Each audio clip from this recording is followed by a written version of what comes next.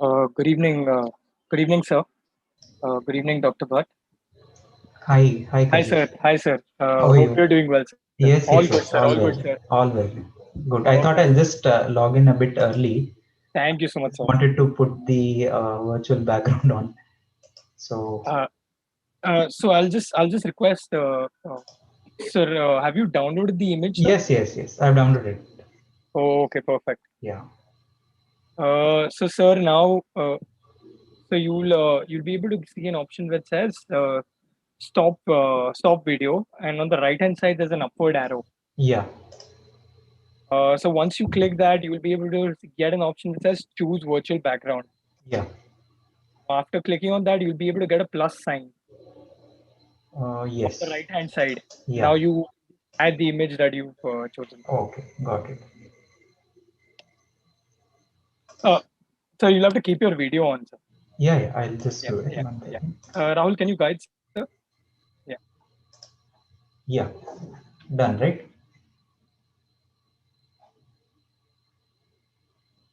So,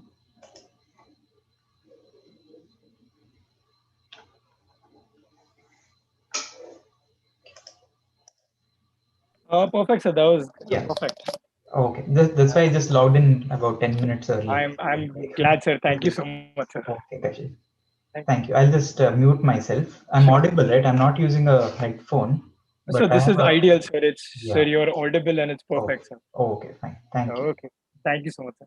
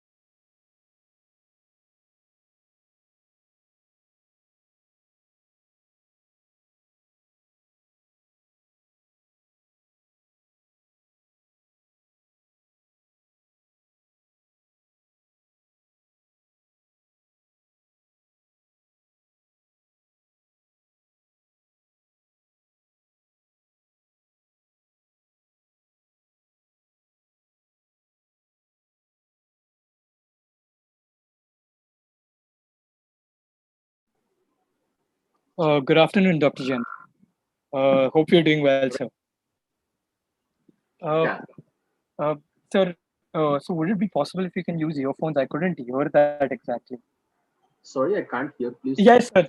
Yeah, so just the audio was not clear. Now it's clear, sir. Okay. It's perfect. Now the audio is clear. Thank you so much, sir. Okay. Thank you.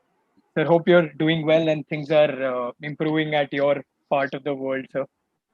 Yeah. Yeah. That's good to hear. That's good to hear.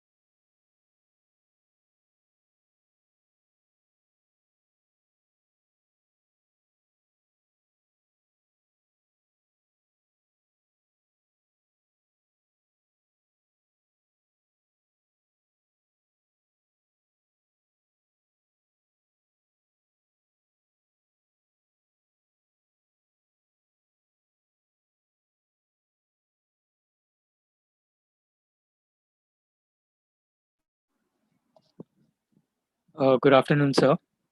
Dr. Pete, can you hear me? Yes, I can hear you. Yes, Loud and clear. perfect, sir. Perfect, sir. Good afternoon, Pramod, sir. Good afternoon. Good afternoon, sir. Hi, sir. Good afternoon, sir. Good afternoon. Pramod, sir, would you like to share your screen just to test the same? Yeah, just one second. Yeah, Somebody sure, sir. stop sharing. So you can share over that. Okay. So yes, 1 minute. Sure, sir. 1 minute.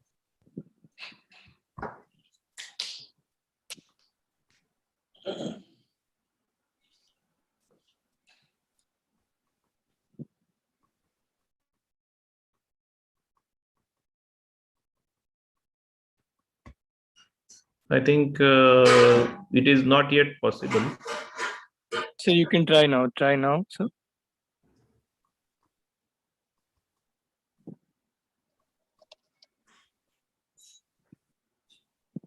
Just 1 minute. Oh, sure, sir.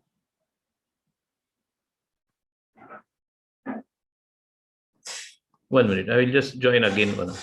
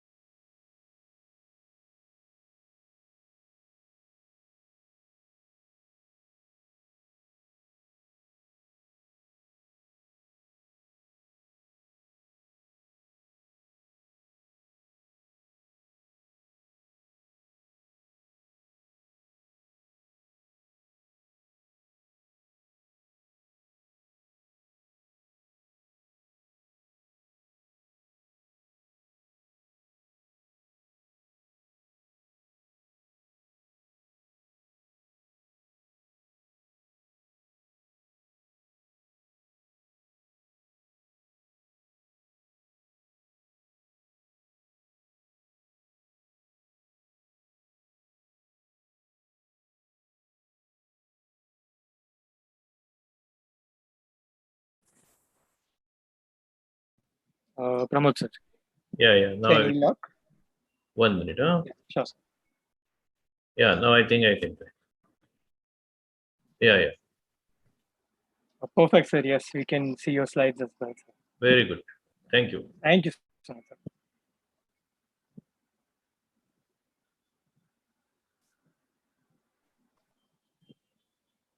Mr. Vinay, thank you, Mr.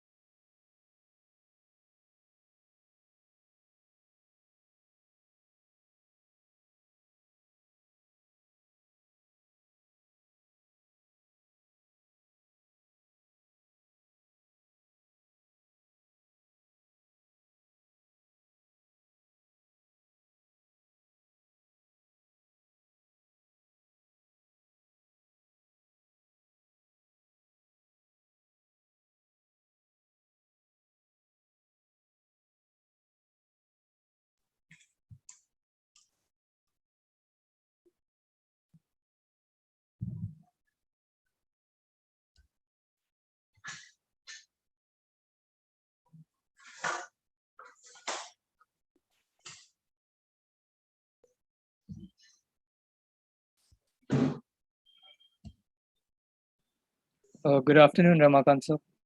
Good afternoon.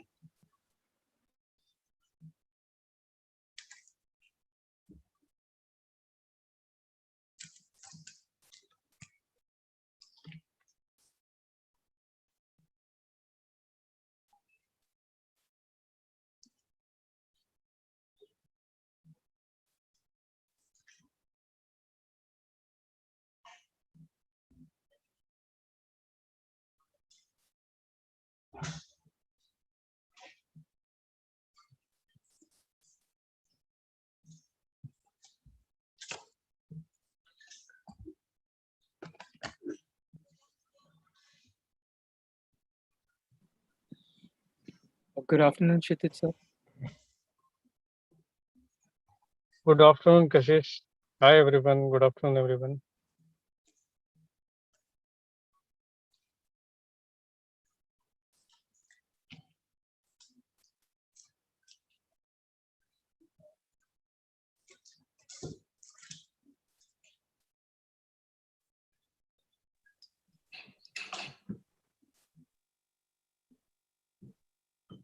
Pete sir, should we start? Yes, Kashish, we are ready. I think almost Perfect. everybody whom we expected is there. Yes, sir. So thank you everyone for joining us for day 3 of the workshop of the 44th Indian Cooperative Oncology Network Conference. Without wasting any further time, I would like to introduce our coordinator for the first workshop, which is on shared care pediatric oncology. Our coordinator is none other than Dr. Chandrasekhar Pete, medical oncologist from Hope MOC, Nasik. Over to you, sir. Thank you so much, Kashish and Kavina team. I take this occasion to welcome everyone on behalf of Mumbai Onco Care Center and ICON to this parallel session in the main conference about pediatric oncology. Now, as we all know, pediatric oncology has come a really a very, very long way. About 40 to 50 years back, less than 10% children with malignancy actually survived. But now we can boast of success rates exceeding 80%, which itself is phenomenal. And this is happening internationally. But we in India are still not able to achieve that, though I'm very sure we are well on that path. What we probably lack is an excellent coordination between us medical and pediatric oncologists and pediatricians, as we pediatric oncologists are too far-flung and few in such a diverse country with such a diverse population living in such diverse circumstances. Not everybody who has a child with cancer can travel to us pediatric oncologists for every sneeze or probably neutropenic care. That is why it is essential that the pediatrician and oncologists come together to share the care of children with cancer, to educate each other for a greater good, that is to improve our success rates to those that is known internationally. So we begin our today's session. We are very fortunate to have two excellent, eminent and senior pediatricians, one from Nasik, Dr. Ramakant Patil sir, who is a very senior and extremely learned pediatrician practicing in Nasik, and Dr. Jain Pandarikar from Amravati, who is again a very senior pediatrician and president of the Indian Association of Pediatrics, the Maharashtra chapter. Welcome, sir.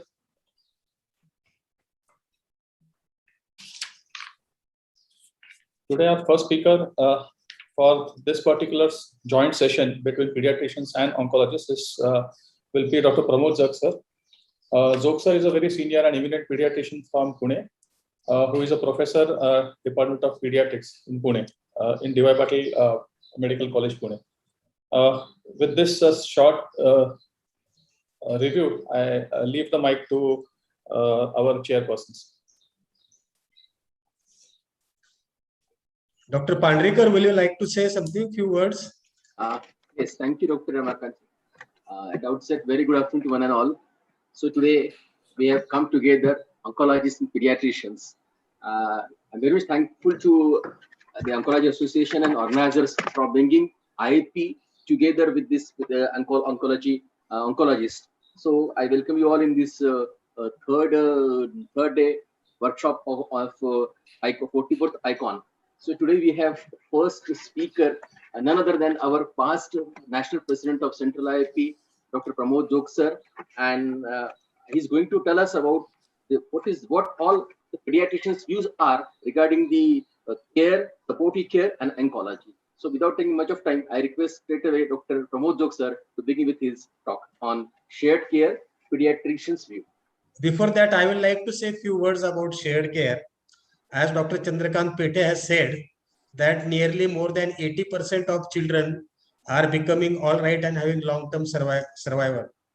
So these are the children who will not be followed up by oncologists, but the pediatrician should be following them up. So this combination of pediatrician and pediatric oncologist will be an excellent model for this shared care.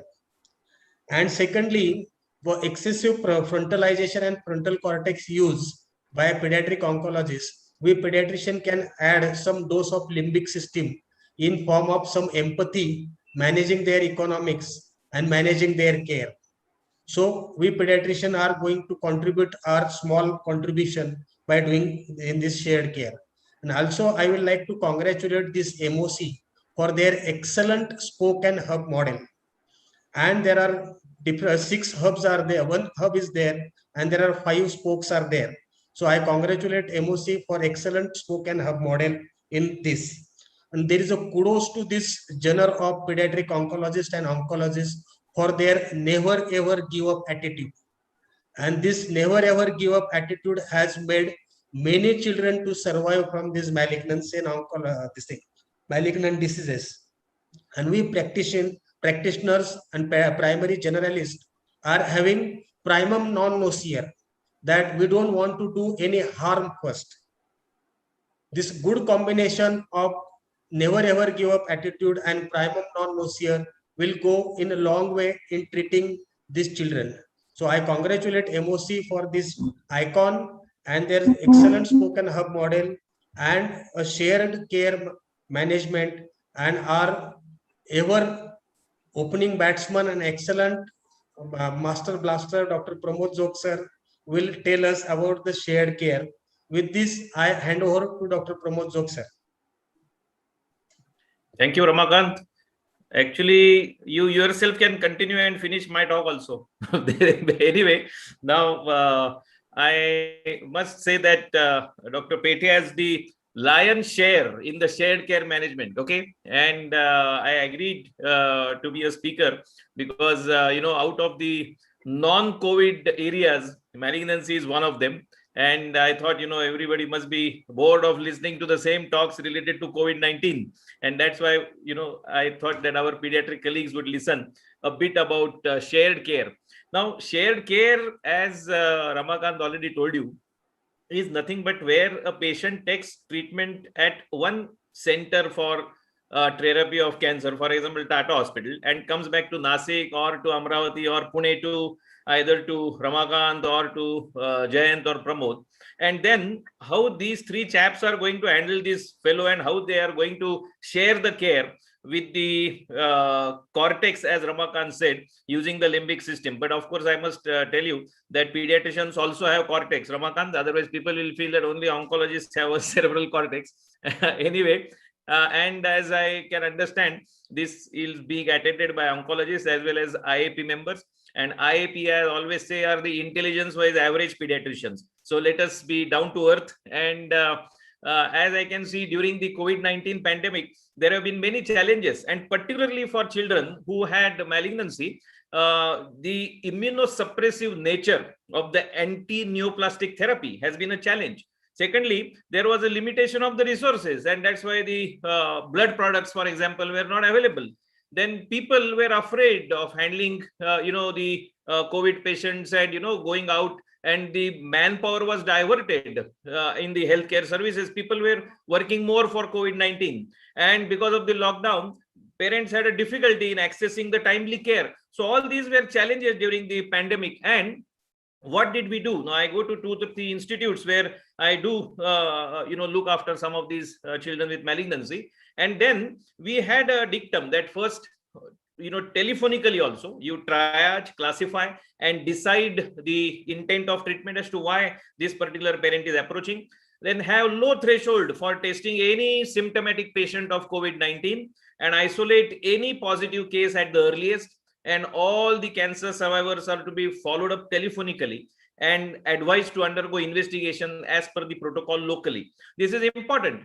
And I'm just giving you the background of what this shared care is. I will come to our practical aspects in a minute. So most of the cancers affecting children, they differ from those affecting the adults, and the treatment is many times complex and intensive. But the cure rates are much higher than for most of the adult cancers. And overall, more than 75% children are completely cured. And the pediatric oncologists generally agree that the survivors should be taken up for remainder of their lives to evaluate the possibility of recurrence. And the shared care enables the children with cancer to receive the supportive care, which is badly needed at the end, where agreed specified chemotherapy treatment as close to the home as possible. And importantly, facilitates the access to the local community support services. Okay. Now, remember that the survivors of cancer are living longer. As I said, the rates have improved. And that's why managing cancer now is a chronic condition. And that's why, we at Periphery have to be involved. And the shared care basically, as I said, is between the primary care provider, maybe the pediatrician, and the cancer specialist, so as to ensure effective transition. So that transition should be smooth between the cancer specialist and the pediatrician, so to say. Okay. So remember, the treatment has to continue in Pune or Nasik or Amravati or anywhere. Okay. So the coordination is not in just one center in each country, but so many centers which are close to the houses of the parents, and which reduces the travel time. A child from Pune need not go all the way to Tata Hospital in Mumbai. And it's a financial burden on families. And, there could be a rapid access. Suppose at my hospital, I tell the parents, oh, anytime at midnight also you can come and have the treatment for any acute problem. For example, the child has fever. Then I have high index of suspicion, and I will look at so many things in the body, the skin infections, the lungs, the urinary tract, and then I have the basic knowledge of pediatrics. So I will apply it and do the counts and find out whether this child is going into febrile neutropenia and so on and so forth. So it is possible that he may not go to Tata Hospital, because every time it may not be possible for him to go for follow-up there, and the treatment may get abandoned. Okay, so he comes back successfully with initial therapy. And that's why the healthcare, which is close to the home, basically will have reduced refusal of treatment, and the abandonment of treatment will be very, very, very minimum. Okay. And what is the shared care? Again, as I said, it's a communication process between the two. So the oncologist there must call up, must speak to Dr. Joe, and basically there should be a successful transition. And that's why it's a partnership. So I always say that shared care is nothing but a cancer partner. Okay, so Dr. Jog is a cancer partner, though I do not have the further details of the knowledge, though I know everything about the protocols and all. So it's a partnership. And what is the role of pediatrician? For example, there is a child who comes to me and says, that the parents say that the child has fever. So now the first thing is that I will do the counts maybe, and then if I am rather worried if the counts are less than 1500, and I will see whether it's febrile neutropenia. Okay, I will have to explain certain things as an intelligence-wise average pediatrician to an intelligence-wise average parent also. That see, now this child is immunocompromised. He may not know the meaning. A pediatrician can do that job better. Maybe, he will ask whether I should eat salads. Some people say don't eat salads. Some people say, you can have some sitz bath, and so many things are going on. I might advise him for the treatment of the fungal infections and the preventive aspects, so that, the child doesn't land up into serious problems. And then I will call my colleague in Mumbai or wherever it is, the higher center, and ask him. Secondly, if there is bleeding, and then I have to manage the transfusion of the blood products. Thirdly, maintenance of chemotherapy monitoring in case of acute lymphatic leukemia. The long-term follow-up, particularly these children have to be monitored for growth and development. People will ask whether I should be worried about this growth, and then this maintenance of the charts is important. Vaccination after chemotherapy, they will ask which vaccines are to be given again, and what about vaccination after transplantation. So the role of pediatrician is multi-pronged. Okay, he has to also look out for complications if there is bleeding or thrombosis or some unusual infections. Okay, as you know, in febrile neutropenia, he might have some resistant infection, and then hypertension and metabolic complications and so on and so forth.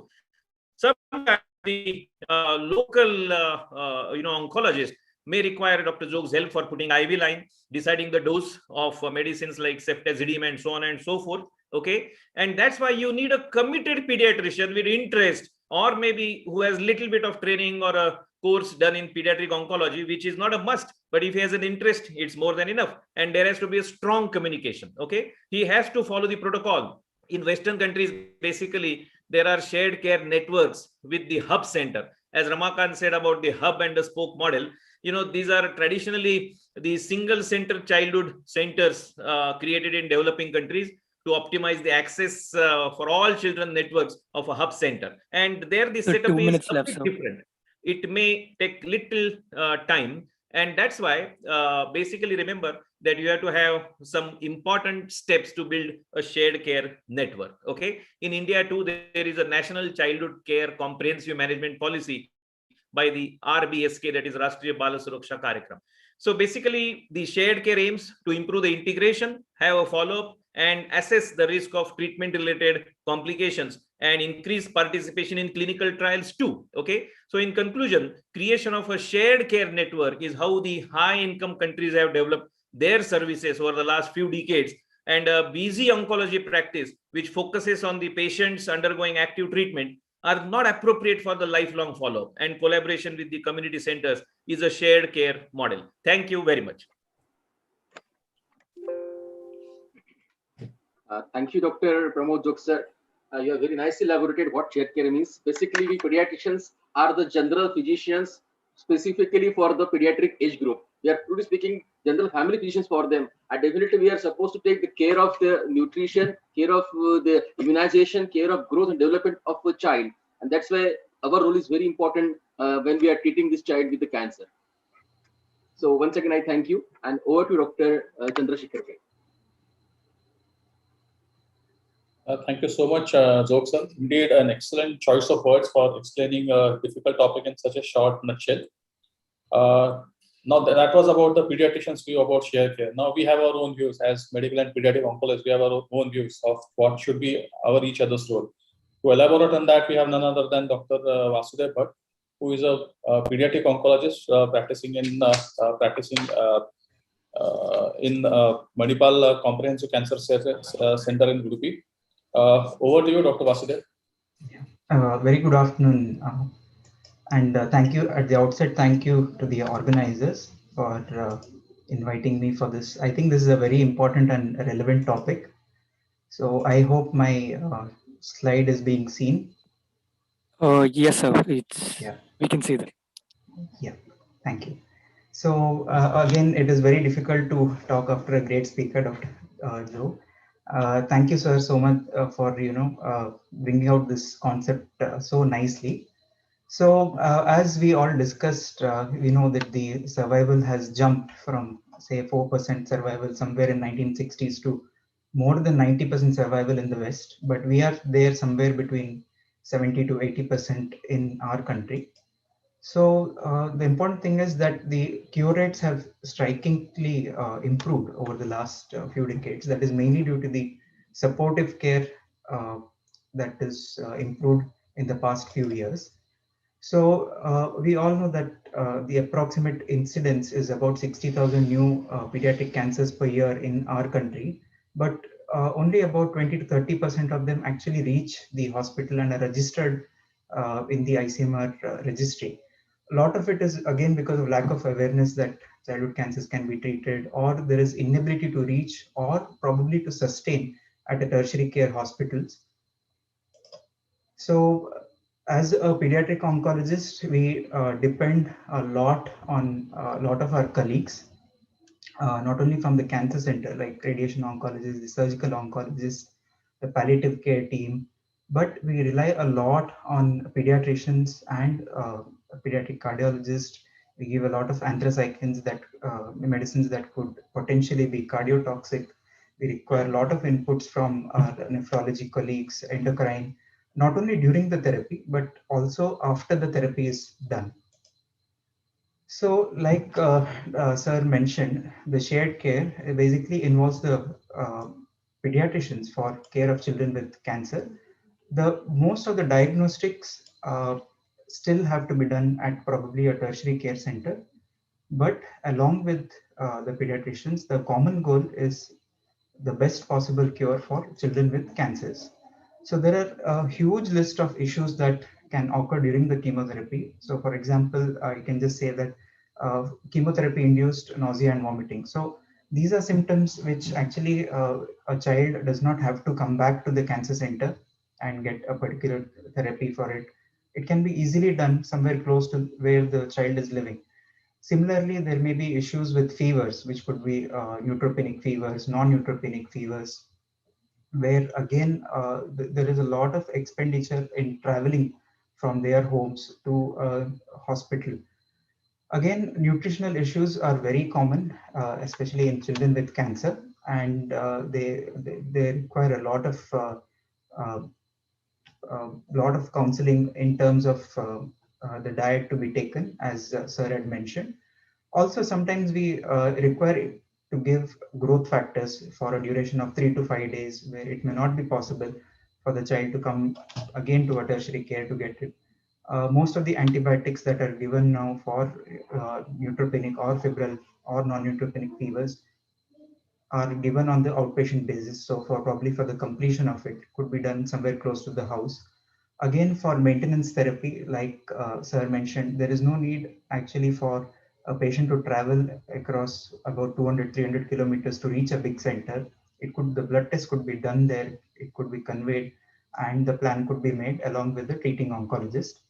Again, another aspect that has come up now is palliative care and symptom management. There are still about 5 to 10% of children who present with advanced malignancy at the time of presentation, and they do require some pain medications and symptom management, again, which could be best done at a center, at a place which is close to the house. There is always a risk of treatment abandonment, even at the start of therapy or in between the therapy. And one of the reasons that has been found for this treatment abandonment is the distance between their native place and the treating center. Also, not our job not only stops at providing the therapy, but again, post therapy, all children require vaccinations. They need to catch up with the vaccinations that could not be done during therapy, and all of them require follow-up for a long period of time. As we all know, a lot of the therapy that is given to children can potentially cause a lot of late effects. So basically, to us as oncologists, is the shared care means working together with the, say, for example, here, pediatric oncology and pediatricians with a two-way communication that is open, so that in case if there is an issue at either ways, it should be easily communicated between the pediatrician and the oncologist. Sometimes the complex chemotherapy regimens like 5-day chemotherapy with requiring plenty of hydration, requiring a lot of levels to be done, it needs to be done in a tertiary care. Maybe these things may not be possible, but generic support, medical nursing management could easily be done in any institute where pediatricians are there, and a SOP could probably be formed between centers and with the pediatricians.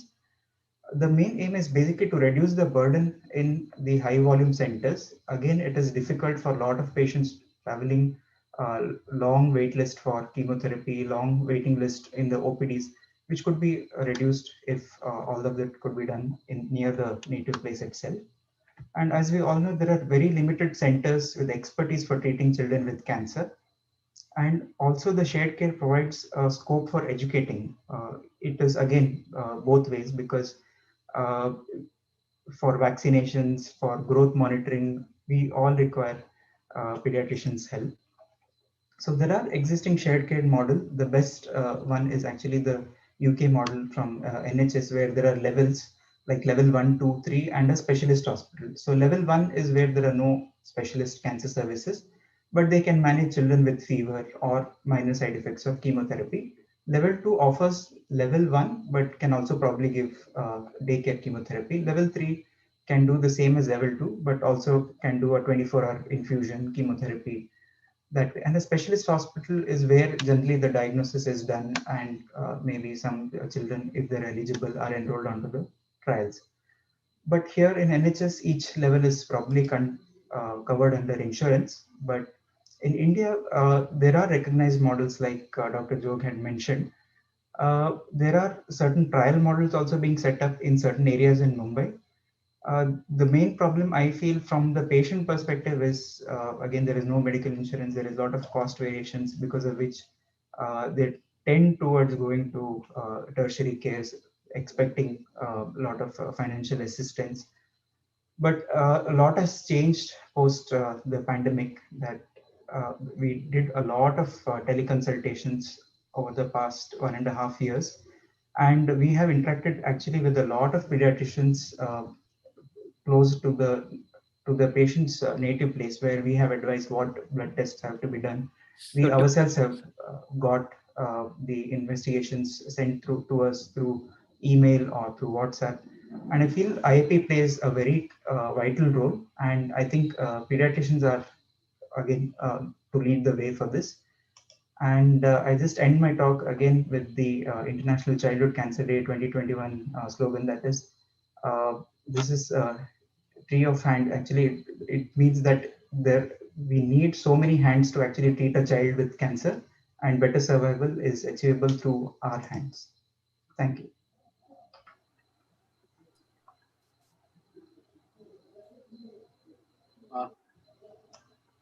Dr. Ramakant sir, I think you are please muted. unmute. Thank you, Dr. Vasudev. You have added further spokes into the hub of this spoken hub model, that we have to, in addition, at the center, there will be oncologist and pediatrician for pediatric oncologist cases. But the pediatric cardiologist, radiation therapist, then transfusion medicine, nephrologist, these people will be added. And we can better assure survival through the multiple hands. So this can be excellently explained on this spoken hub model. Julius Scott has given the criteria of oncologist, that you must be knowing, Dr. Pete and Dr. Vasudev, that whenever you are thinking of a leukopenia, the oncologist always think of a febrile neutropenia, and we pediatrician always think of a dengue. So somewhere we have to strike the balance. Pediatrician has to think sometimes this neutropenia is not due to dengue, and oncologists also have to sometimes think that it is not a febrile neutropenia. Same thing with the lymphadenopathy. Pediatrician should also think of all the lymphadenopathy is not tuberculous or infectious, but sometimes it could be malignant. And same thing with the oncologist also. So whenever oncologists think that there is a skin lesion and otorrhea, it is Langerhans cell histiocytosis. Or whenever there is a pain in abdomen and loose motion, so you think more of a neutrophilic typhlitis rather than a simple viral diarrhea. So somewhere a physician and pediatrician has graduated to an oncologist. But we pediatricians should also think of these lymph nodes are sometimes it is malignancy.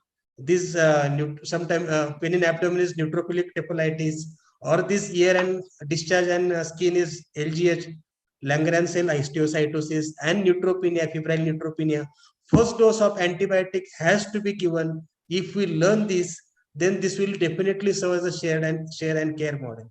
With this small interruption, I will hand it over to Dr. Chandrasekhar Pete again for the introduction of third speaker. Thank you so much, sir.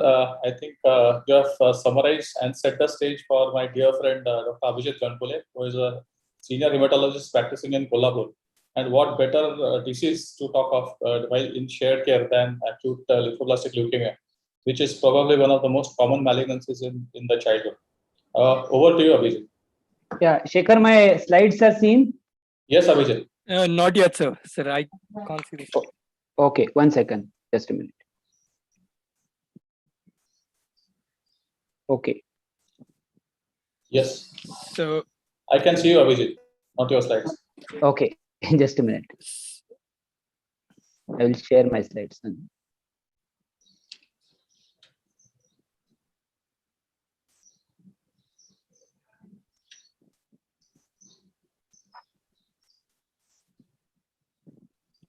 sir, if you're not able to share the slides, No, is it so now? Yeah, please so, share. Yes, sir, I'll just share the slides.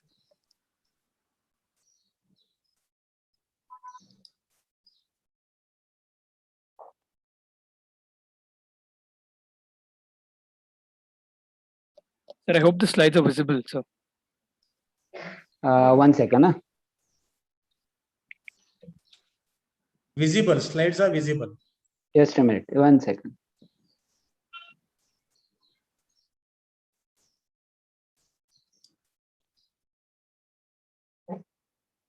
Yeah. Yeah. Okay, fine. So, am I audible? Yes, sir, you're Yes, audible, Abhishek, sir. loud and clear. First slide, please. Hello. Kashish, I think you need to go back to first slide. Yes, thank you.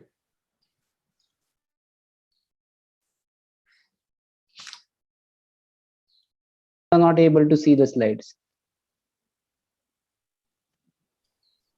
So would it be possible if you can log in from a different device? Because I believe the slides are visible. Okay, 1 second.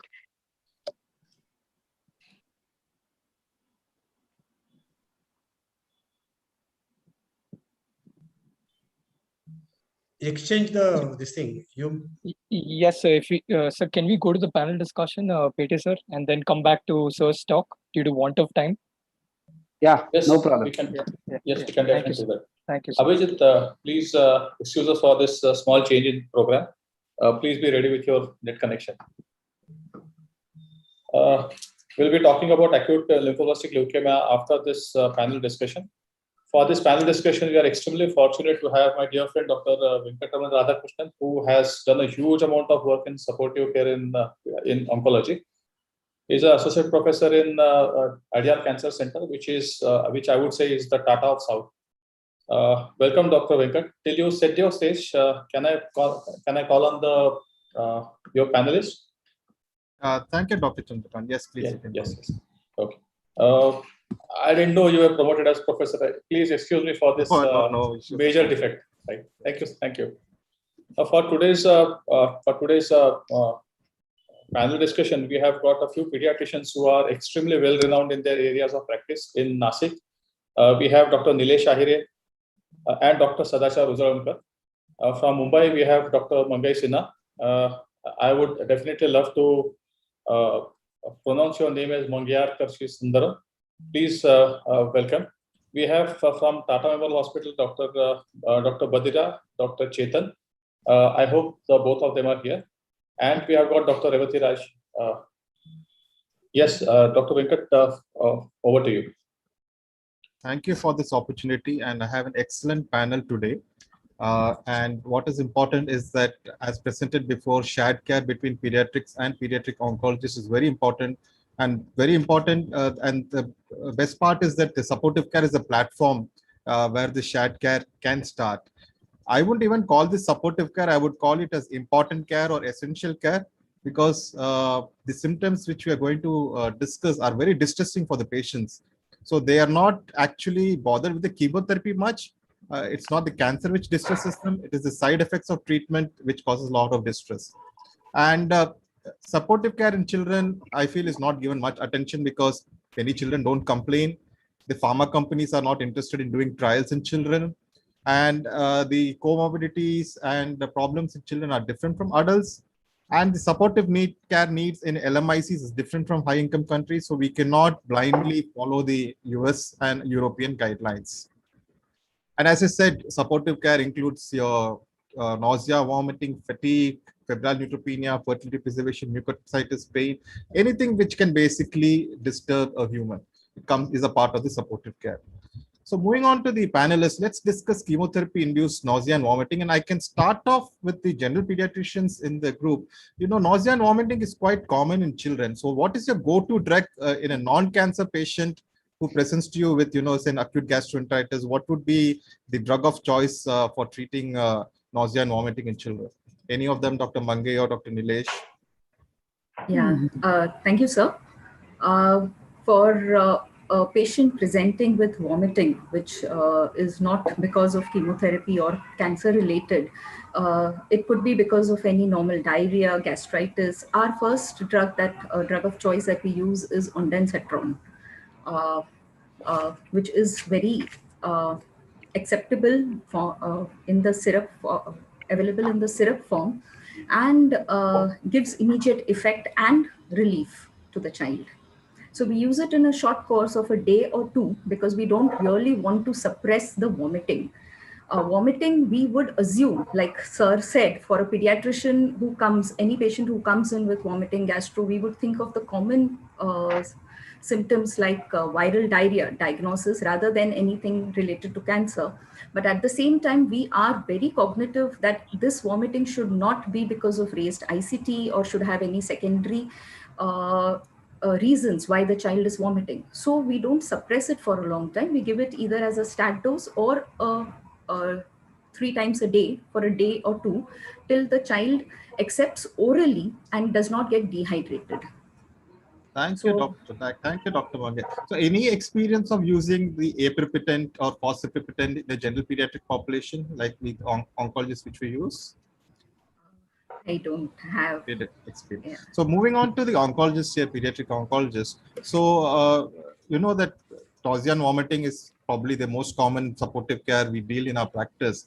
So, what is the antiemetic policy? Because almost majority of the kids will have nausea and vomiting. So, what is the antiemetic policy in your hospital? Maybe Badira or Chetan can say about Tata.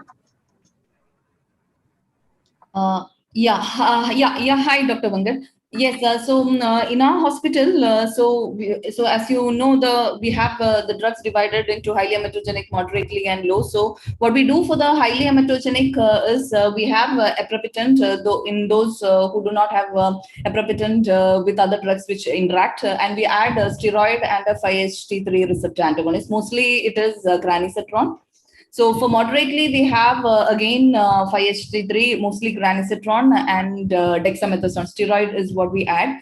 And for low emetogenic, it's just a 5-HT3 receptor antagonist. Thank you, Dr. Petra. Anything different you do, Revati, madam?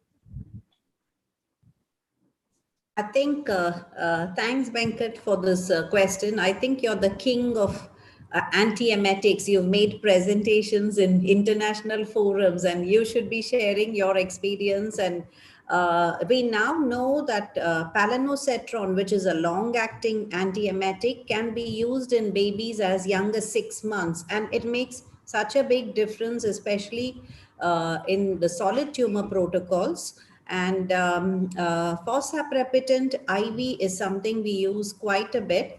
But the most important thing is people, as Venkat said, that sometimes don't think of children as differently, but they do have significant anticipatory nausea and vomiting. And that also has to be addressed because it's not just acutely with chemotherapy, but also sometimes just coming to the hospital or thinking about the chemotherapy. So drugs like like lorazepam have a very good effect in such patients to try and prevent nausea and vomiting. Thank you, ma'am. Thank you. So both ASCO and COG recommend that a 3-drug with a 5-HT3 NK1 antagonist and DEXA for highly emetogenic chemotherapy, and for moderately emetogenic 2-drug. If you can't use DEXA, they recommend use of aprepitant or fosaprepitant. And the definitions are important. Generally, if it's 24 hours after the completion of a chemotherapy block, it's called acute, and between 24 to 120 hours, it's called delayed vomiting. And that's why you need a combination of drugs, because some drugs like steroids work in the acute phase, and some drugs like your aprepitant work in the delayed phase. The reason why I'm bringing up this article is that India has done a lot of work in terms of nausea and vomiting, and Dr. Bakshi was the first to publish his data on aprepitant in use in children, followed by the pharma trial, which was published in Lancet Oncology. And as you can see that, the control of vomiting actually doubled after the use of both aprepitant in both the trials, although Dr. Bakshi's trial had only 22% total control, whereas the pharma trial had about 40%. And this point has already been brought up by Dr. Revati. We prefer fosaprepitant because of multiple reasons. One is that we don't get fosaprepitant syrup in children. The tablets can be used only in children above 12 years of age, and there's no way to break the capsules. And if somebody is vomiting a lot, it's very difficult to give. It's only one time. And we published this study in PBC 2 years back, and we showed that fosaprepitant is very good both in acute phase, delayed phase, and overall phases. It controlled vomiting in 70% of patients compared to patients only 41% in the placebo arm. And there were no grade 3 or grade 4 adverse events noticed with fosaprepitant, so it was very easy to give. So currently all our patients are given fosaprepitant, and in India there's not much price difference between both the drugs. Both fosa and aprepitant have the same cost. What is your experience with olanzapine? Olanzapine is a repurposed drug, which is an antipsychotic. Have the general pediatricians any experience using olanzapine? Dr. Nilesh Mangai or Dr. Yes, thank you, sir. Actually, we don't have any experience of using olanzapine. Yeah, I think even the oncologists are still learning to use olanzapine. Dr. Revati, Madam, Chetan, any experience with olanzapine? So generally we don't use olanzapine for prophylaxis. So I would just like to emphasize the point that so far we have been discussing about prophylaxis of nausea and vomiting. But when we have breakthrough nausea and vomiting, that is the time you generally use olanzapine in our setting. Excellent. So again, this paper was by Dr. Bakshi, where he introduced olanzapine in the upfront. So we had gone from 2 drugs to 3 drugs to 4 drugs. I don't know when you're going to go to 5 drugs, but Dr. Bakshi showed that the 4 drug combination was better than the 3 drug combination. So in terms of chemotherapy-induced vomiting, 73%, 44% for complete response, and for nausea, 74% versus 43%. But they reported lower CR rates because we in our 3-drug study reported CR rates compared to the 4-drug study. This is what I'm trying to show here. And we also did I'll come to the breakthrough vomiting later. But I would agree with Dr. Revati that we also prefer palnositron, because it's a single dose. And again, this study was from Rajiv Gandhi by Dr. Gauri Kapoor and Dr. Sandeep Jain, which showed that palnositron is safe in children. You give it at a dose of 20 microgram per kg on day 1. And so it's cheap, effective, and easy to use. And this is the breakthrough study which we did. We showed that because currently there are no guidelines on how to treat children breakthrough chemotherapy. The SEOP says that you can use metoclopramide or olanzapine, but again, not based on any trials. So we did this trial to see whether we can use olanzapine or metoclopramide. There was no dosing guidelines, so we made our own guidelines based on whatever retrospective studies were there. We dosed them at 2.5 mg tablets up to 20 kg and above 20 kg, 5 mg. The standard doses of metoclopramide was used. And we showed that when you used olanzapine, you would control 80% of patients achieve control of their breakthrough vomiting. And almost 60% had control of nausea. None of the patients in olanzapine arm crossed over to the metoclopramide arm. The thing about olanzapine is that it can be associated with a lot of side effects. Common is drowsiness. Almost 1/4 of our patients became sleepy. The mothers were complaining that the children are sleeping a lot, so we had to reduce the dose or stop. And they can develop hyperglycemia. So you have to monitor blood sugars while you're on olanzapine. One of our patients actually required insulin. So these are two things you need to understand. BMT. Now, there are so many BMT centers coming. They are a special group of patients. They need a lot of attention. And who better than Dr. Revati? I would call her the queen of BMT to tell us the role of supportive care in BMT, especially with regards to infections. Okay, I think transplant, as Venkat says, is definitely one of the most challenging, the most challenging children we can deal with, because we need to know a lot about acute pediatrics, a lot of social pediatrics, hand-holding, tender loving care, chronic issues, acute on chronic issues, and a lot about infections and pathogens. And the most important thing in transplant is to know where they are in the transplant, because essentially we need to know, are they going through an autograft or an allograft? In an allograft, they will have, in addition to the effects of the high dose chemotherapy and neutropenia, in an allograft, they will also be on immunosuppressants. And with the allograft, are they going through sibling allograft, a matched unrelated donor transplant, or a haploidentical transplant? And each of them, the grade of immunosuppression keeps going up and up and up. So an autograft patient will be less at risk of infection compared to a sibling allograft, who is less compared to a matched unrelated donor or a haploidentical transplant child. So we need to know what kind of transplant and then where they are with respect to the timeline. So this is a very important point. So during conditioning chemotherapy, the 1 week where they're having conditioning to remove their own stem cells, most of the fevers or that we see will be related to drug fever. But once they have finished their conditioning, which we call day 0, when we infuse the stem cells, that's when they become absolutely pancytopenic. So their WBC count is 0 from day 0. And once the new stem cells are infused, it's going to take 2 weeks for the new cells to grow. So the first week or so is mainly battling bacteria from the child's own gut, because they are neutropenic and very severe mucositis from the high dose chemotherapy that the child has received. And this combination makes them prone for gut bacteria to translocate into the systemic circulation. So we need to know what are the bugs in our hospital, what is the sensitivity, and plan empiric antibiotic therapy based on that. And in our country, it's mostly gram negative, and especially the drug resistant, carbapenem resistant GNB compared to gram positive bacteria, which we see in Western countries. So we need to know, where is the child's source of infection? Is it mucositis? Is there a skin problem? Is it a lung focus? By the second and third week, we also worry about candida from the gut and from aspergillus from all the inhalation. Once they engraft, so only when they have neutrophils do they get problems with cytomegalovirus and pneumocystis, so opportunistic infection.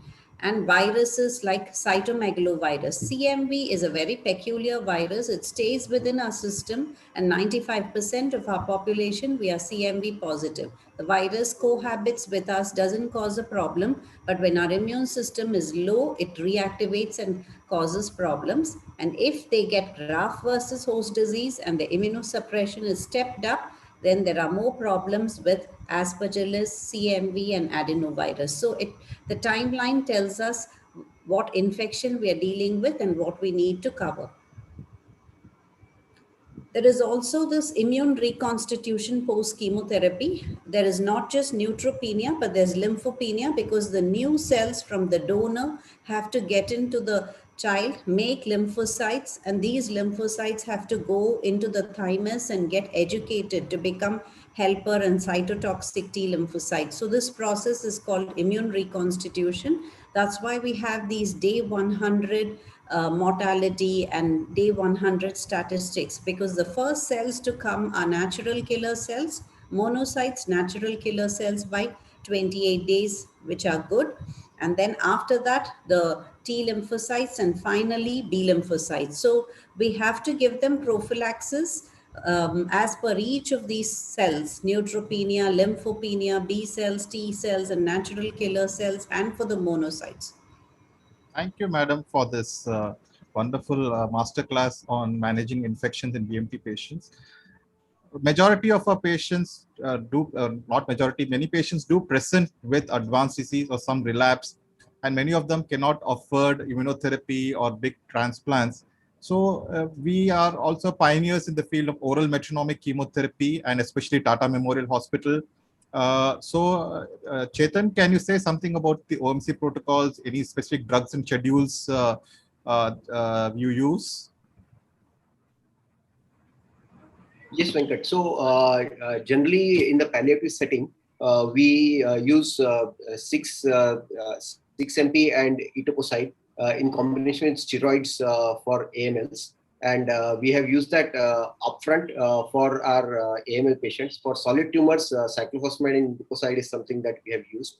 There is always also this combat protocol that uses temozolomide in combination with other differentiating agents. So we have used these with different experience and with the way the tumor classes are.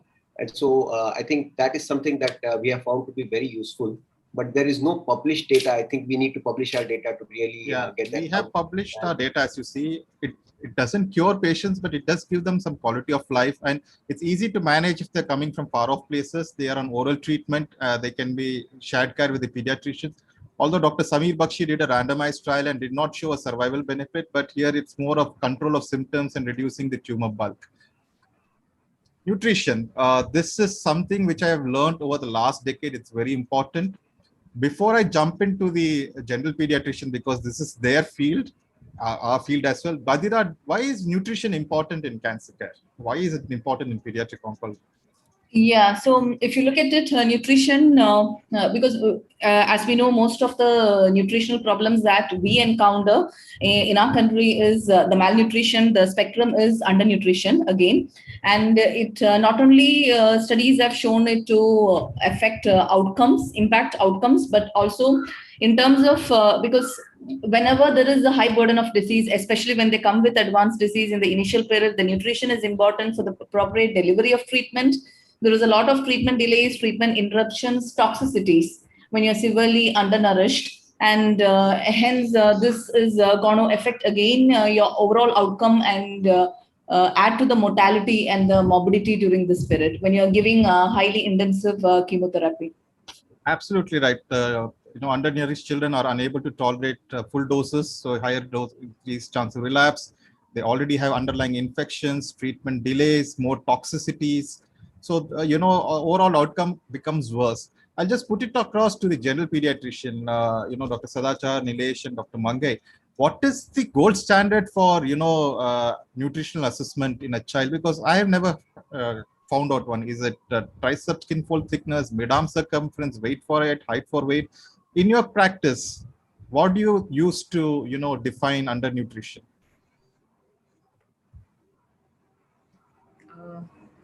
May I? Yes, please. Any of the pediatricians. So nutrition is, we don't really have anything as a gold standard, but we do have these growth charts.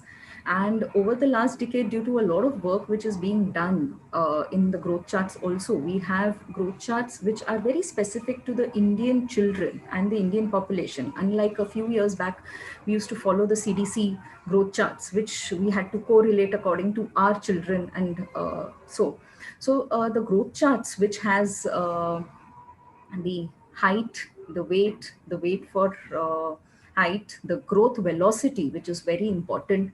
At the same time, the mid upper arm circumference, we generally use it in the age group of below 5 to assess nutrition, which is more so somebody which you don't really need. You just need a measuring tape to measure that, whereas you need a proper digital scale and all for the other measurements. So I would say that. Any comments from Dr. Nilesh, Dr. Sadachar? Yes, definitely. As Mangai has said, the growth charts are gold standard, meaning we try to use growth charts. As in our CMEs also, our endocrinologists emboss to use growth charts basically now, and it has become a routine practice by us to use growth charts. And definitely the weight for the age and the BMI is also one of the, because in cancer is a different story, but we do come across the obesity also in our routine practice. So there the BMI comes in picture. Definitely mid-arm circumference is there, and but most importantly the weight for age and height for age, and overall whether it is a acute malnutrition or acute on chronic malnutrition, that we need to differentiate in our routine practice basically. And mostly we do come across in routine practice, there is a meaning unknown, meaning the etiology cannot be very much pinpointed. That is our routine, meaning what is the cause of underweight, or what is the cause of not sufficient height. Then we need to go for some endocrinology opinion, but in rare, meaning in some of the cases, not all. Mostly there may be a hereditary short stature may be there, so that we need to differentiate. Thank you. So over the years, I have kind of slowly drifted towards using Ryle's tube for patients who have severe acute malnutrition. I used to kind of be against, but I have seen people doing it, and I feel it works. So in your general pediatric practice, are you using Ryle's tube for SAM patients? And then I would like to hear from my oncology colleagues. Are you routinely using Ryle's tube feeding for patients who have SAM? Yes, surely. Still, till For SAM, definitely that is being used. Yes. From this thing, Revati madam, do you put rice tube Yeah, kids? I think there is nothing superior to enteral feeding, and we've realized this even in transplant patients that even if they have at least trophic enteral feeds along with partial parenteral nutrition, it helps keep, and we try to ensure that they don't lose more than 10% of their body weight over the course of the treatment. And supplemental feeds which are lactose free, generally high dose chemotherapy, the children get lactose intolerant. So whenever we choose supplemental feeds, we try and make sure that they are lactose free formulations which we can give. And do you use routine use of supplements or multivitamin? Obviously, in ALL patients, we don't use, but parents want some tonic, for the kid. This is actually a very important point that we do sit and talk to the parents, that during active chemotherapy, we do want cell breakdown. So you don't want to give multivitamins and supplements that ensure cells to rebuild. But for mucous membrane integrity, we do replace vitamin A, vitamin D if they are very malnourished children, and we give zinc supplements, but not B complex vitamins, because a lot of our drugs are folate inhibitors. So we try and actively avoid B complex supplementation. What's in Tata? What's the practice about supplements and multivitamins? Generally, we have avoided giving supplements, but there's one A to Z syrup that is being given by a nutritionist. What we do is at baseline, we will check the B12 and folate levels, and we'll replace after day 15 of induction for ALL till we start a consolidation, which has 6MP sometimes. So until that, we will give the supplements for 15-20 days. And that is what we are using. But we do check levels at baseline and at the end of therapy. Once we finish the intensive chemotherapy, we will supplement the vitamin D and other supplements. Because there was data from, I think, Lucknow, where they showed that Indian children are deficient in folate, ALL patients. I think Nirmalia had done this PhD on that, and replacing folate actually improved outcomes. So that's why I said 5 minutes left, sir. Okay, we're going to finish now. So this is our own studies which have shown that, if you have malnutrition, you knock off about 15 to 20% of survivals in Hodgkin's, non-Hodgkin's almost 30%, Hodgkin's about 8%. So that's why just by improving our nutrition, we can improve outcomes in low and middle income countries. Tata has done a lot of work on RUTF. This is Maya. Thanks to Maya Prasad. Any experience with ready-to-use therapeutic feeds? The general pediatricians, do you use ready-to-use therapeutic feeds? Because Maya Prasad showed that, Dr. Maya showed that, RUTF used in malnourished children actually reduces treatment delays, decreases febrile neutropenia episodes, hospital admissions, and improves overall quality of life. So from the general pediatricians, do you regularly use ready-to-use therapeutic feeds in your practice? No. So this is something which we are also at a center trying to do. Coming on to pain and mucositis, again, very underrated. I worked in hospitals where you would just hold the kid and do bone marrows. Looking back, it looks like butchery. Over the years, we have learned, and we actually have got the anesthetist to come and do GAs for us for procedures, but not all centers have that privilege. So what is the ideal short sedation? Sometimes you don't have anesthetist. Do you use? What does Tata do for their sedations for the procedures? Yeah, for bone marrow procedures, we give GA only. Short GA. It's short GA for bone marrow procedures. Okay. So lumbar punctures, so that's a bit of a mistake. So for the first CSF studies and where you don't want to have a traumatic tap, it's done under GA. The rest of it, we use local anesthesia. We apply the Prelox patch half an hour before, and then do the lumbar puncture for the rest of the ITs. And what about, suppose we refer cases for lumbar punctures in the periphery. Do general pediatricians still use ketamine, midazolam for sedation, or do you request for an anesthetist to come? What's your office practice? No, it's mostly midazolam, short sedation. But this is again, a work from Dr. Rashna Seth's unit AIMS, where they use this is for mucositis, where they use ketamine mouthwash, which was not effective. But you had work from Dr. Amita Mahajan in Apollo, Manas and Amita, where they showed that ketamine and midazolam is good enough. That is, general pediatricians and oncologists can use it without the help from anesthetist. The last point and most important, febrile neutropenia. What is your practice for febrile neutropenia? Firstly, Dr. Revati Raj, madam, for low risk febrile neutropenia, do you use IV or oral? Do you recommend outpatient treatment? And do you stop the medicines if the counts don't recover but the patient is afebrile?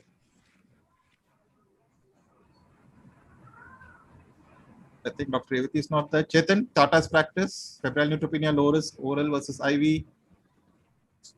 Yeah, so generally for low risk, we are giving monosafe if the patient is non-neutropenic, but if the patient is neutropenic, we will go with cefoperazone, sulbactam, and amikacin. So we will give that for 48 hours, and if the blood culture is negative, patient stable, febrile, we will stop at 48 hours.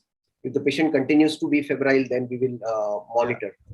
This is what Dr. Bakshi's study showed, that you could safely stop antibiotics in fever who are negative cultures and afebrile for 24 hours, irrespective of the counts, and they didn't have any mortality. And similar studies have been done from AIMS, Dr. Rashna Seth's unit, that it's safe to give antibiotics, provided you classify this patient as low risk, that is, you don't expect their counts to fall down, they don't have any hypotension, they don't have any blood culture positivity. So I think we had, I can't cover the whole, we need to sit whole day to, talk about fatigue and, so many other sleep and so many other things. But to conclude, I would say essential care, I won't call it supportive care, is a vast topic. We have excellent data from India. We need to have our own supportive guidelines rather than COG guidelines. We need to encourage research.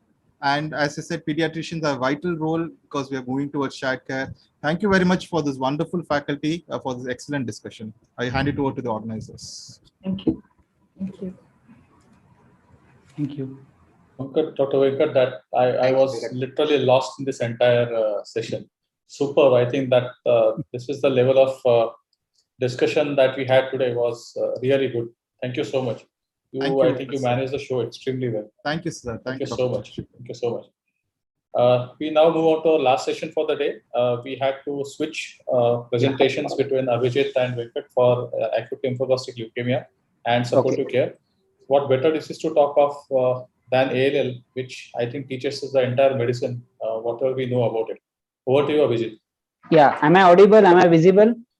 Yes, perfect. Please go ahead. Okay, so I'll start. Thank you very much, Shekhar, for giving me this opportunity. I will be presenting my topic under these headlines: risk stratification, ALL therapy in short, and how the biology of disease understanding and that has changed the therapy, host pharmacokinetics, dynamics, and genomics, and how it has got an impact on treatment. MRD, I think that is the most important risk stratifying parameter in today's ALL treatment and advances in treatment of ALL. So you can see ALL constitutes about 1/4 of the pediatric cancer. Way back in 1961, the survival was just 20%, but now the survival has improvised, and today in 2007, as the graph disappears, the 5-year survival is 93%.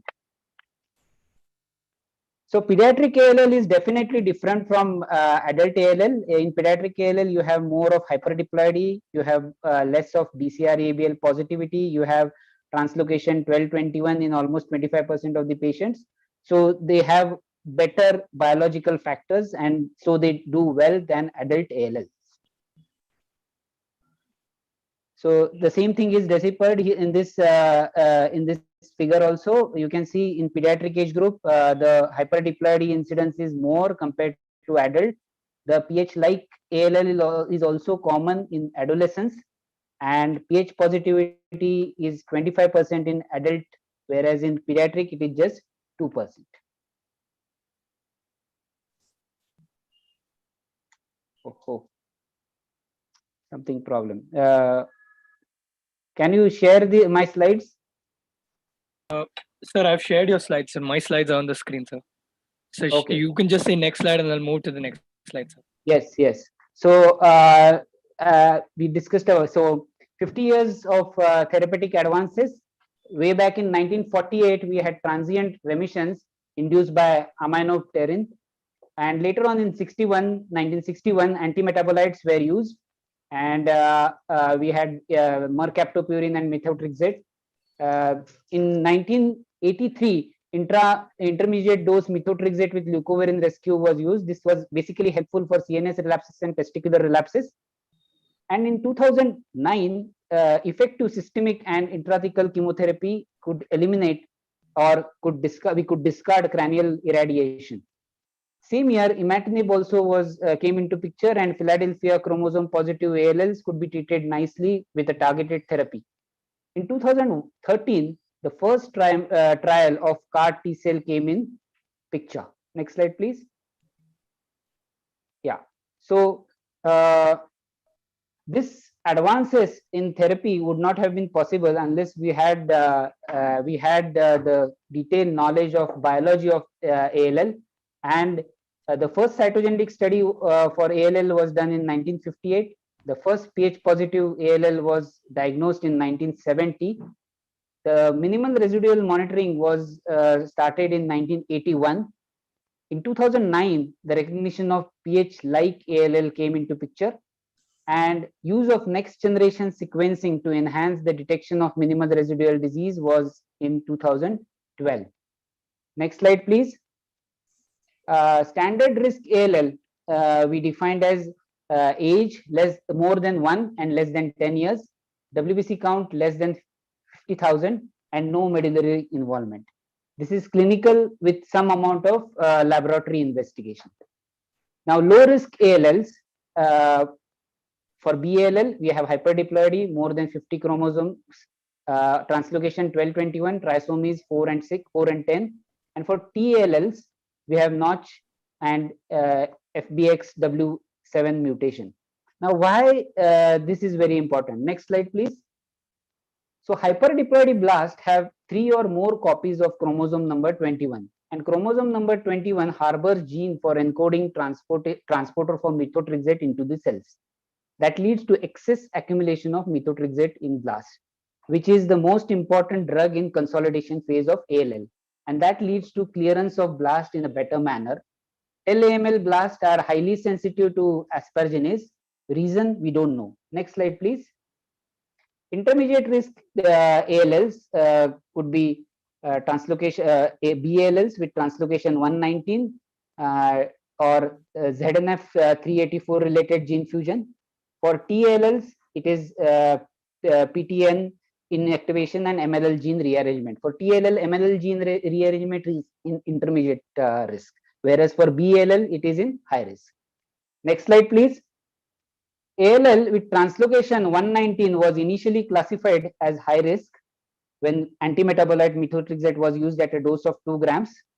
But with high dose methotrexate at a dose of 5 grams per meter square, the disease-free survival improved to 90%, and hence it was reclassified into intermediate risk ALL. The high dose of cytosine also improved patients with translocation 411. This was probably because excess or more cytosine got transported because of this translocation. HENT transporters were more expressed on the cell membranes of the blast, and that lead to more response to cytosine sets. Next slide, please. High risk BALLs, for BLL translocation 922 or 11q23 rearrangement, intrachromosomal amplification of chromosome 21, hypodiploidy, where high risk BALLs. ETP-ALL is considered as high risk ALL in T subset. Next slide, please. The near haplo cases have alteration involving receptors of tyrosine kinase signaling and RAS signaling. Low haplo diploid ALLs have alteration in TP53 mutation and RB1 mutation. So both these subgroups, near haplo and low haplo-diploid cells, are sensitive to PI3K inhibitors and rapamycin inhibitors. Next slide, please. Coming to few sets of or few ALLs which are high risk, and probably because of the molecular genetics, they might be a good target for targeted therapy. So first one is Ph positive ALL. it constitutes 2% of pediatric population, whereas in adults it is 25%. Overall, the outcomes are poor in this subset. But with targeted therapy, that is tyrosine kinase inhibitors, imatinib, nilotinib, and so on, will they be next translocation 119 BALLs? We need to see. Probably they might. Next slide, please. Coming to pH-like ALL. Now, pH-like ALLs are ALLs which have lot of molecular markers, especially IK-ZF alteration similar to pH-positive ALL, but they don't have translocation 922, nor they have transcript BCR ABL on RT-PCR. There is lot of dysregulation of several cytokine receptor and kinase signaling pathways in these pH-like ALLs, and due to diverse alteration of pH-like ALL, they might be a targeted therapy available because lot of cytokine receptor and kinase signaling pathways are altered, dysregulated in this subtype. So they might be targeted therapy to rescue these ALL patients. Next slide, please. Coming to early TP-ALL. Now, according to WHO criteria, ETP-ALL is CD1A negative, CD8 negative, and surface CD3 negative. They are CD5 dim, and they should have one of the myeloid markers or markers of immaturity. Next slide, please. Now, ETP-ALLs have much poorer outcomes compared to non-ETP-ALL. The graph nicely depicts the same. The outcomes are dismal. Next slide, please. Now, coming to therapy for ALL, the standard therapy is induction followed by early intensification, and then you consolidate with high-dose methotrexate and 6-MP. This is followed by delayed intensification, which can be phase 1 or phase 2, doesn't matter, and then followed by maintenance, which is for 2 years. Coming to remission induction, next slide, please. Remission induction can be of 3 drugs or 4 drugs, which constitutes steroids, vincristine, L-asparginase, and anthracycline. With remission induction, almost 98% achieve complete remission. And whether to use dexa or prednisolone, because dexamethasone has a better CNS penetration, but it has got more infection chances, and better event-free survival is seen, but didn't translate into overall survival. Only one study has shown that TALL with dexamethasone have better overall survival. Next slide, please. Coming to intensification or consolidation phase, this intensification treatment is essential for all patients, but there is no consensus what exact intensification should be there. Coming to consolidation phase, it should be with methotrexate and 6-MP. Now cranial artery has gone for testicular and CNS directed therapy. So for TALL and BALLs with translocation 119, which accumulate less of polyglutamates of methotrexate, we use a higher dose of methotrexate at a dose of 5 grams per meter square. Now, this is a debatable statement whether low risk ALLs should we really use high dose methotrexate. Low risk ALLs means standard risk or low risk ALLs with translocation 1221 who have achieved minimal residual disease MRD less than 0.01 by phase 1 induction, and should they be subjected to consolidation with high dose methotrexate? That is a big question. So a lot of evolving data is coming in this area. We need to watch out. Next slide, please. Now coming to delayed intensification, it is beneficial for all patients, high risk, low risk, intermediate risk, everybody.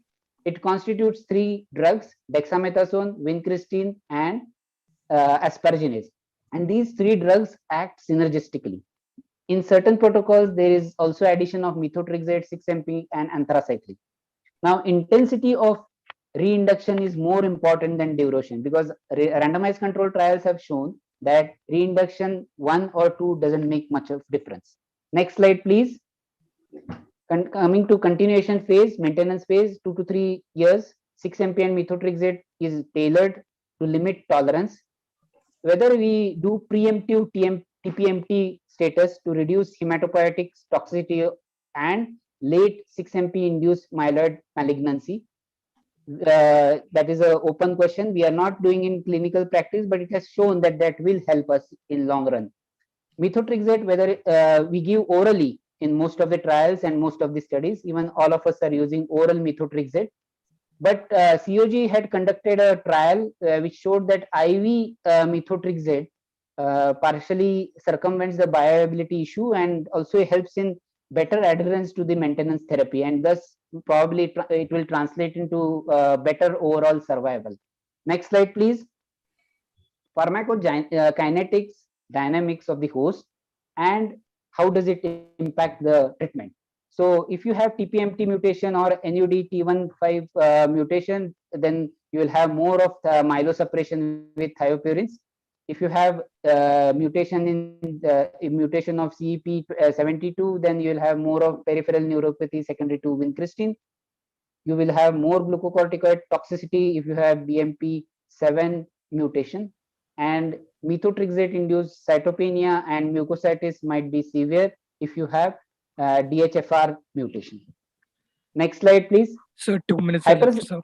Yeah. Hypersensitivity to L-asparginase is or silent inactivation develops in about 10 to 60% of the patient, and this reduces not only efficacy of asparginase but also increases the clearance of dexamethasone. So we should monitor asparginase level. That is what few studies say. Minimal residual disease monitoring can be done by NGS, can be done by qPCR or flow cytometry. NGS is the most sensitive, and the least sensitive is flow cytometry. But in clinical practice, we are using flow cytometry as minimal residual disease device. 3,154 patients studied by FCM flow cytometry. At end of induction and consolidation, the MRD was done. You can see those who had MRD negativity of day 29 had overall survival at 5 years of 87%. But even if you don't achieve, next slide please, even if you don't achieve MRD negativity at the end of induction, and if you achieve MRD negativity at consolidation, at the end of the consolidation, you can see in the graph, Kaplan-Meier graph, that you have a disease-free survival of 80%. Next slide, please. So recommendation for MRD is whether you are B or TALL, you should do MRD at 8 days and at the end of induction, and repeat MRD at, if you have MRD positivity at end of induction, repeat it at end of consolidation. Next slide, please. Coming to final slide, advances in ALL treatment. You have lot of molecular targets. So you can use tyrosine kinase inhibitor. Imatinib, dasatinib is safe in pediatrics. You can use JAK2 kinase inhibitors. You can use BCR-ABL, venetoclax and navitoclax. Studies are going phase 1 and phase 2 of BCL2 inhibitors. Coming to CAR T cell, this is a targeted therapy. So autologous T cells are directed against CD19 on the tumor cells. So it causes targeted destruction of the blast. Similarly, bispecific antibodies are there which will connect the CD3 receptor on the lymphocyte and CD19 or 22 receptor on the blast, and that will again cause a targeted destruction of blast. So to summarize, take-home messages would be we move from fatal disease, which had just overall survival of 20% in 1961 to 90% overall survival in 2007. This stratification helps us to plan our treatment algorithms, no doubt about it. And probably MRD is the most important risk stratification, irrespective whether the patient is in low risk, intermediate risk, or high risk category as per the molecular markers. There are a lot of drugs, right from tyrosine kinase inhibitor to BCL2 inhibitors and so on. And CAR T also has come in India now. So newer drugs on horizon might change the dynamics of treatment. With that, I conclude. Thank you very much. Thank you so much, Abhijit, for this excellent presentation. You really covered the entire ALL topic very nicely. I just remembered the book by Siddharth Mukherjee of Emperor of All Maladies, which talked about the use of aminopterin and how it actually came into clinical picture. Today we had excellent faculties who had excellent presentations with an excellent choice of words from our chairpersons and our first speaker. IIP was I'm extremely grateful for IIP to be a partner of cancer care in our ICON conference. IIP Secretary Dr. Sadachar, I think, wants to say a few words before I hand over the mic to chairpersons. Thanks, Chandrasekhar. Definitely, this was a unique initiative made by MOC and your ICON to involve IIP. And definitely, we were able to deliver the message to many of the pediatricians across the state regarding this conference. And as the pediatric oncology is growing in India, and definitely the 5-year survival rate is more than 70%. Definitely, there is a need of association between and coordination of work between pediatricians and pediatric oncologists. And I think today's discussion is just a priming for long-term association between the pediatricians and the pediatric oncologists. So we will definitely look forward to such activities in the future also. And it will be less touched. This area of pediatric oncology has been less touched by the pediatricians as such. So definitely your guidance and your association will help us also to grow. And thanks to all the faculty, Dr. Venkatraman Radhakrishnan, today's our moderator, who has taken us very lightly and without much meaning. He has tolerated us today. That is thanks to him, and thanks to Dr. Ramakant Patil sir, Dr. Jayant Pandrekar sir for being here, our IPNs members, and also I really thank the MOC members, and also thank all my co-panelists, Dr. Mangai Sinha, Dr. Nilesh Aire, and all Madam Badira and Dr. Revati ma'am, definitely Dr. Dhamne, and all thanks a lot. Thanks a lot, Chandraji. I just want to say 2 words about this thing. Very good observation in panel discussion was that the enteral feeding is the best and most preferred feeding. So it should be oral feeding and then the enteral feeding. So that will serve the purpose of nutrition. And it was an important question about nutritional assessment. So whatever our routine nutritional assessment of waist height ratio and mid-arm circumference and BMI. So waist height ratio prefers over BMI, but these are at least medium term or long term assessment. For daily assessment for patients who are on chemotherapy, it will be the weight, at least daily monitoring or BD monitoring weight, and along with this interplay of all 3-4 things of mid-arm circumference, waist height ratio, BMI, this will serve the great purpose in nutritional assessment. So daily weight monitoring is one of the important criteria for nutritional assessment in a patient who are on chemotherapy, along with biochemical parameter if we want to see. And it was very good that because of Dr. Chandrasekhar Pethe only we got introduced to aprepitant and fosaprepitant for the chemotherapy. But it was a news for us for the repurposed drugs like olanzapine for breakthrough management of vomitings and this thing. So it was excellent this thing presentation and panel discussion. With this, I hand it over to our state IIP president, Dr. Jayant Pandrekar sir, and my co-chairperson to say a few words. And I will also like to thank MOC and ICON for giving this an opportunity to hear to so many luminaries from the oncology. Thank you, Dr. Ramakanti. At outset, let me thank Dr. Chandrasekhar for inviting as chairperson, but allowing us to learn something. Because in third lecture, definitely we learned so many things about ALL. So thank you very much for that. Just 2 things I would have to say here. That what was told in second lecture, that we should have this level 1, 2, level 1, level 2, level 3 cares, what we have in UK. So similarly, those shared care model we can have even in India. And let us start from Maharashtra itself, I would say. So I request the organizers to start with this type of the level 1, level 2, level 3 care. And definitely the Hemat-Onco chapter of Maharashtra, IIP, can take a lead in that. And so we can work hand in hand and we can work out for that. So with this, once again, I thank organizers for inviting and involving Maharashtra IIP in this ICON conference. Thank you very much. Thank you so much, everyone, for being here. We are running slightly behind schedule. Kashish, back to you. Thank you so much, Ramakant sir and Pandrekar sir. Thank you so much. Thank you. Thank you so much, sir, for the wonderful session. We'll move on to the next session. Our next session is on breast oncoplasty, and our Coordinator is Dr. Jay Anam, who's a breast oncosurgeon from Specialty Surgical Oncology Hospital and Research Center, Mumbai. Over to you, sir. Sir, can I request you to unmute your mic, sir?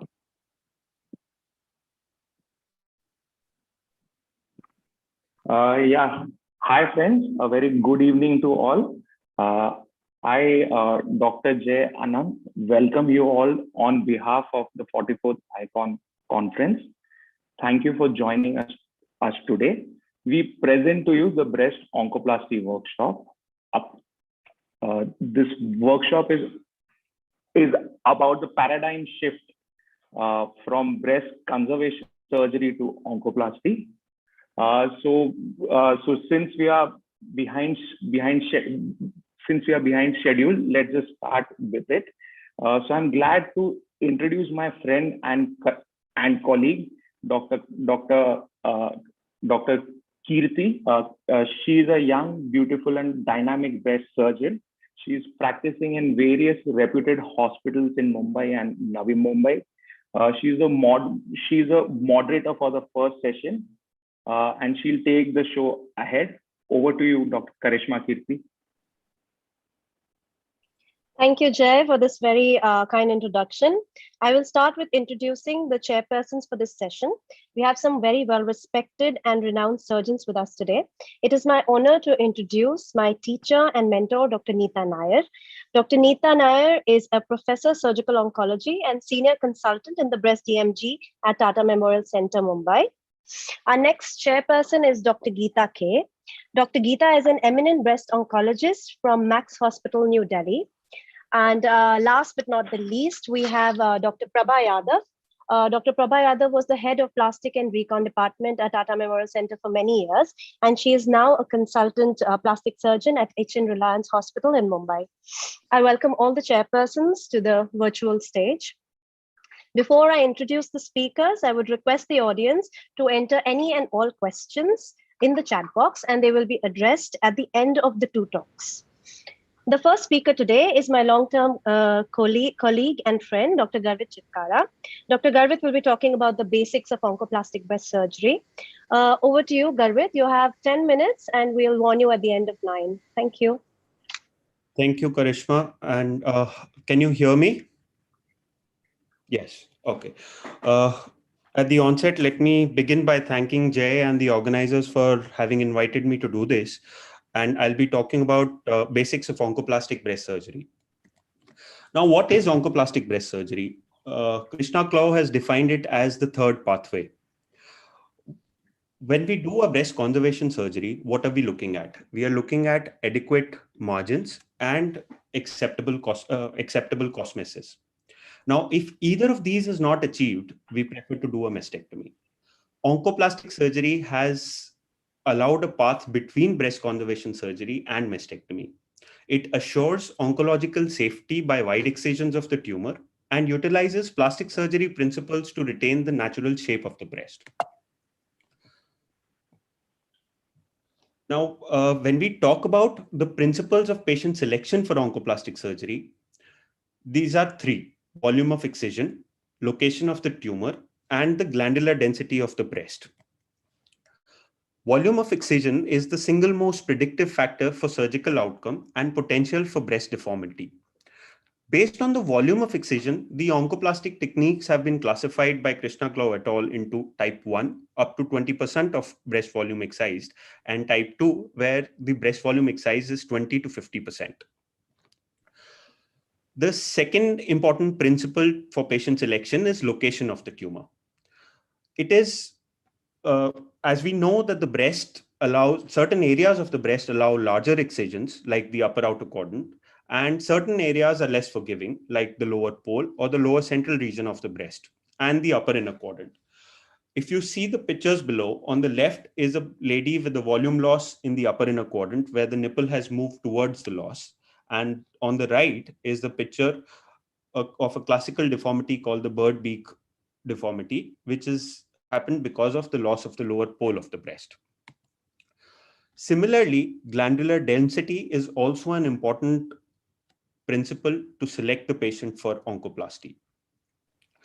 BIRADS has classified breast density from fatty, scattered fibroglandular, heterogeneously dense to extremely dense as 1 through 4.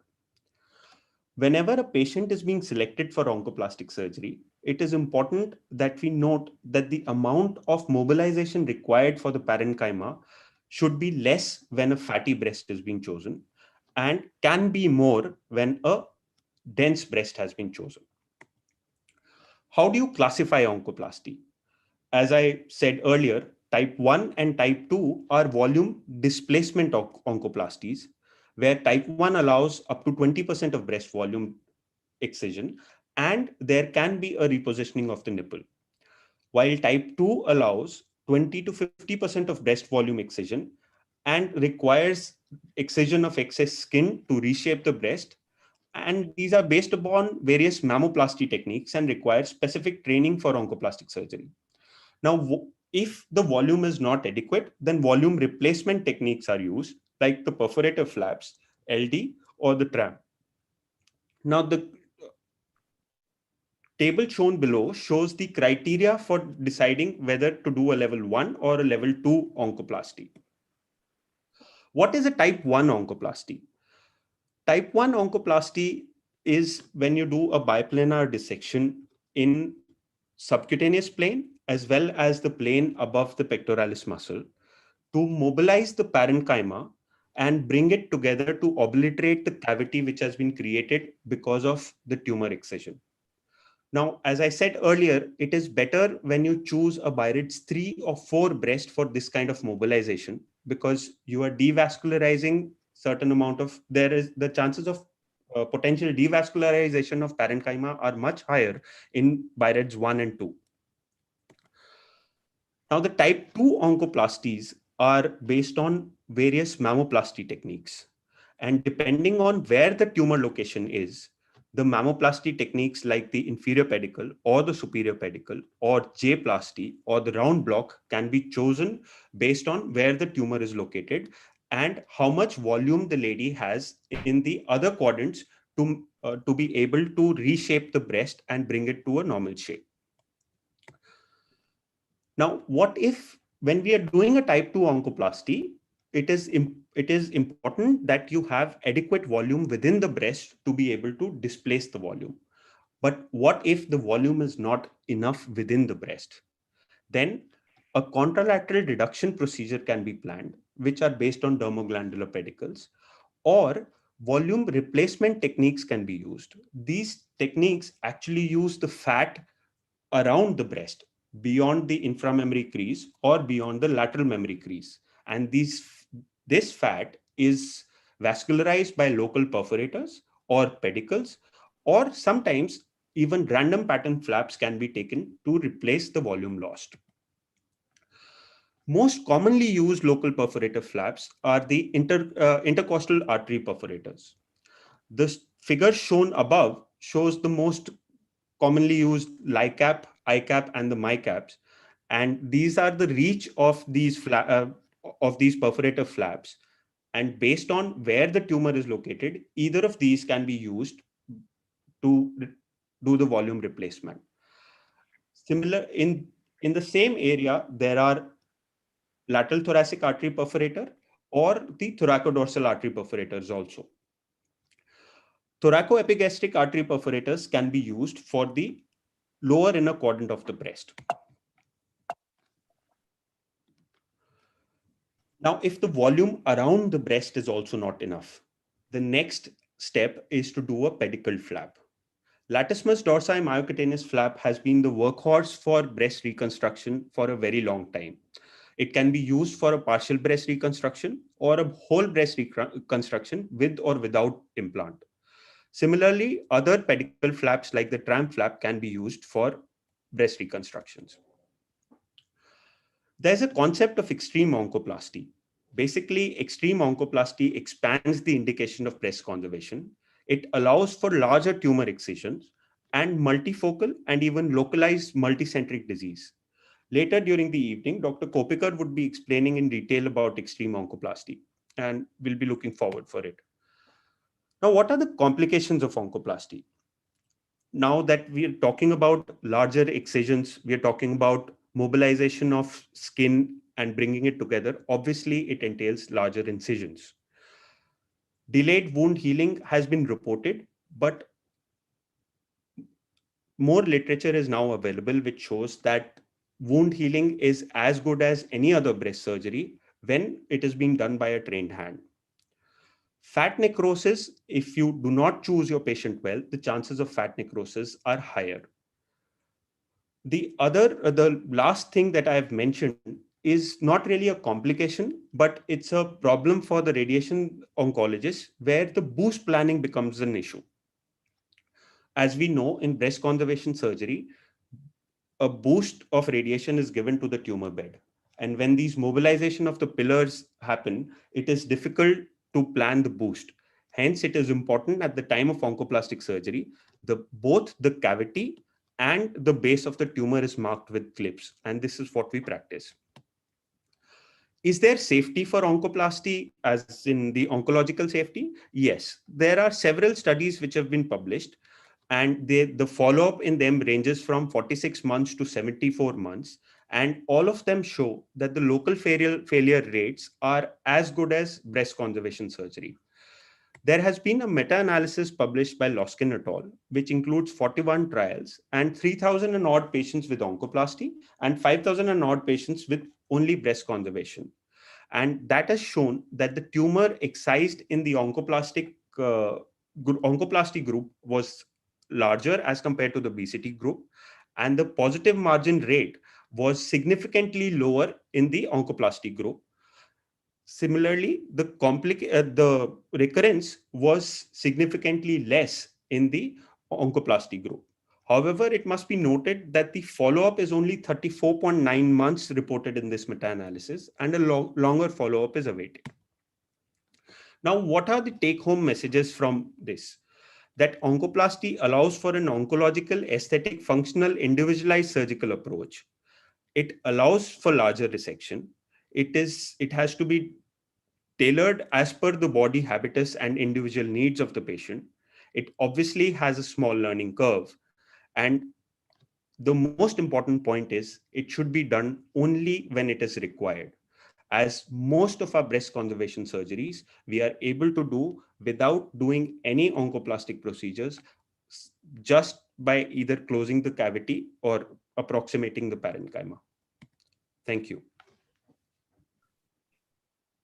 Thank you, Dr. Garvit. That was just at 10 minutes. That was a very comprehensive and succinct talk. Moving on, the next speaker is my very dear friend, Dr. Purvi Thakkar. Dr. Purvi is a surgical oncologist and assistant professor in the breast DMG at Tata Memorial Hospital, Mumbai. She'll be talking about type 1 oncoplasty with volume displacement techniques. Over to you.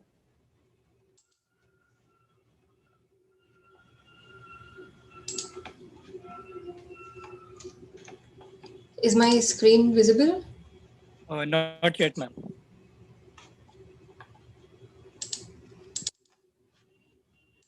Yes, ma'am, now it's visible. Thanks, Karishma. And at the outset, I thank the organizers for this opportunity. So my talk is on level 1 breast oncoplasty volume displacement techniques. Garvit has already elaborately introduced oncoplasty and the classification. Just for a quick recap, the principles of oncoplastic resection decision criteria based on excision volume, the cutoff is 20%, less than 20 is type 1, 20 to 50, type 2, just a rough guide. Tumor location, upper breast more favorable than the lower breast, parenchymal density, glandular better than fatty. So this is a simplistic bi-level classification proposed by Krishna Klav, level 1, level 2, again elaborately covered. Just that whenever there is excessive skin resections, reshaping, mammoplasty techniques, pedicle resections required, then it would be level 2 and specialistic surgery. For level 1 oncoplasty, the general principle is volume displacement, which is local breast parenchyma repositioning to fill the defect. This is basically rearrangement of the breast parenchyma, creating a homogeneous distribution of volume loss, which can be achieved easily by either advancement or rotation of the breast tissue into the lumpectomy cavity. This does require most times dual plane undermining, which is undermining of the breast parenchyma from the skin above as well as from the pectoral fascia below. For a stepwise approach, there is planning of skin incision required, followed by undermining of the parenchyma from the skin, securing of NAC with its vascular supply, full thickness excision of the tumor with adequate margins, and glandular mobilization for reapproximation and closure. For incisions, for the upper breast, they are usually periareolar or curvilinear incisions preferred, which are in the horizontal orientation along Langer's lines or Krassel's lines, which are concentric lines usually parallel to the areola in the natural skin wrinkle creases, which give better cosmesis. The only thing is, if there is a crescent planned here, the width has to be kept in mind so as to not cause any nipple displacement. For the central segment of the breast and the lower half, usually radial incisions are preferred, which minimize the contour deformity as they help good parenchymal mobilization for closure and prevent nipple deviation as well. Going forward, the next step would be skin undermining. So it is separation of the breast parenchyma from the skin and the subcutaneous tissue, usually in the mastectomy plane, can go as far as up to half or even 2/3 of the breast, which will allow adequate tumor excision with margins and further parenchyma mobilization for closure. Following this, sometimes the NAC requires to be secured with its vascularity. If the tumor is in close proximity and we need to mobilize or reposition the NAC, this can be done with a 1 centimeter rim of tissue, usually preserved below the NAC, at least 1 centimeter for good vascularity, and cutting off of the terminal ducts below that. Following this, full thickness resection of the tumor with adequate margins from the skin or the subcutaneous tissue up to the pectoralis fascia, and then defect closure by mobilization. So this is lifting off of the parenchyma from the pectoralis fascia and bringing it into the defect. So these are just the general steps of oncoplasty. Sometimes NAC repositioning is required. We do find that lumpectomy scars tend to contract with fibrosis over time. And if they are closer to the NAC, then it can lead to NAC deviation towards the scar. Now, this has to be anticipated. And if a correction is required, it can be done preemptively by mobilizing the NAC in a direction opposite to the lumpectomy with a concentric incision, and the width can be as much as 6 centimeters in the direction opposite to the scar. So this is an eccentric circle here. However, what needs to be kept in mind is the dermal plane where it is deepithelialized. So these were the general principles. However, depending on the exact location of the tumor and the proximity to the skin, there can be variations to the techniques, and we'll just go through this one by one. So a parallelogram lumpectomy is a very versatile technique, which is good when there is a higher volume of skin and parenchymal resection required, especially when piecemeal excision biopsies are done and then a wider excision is required to remove bigger or unsightly scars to have better cosmesis. So this parallelogram incision can encompass the entire previous scar with or without the drain site hatch marks, just that it has to be a rounded parallelogram with the corners narrow angles, maintained at narrow angles to prevent dog ear deformity. And this allows en bloc resection of the skin as well as the parenchyma with wide margins, following which there is parenchymal mobilization and closure. The only disadvantage here is a slightly longer length of the scar. So the width of the parallelogram has to be kept in mind when it is planned in horizontal fashion, but as a radial incision, it works very well. Next is a batwing mastopexy for small periareolar tumors, 2 semicircular incisions at the superior and inferior pole of the tumor to encompass the entire tumor along with skin and other margins. Small triangles on either side. The entire segment is excised, and closure will be 2 horizontal incisions on either side of the areola and a periareolar component. Sometimes the tumor can be slightly away from the NAC, and then a batwing may not be enough. And if it is in fact excised previously without knowledge of it being malignancy, there can be a periareolar scar and the tumor can be slightly away. In such a case, you would require excision of that scar along with the tunnel as well as the tumor with adequate margins and the skin for anterior margins. A hemi-batwing works very well in such cases. Sometimes if the resection, the radial resection is quite broad and an entire segment needs to be excised, then the small crescent in the hemi-batwing can cause some bunching or crumpling. And to avoid that, the entire disc of skin can be deepithelized around the NAC and the entire NAC can be repositioned. Just a simple technique to smoothen out the NAC. When there are more extensive resections required as a sector, especially in the upper central or upper inner with skin as well as parenchyma, then just the local glandular mobilization may not be enough, and a rotation flap of the entire breast can be planned. Here from the upper edge of the incision, the entire along the breast footprint, the incision can be drawn. This is a small window. In this picture, it is the rotation is ending at the axilla, and a small triangle here can either be excised or excised and discarded, or deepithelized and transposed to fit into the breast parenchyma for volume. This also provides a window for axillary dissection. And this rotation flap can be planned as per the requirement and the size of the breast. This can even be extended along the lateral mammary crease for as long as required. The only disadvantage here is the big long scar along the breast, and the patient, it has to be acceptable to the patient. But otherwise it prevents the other distant or the other perforator complicated flaps, and we have even ended up avoiding LDs by doing this kind of flap and rotation. For the lower pole tumors, especially when the skin is closed for a variable length below the areola, a triangular piece of resection can be done, which is again R block resection with the base of the triangle on the inframammary crease, and the closure can be with back cuts along the IMF on both sides with parenchymal mobilization, bringing it into the defect, and the closure will be in an inverted T fashion. And in a slightly ptotic breast, when the patient sits up, the scar may not even be visible. For a slightly off-center tumor in the lower pole, there may be a vertical or a triangular resection, which can have an extension on either side, medial or lateral, which can be with a sharp angle or a curve depending on the defect and depending on the tumor and the size of the breast, and the closure eventually will be like a J or an L. So this is a J or L mammoplasty. For central quadrant tumors, a Grisoti procedure is standard, but it needs a good full lower and lateral pole of the breast. The excision will involve the NAC with the underlying tumor down to the pectoralis fascia. The dermoglandular flap is planned as two parallel lines on either extending from either side of the areola, curving and meeting on the inframammary crease laterally. There is a small skin island of the diameter equal to the areola planned just below it, and the remaining part of the flap is mobilized. The medial, deepithelized. The medial edge. Sorry, yeah? you have a just minute last left. Two Yeah? slides. Sure. So the medial edge of the flap is incised full thickness up to the parenchyma, and mobilization of the dermoglandular flap into the defect.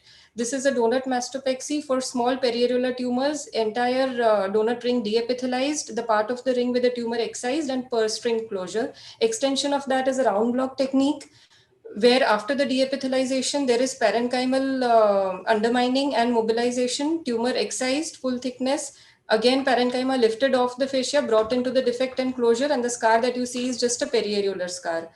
Complications have been explained by Garvit. I will not go into the details. I had a small video also, but I think for paucity of time, I will just let it be.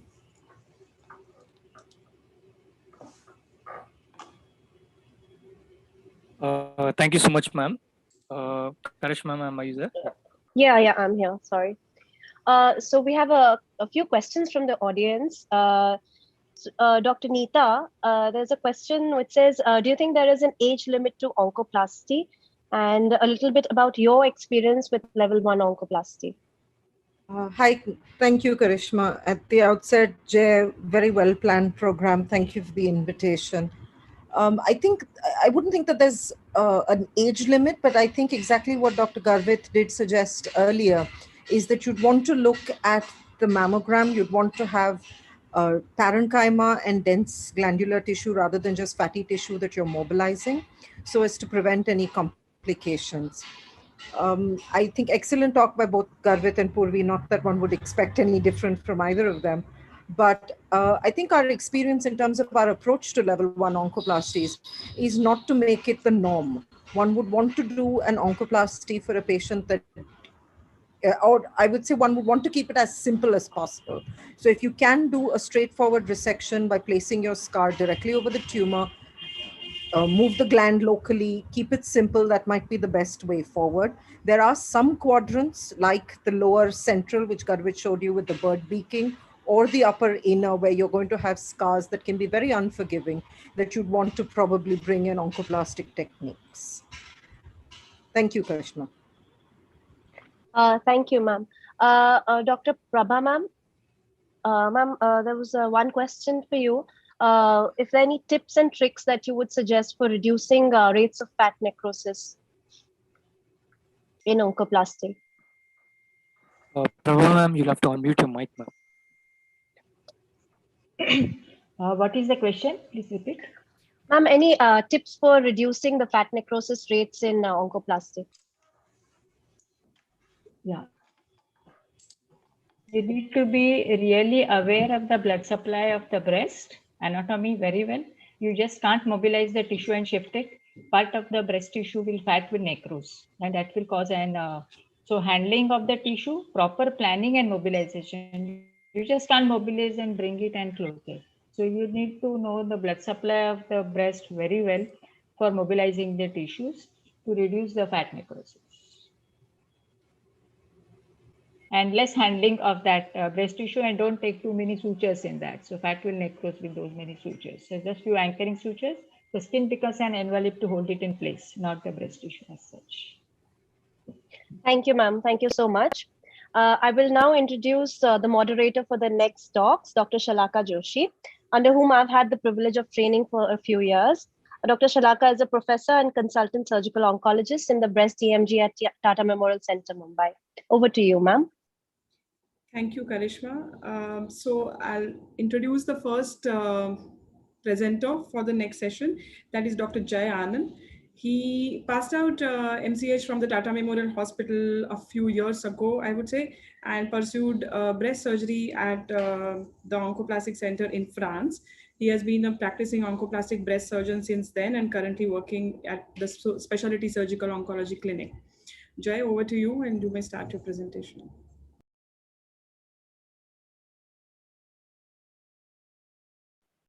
Yeah, thanks a lot for those kind words. I'll just start my presentation.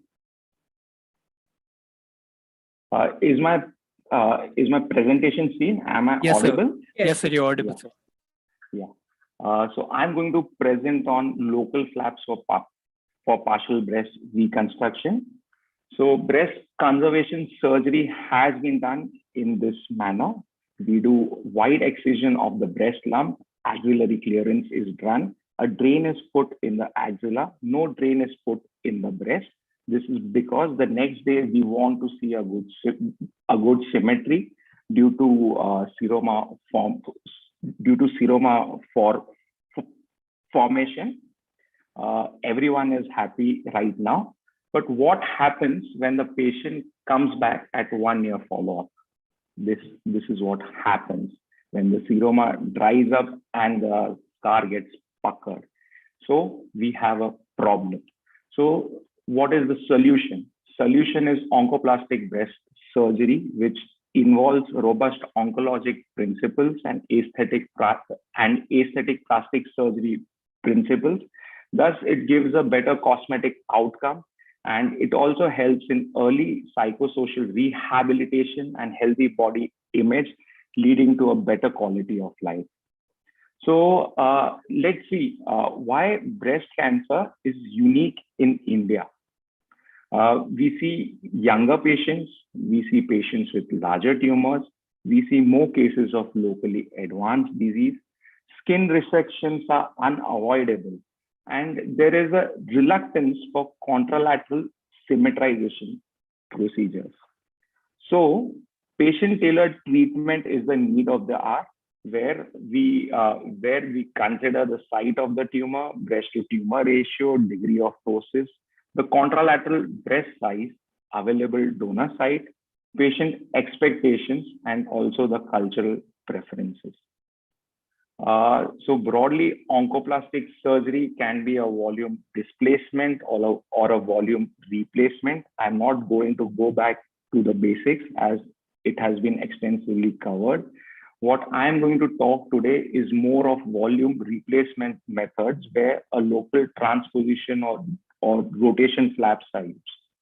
But for that, we need to understand the blood supply of the breast, which comes through numerous sources. Thus, it allows a variety of procedures which can be done. I would like to stress upon the dermoglandular blood supply of the breast, which is very rich, robust, and it supplies the breast parenchyma even when the entire breast parenchyma has been mobilized above the chest wall. So decision making in breast reconstruction is very important. For defects less than 15% to 20%, level 1 oncoplasty is good enough. For defects up to 30%, we may use replacement techniques for small breast or displacement techniques for large breast. For defects which are more than 30%, in small breasts, we don't have an option but to go ahead with mastectomy and a pre-flap. But in the larger breast, there's still option of using the replacement or the displacement techniques. So let's start off with the first flap, the lateral thoracodorsal flap or the transposition flap. So here is a picture. It is a fasciocutaneous flap based on the dermal and the subdermal vascular supply. It can be used in small to moderate size breast where there is availability of donor tissue from the lateral chest walls. It can cover defects in upper outer quadrant, lower outer quadrant, as well as the central quadrant. So it is basically a volume replacement method. The flap should be horizontally placed as in sync with the perforasomes of the trunk. The base of the flap should be touching the skin defect, and the width can be tailored according to the needs of the defect and the available tissue from the donor side.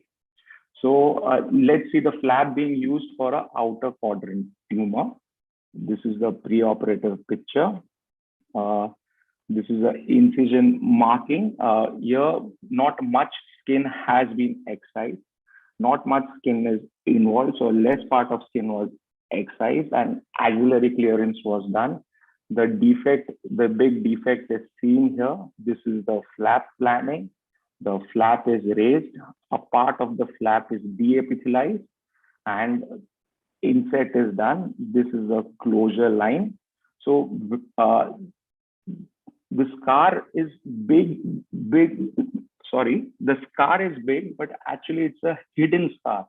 So when the patient sees herself on day 15, she cannot see the scar. Similarly, let's see the use of this flap in cases where more skin needs to be excised.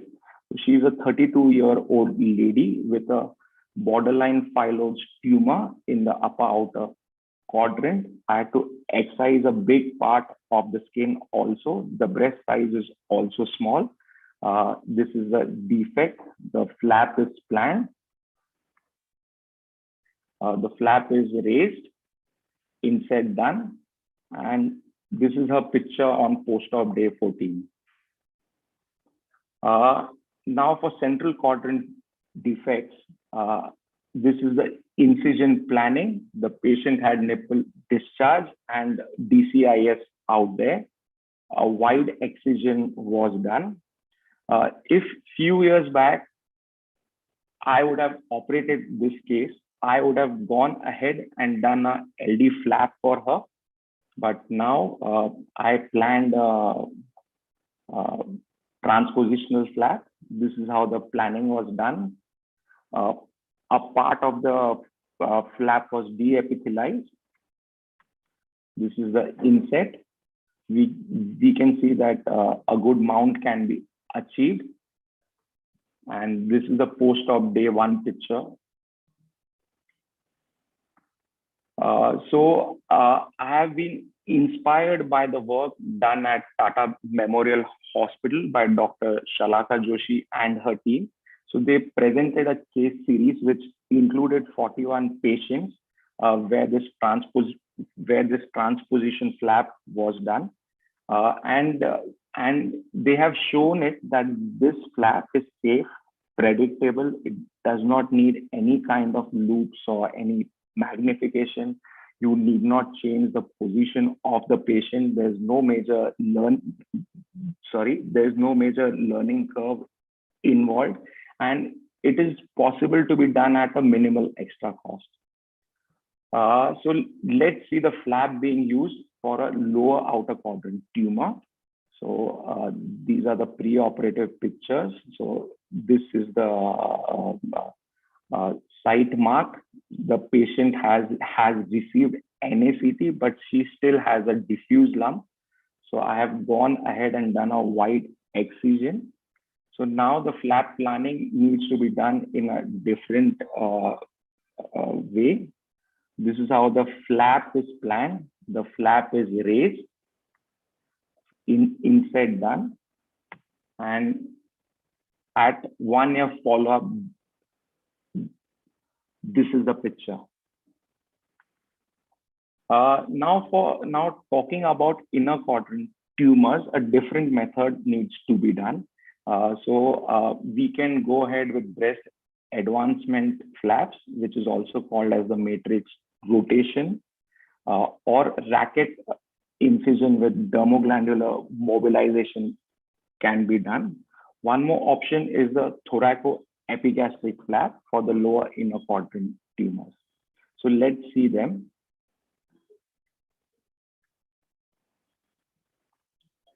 So she's a lady where a piecemeal excision biopsy was done.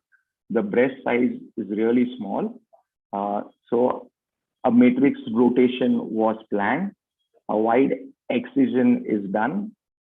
This is a wide excision of the scar. This is the defect. The flap is raised. Axillary clearance is done from here. This is the closure. So 1 minute left, sir. Yeah, and this is how the patient looks at 6 months follow-up. Similar matrix rotation can be done for inner quadrant tumors also. Now let's see the racket incision flaps. It can be done for larger breasts where adequate tissue is available. It can be done for ptotic breast also. But we need to keep in mind that dual plane mobilization should be done only in younger patients where the breast tissue is more dense. So here is a lady. So I have planned a racket incision. The defect is seen, the closure, and post-op day 15 picture. Now, even when a major part of the skin is involved, it can be done really well. This is the tumor over here. Wide excision is done. This is how the flap was mobilized. This is the closure. This is post-op day 15 picture, and here is 6 months follow-up picture. Last is the TE flap or the superior epigastric artery perforator flap. It can give a good skin cover, useful for small cup sizes. It's a robust flap with minimal complications. So here is a case where tumor is involving the skin. A wide excision is done. The flap is raised and the flap is inserted over here. I've tried to recreate the IMF. This is how the patient looks at 2 months follow-up. So to summarize, lateral thoracodorsal flap can be done for upper outer, lower outer, as well as for central quadrant tumors. For inner quadrants, we have the matrix rotation or bracket oncoplasty. For lower inner quadrants, we can also do a TE flap. So the take-home message is that the breast has a robust dermoglandular vascular supply. Local flaps for partial breast reconstruction give good cosmetic outcomes. And to live with dignity is a basic human right. Thank you. Excellent job, Jai, there. And I totally agree with you that the breast has the blood supply of the breast is more robust in the shell and not in the core. So the subdermal dermal plexus is our key in managing local flaps. And as you said, not leaving behind large cavities is the only way to have a better cosmesis. And you can't blame your radiation oncologist. It's what you do on table that will really decide the cosmesis. And as you said, we can get away without an LD in many of these cases where a lot of local flaps are now available in our armamentarium. And that was very good. I can see that we still haven't got away with skin resections and hiding our scars, maybe because of the kind of patient population and the tumor profile that we see with a higher stage of disease. But I hope we get there one day when our entire stage also will downsize and we will be doing better aesthetic and cosmetic procedures. But well done. I take pleasure in inviting Dr. Akshay Deshpande, who finished his MCH from plastic surgery from Nair Hospital in 2013, worked at the Tata Memorial Center with us for a while as a post-MCH SR, and then now is a private practitioner or a consultant in many of reputed Bombay's hospitals. So kind of where, a breast surgery, what Jai presented was really the classic armamentarium that's available to breast surgeons now, who are really not used to using magnification or not very conversant with it and have a bit of a learning curve. So Akshay, let's see what you have to show us and what's in the plastic surgery bag of yours. Please start. Yeah.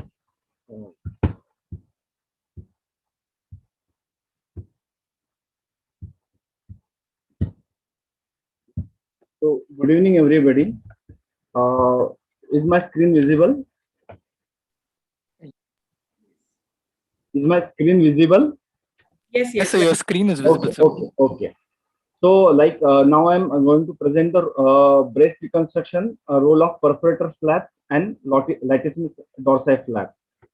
So it depends on the primary surgery, breast conservative therapy, or it is a mastectomy. And any breast reconstruction goals are to reconstruct the mount in terms of volume, skin coverage, nipple areola reconstruction, as well as symmetry to the opposite breast. So what we tell patient that our objective is to get you first is the in-bra symmetry, and then going over the options. So this is also part of volume replacement techniques where tissue from outside in local area is borrowed to reconstruct the breast. So the perforator flap surgery is a technique. It is used where skin or subcutaneous fat are removed from a distant or adjacent part of body to reconstruct the excised part. It is based on the vessel perforating the envelope of targeted tissue to be transferred. The way it is shown, perforator is the blood vessel coming from underlying vessel, main vessel, piercing through the muscle, and with which we simply take tissue. It may be skin, fascia, adipose, and fat. That is the way these perforator flaps are there. So the advantage of perforator flaps, in particularly for breast reconstruction or any reconstructions, I am talking about pedicle perforator flaps. So these are loco-regional flaps. So it involves the same area, same region. Position change of patient intra-op is not required, as we are not interfering with underlying muscle. Weakness is not there. These scars are very well hidden in axilla and intramammary fold. And because of same position, same area, OT time is reduced, mobilization improves, recovery improves, and the most important, adjuvant therapy started early. So what we are going to discuss is lateral intercostal artery flap, LICAP, anterior intercostal artery perforator flap, and about thoracodorsal artery perforator flap. So I will start with, so this is the chest wall anatomy showing the intercostal artery, and so it can be anterior, lateral, or posterior. So for reconstructive point of view, anterior and lateral intercostal artery perforator flap are more significant for breast reconstruction. So the lateral intercostal artery perforator flap lies roughly around 2.5 to 3 centimeter anterior to the latissimus dorsi muscle. It pierces the underlying muscle and supplies to the skin of part infraaxillary below the axilla. So this is my first patient, young lady having carcinoma involving a right outer quadrant of breast, for which a wide local excision was planned. There was no skin defect. So this was the excised specimen. Specimen was excised, and I did marking with handheld Doppler, mark the perforator, and this is the dotted line where I have harvested little subcutaneous tissue to increase the bulk of flap. So this is the flap harvested, elliptical, and if you can see, so this is the where role of loop magnification comes. I identify the perforator, then I island it, and then only I island it, and then I this is the where flap tunneled into the defect. It is deep slice, and this is the immediate post-op picture showing the scar extending from infra mammary line going till the posterior border of axilla. So this is the post-op follow-up picture with almost no significant change in contour and nipple areola complex position. And this is the lateral picture. The scar is very well hidden IMF. Yes, it is going little posteriorly into the axilla. So this is the first patient. Similarly, this is the patient where left mastectomy with free flap, BIP flap reconstruction was planned, and she had disease on the right breast also, for which wide local excision along with skin excision was planned by the oncosurgeon. So, so this is the marking of the flap what I have planned. And anyway, I was expecting that I was been already informed that skin is going to be excised. So the skin is this is the defect for which lateral intercostal perforated flap is harvested, and I just instead of islanding it completely, I have just rotated with keeping the skin bridge intact. So this is immediate post-op picture, and this is just a post-op picture after 10 days. The reconstruction done on the opposite side, and if you see the contour and position well maintained. Then we come to anterior intercostal artery perforator flap. So these are based on the anterior perforators coming from the intercostal artery. So this is the one patient where there was a defect in medial quadrant of breast, for which again Doppler marking was done. This is the defect, excised specimen. Flap was harvested, deep sliced completely, and it was transposed into the defect. So as you can see, only after lifting the hand, we can just make out the scar is there in IMF crease, and there is scar around the NAC, nipple areola complex. So this is the pre-op and post-op patient of the same patient. Similar patient, another patient where again defect in the medial quadrant. Similarly, perforator was marked. So anterior intercostal perforator may be arising, they may be also from epigastric artery or as well as intercostal artery perforator. We identify and similarly we devitalize and transpose to the defect. So this is immediate post-op picture. So this is the 3-week follow-up of the same patient. So in some cases, when there is this is the case of recurrent breast carcinoma, where the scar was excised and wide margins were taken, and there was deficiency of skin was there. So here our objective was to keep nipple areola position as much as normal as possible. Therefore, we have taken like a large transposition. Here I have not islanded the flap, so I use it like transposition.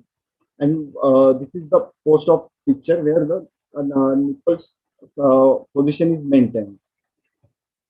Now I will just show thoracodorsal artery perforator flap harvest. This is for some other indication, just to get through the principle. So the perforator lies around 2 centimeters beyond the anterior border of latissimus dorsi muscle.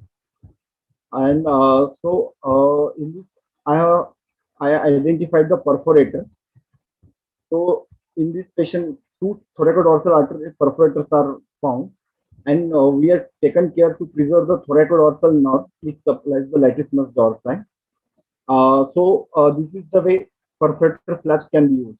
The only limitation is they have limited donor area, and in thin individuals they don't have a lot of subcutaneous fat. Scars posteriorly in the axilla may be visible, and in case of larger breast, some procedure is required for the contralateral breast symmetry that is to be done. So that is the way perforator flaps can be used for smaller defects, same area, same position, and we can uh, complete the procedure very fast. Then comes to latissimus dorsi flap. Latissimus dorsi is the workhorse of breast reconstruction. This big flat muscle lying on the back with lot of combination. This flap can be used. The flap is used with or without skin paddle with subcutaneous flat fat and transfused to the defect. So latissimus dorsi flap can be used for medial. In this patient, there is a big medial quadrant defect is there. So we are this is the flap mark. Flap is harvested and it is tunneled through the axilla, so that the whatever bulge of muscle remains, it remains into the axilla, and it is transferred to the from superior aspect. So this is the immediate post-op picture of the patient. Again, second patient where there was a lateral quadrant defect. This was a fatty patient. So in this patient, we have planned the extended latissimus dorsi flap, where we take below fat below the superficial fascia, and we take from the inferior aspect, not from the superior aspect. Because if we take from superior aspect, there may occur some limitation in movement of the scapula, and discomfort may occur in hand movement. So 1 minute left. Yes, so this is the harvested with subcutaneous flat. The donor area lies into the brass strap line. This is the post-operative, pre-op and post-op and this is 3 months follow-up of the same patient. So latissimus dorsi is the workhorse of breast reconstruction, reliable anatomy. It can be used for partial, total mastectomy defect. Scar is hidden in bra strap. We can use it with implants for symmetry. It is used when the other type of reconstruction is not available, like tram flap or DIP flap is not available. Limitation is, yes, position needs to be changed to the lateral, so little increasing the OT time. Sometimes the muscle gets bulk in the axilla. Patient may have scar issue, and only very few patients may have some weakness in getting off the chair, or it is the way it is called as LD is the muscle of climbing. So while pressing down, they may feel weakness. That's all. So summarize, perforator flaps are used in small defects, minimal morbidity, early recovery. Latissimus dorsi flap is the workhorse of breast reconstruction with lot of combination can use like partial to total mastectomy defect, and it can combine with implant reconstructions also. Thank you. Excellent again, Akshay. You have again shown that you plastic surgeons are magicians, can move tissue from anywhere to anywhere with great ease. So I have two questions for you. One is, what is your minimum magnification that you recommend for this? Let me finish and then you answer.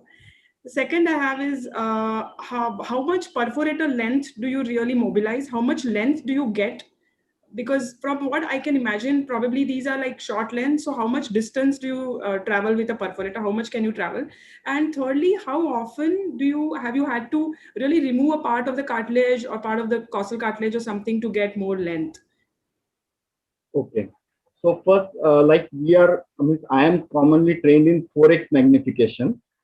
So I use my comfort is with 4x magnification. Second, what I dissect it just enough to till muscle where it pierces from the muscle. From there, I mobilize it, and once that reach is coming, then I go. And till now I have not gone till the costal cartilage or intercostal muscle, means till deeper to dissect.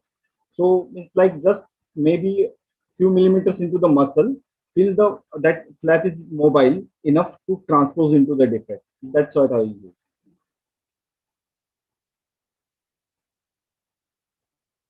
Ma'am, your mic is muted. sorry. How often do you get a perforated related complication, or it doesn't work, or what is your complication rate? Like for perforator flaps in breast, those, but other perforator flaps, maybe around 5%, I have got some complications.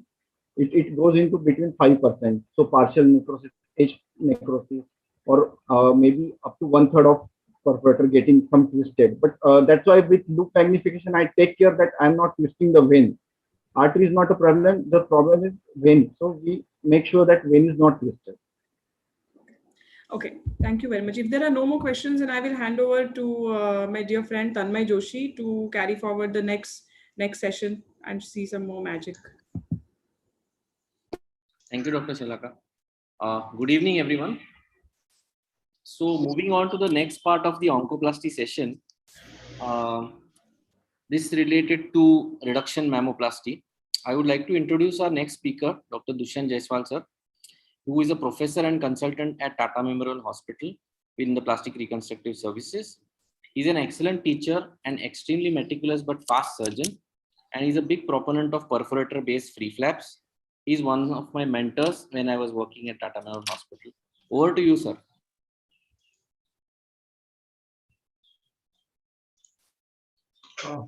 Hi, Tanmay. Can you hear me? Yes, sir. Can you see my screen? Yes, sir, totally. Okay, fine. So I have been given the honors to talk about basics of reduction mammoplasty and some cases on how to utilize it. So the thing is, breast reduction surgery existed before oncoplastic reduction also, and there are a lot of indications for it.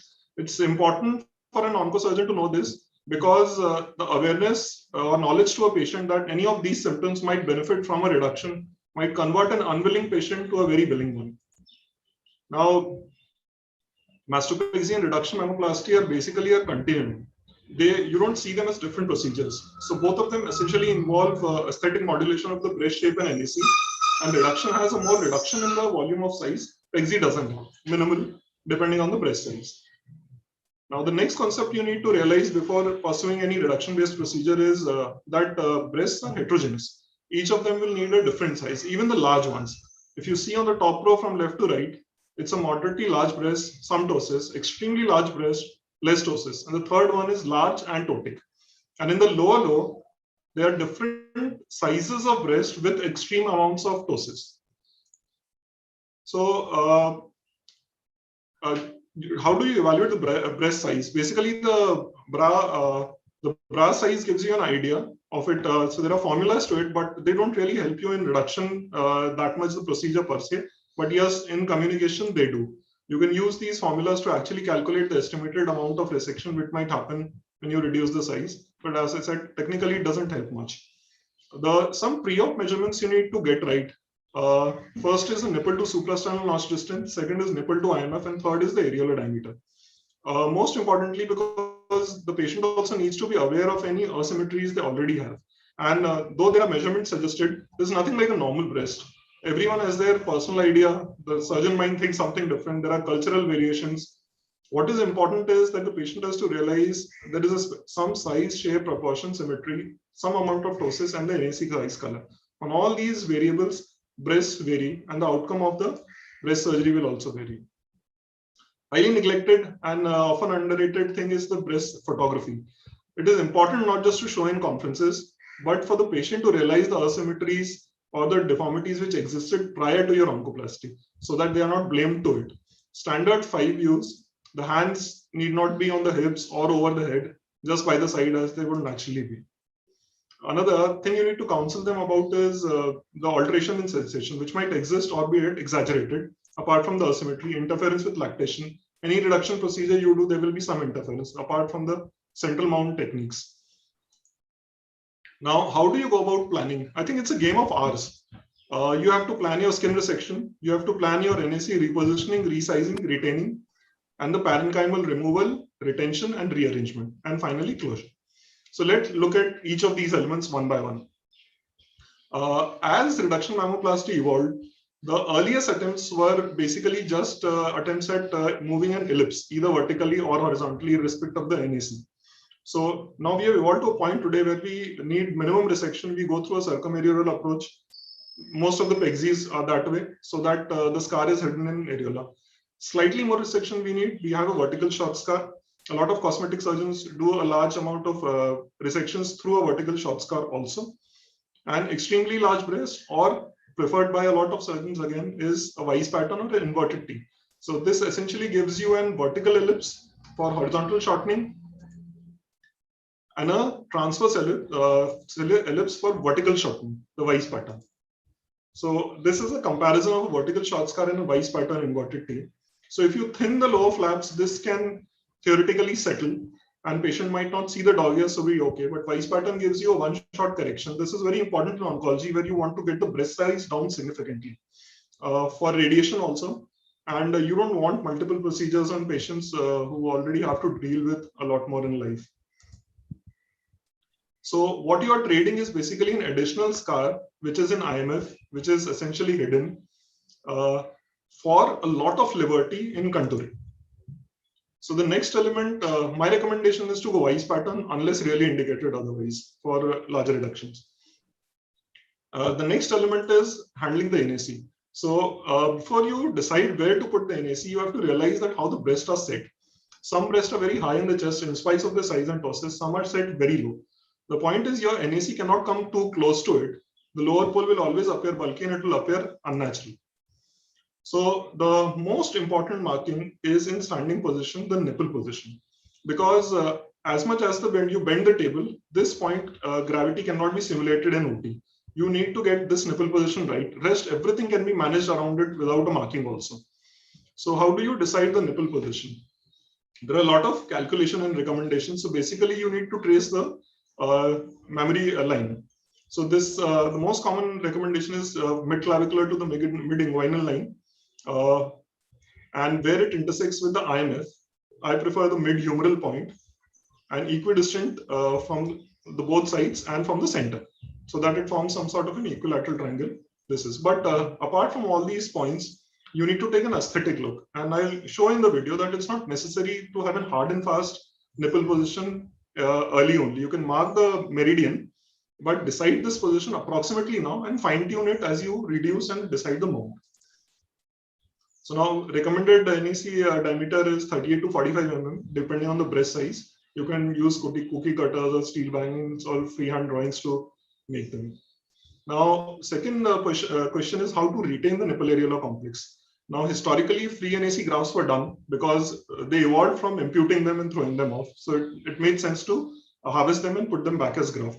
Then were the glandular pedicles, and now the gold standard is dermoglandular pedicles. So NAC grafts still have a role in a patient like this who needs reduction, has a large nipple areola, and there is retroareolar resection. So you can't make any pedicle when the dominal subdominal plexuses are injured. So they're better off with an NAC graft.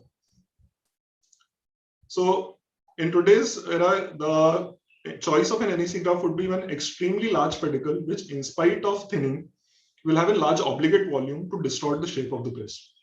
Or after using a pedicle that vascularity is doubtful, then it's better to convert it into a graft, because a graft might take than a failed flap. It's better. Or a retroareolar lesion. There is some problems with the take, but a lot of people show very good results with NAC grafts, especially a lot of people who do transgender surgeries. And in dark pigmented individual, it's a problem that the nipple areola takes, but the depigmentation happens because of the melanocyte loss. It doesn't look very good. So let's come to the gold standard these days, dermoglandular pedicles. The reason is simple. The robust subdermal plexus in breast, moment you incise the dermis, it bleeds, because this is the shell is more robust than the core shell, like I said. The dermoglandular flaps, you can thin them up to 1 centimeter. Wherein only glandular flap, you will either injure the subdermal plexus or you will miss the vessels altogether. Honestly, biplanar mobilization in glandular pedicle might as well be called just prelude to fat necrosis. Now, what pedicles to take? So the most common these days is the superior medial pedicle. I've written the names of people who describe them first. Inferior historically has been the most used and most common. Then superior and lateral are also well described and can be used. Lateral not a good idea in patients in whom axillary dissection has been done and lateral thoracic artery might be injured. Apart from these, there are a lot more variations described: vertical bipedical, horizontal bipedical, central mount, direct supply from the intercostal perforator. Why I'm mentioning these is, when you are doing resections, you might have atypical defects and indications that you might be stuck. Sometimes you can employ these also to get over it. So essentially, any blood supply of the breast can be used on a dermoglandular pedicle to preserve the nipple areola. So when you combine these skin excision techniques with pedicles, you get a gamut of procedures which have been described, from circumareolar to combination of vertical short scar, and most common the Weiss pattern with a inferior superior medial or even superior pedicle. So next we come to the most important element, which is the resection, rearrangement and retention. Now Weiss pattern combines very well with superior medial or an inferior pedicle. If your tumor comes in one of the green areas, you just have to do a resection with adequate margin. Or if you're working in teams, the resection can be done and then you can do the reduction. If it is not coming, you can start on this template and modify the templates or alter the pedicles to achieve some result. I'll just show later some cases pertaining to this. Now, the most important thing is what you leave behind. It does not matter what comes out. So don't chase the weighing machine that I have removed 800 here, 400 here. It does not matter. The density, subtle asymmetries might matter. What matters is how it looks. Closure, if you have done the reduction right, things will just fall into place. You don't have to go too many sutures in trying to suture the fat. Fat is almost a fluid medium. The amount of sutures you put, amount of tension you put is just going to become ischemic and fat necrosis. And don't fix it to the chest wall. Normal breast is not, it's mobile over the chest wall. I think simple vicral dermal, deep dermal, and monoclinic subcuticular sutures are the way to go. The world does it. Brains in simple reductions are debatable. I don't prefer to put them. I'll just run through this video showing the basic technique of reduction mammoplasty.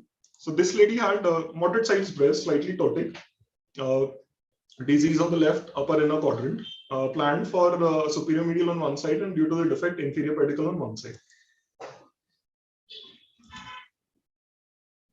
So the right breast was larger than the left.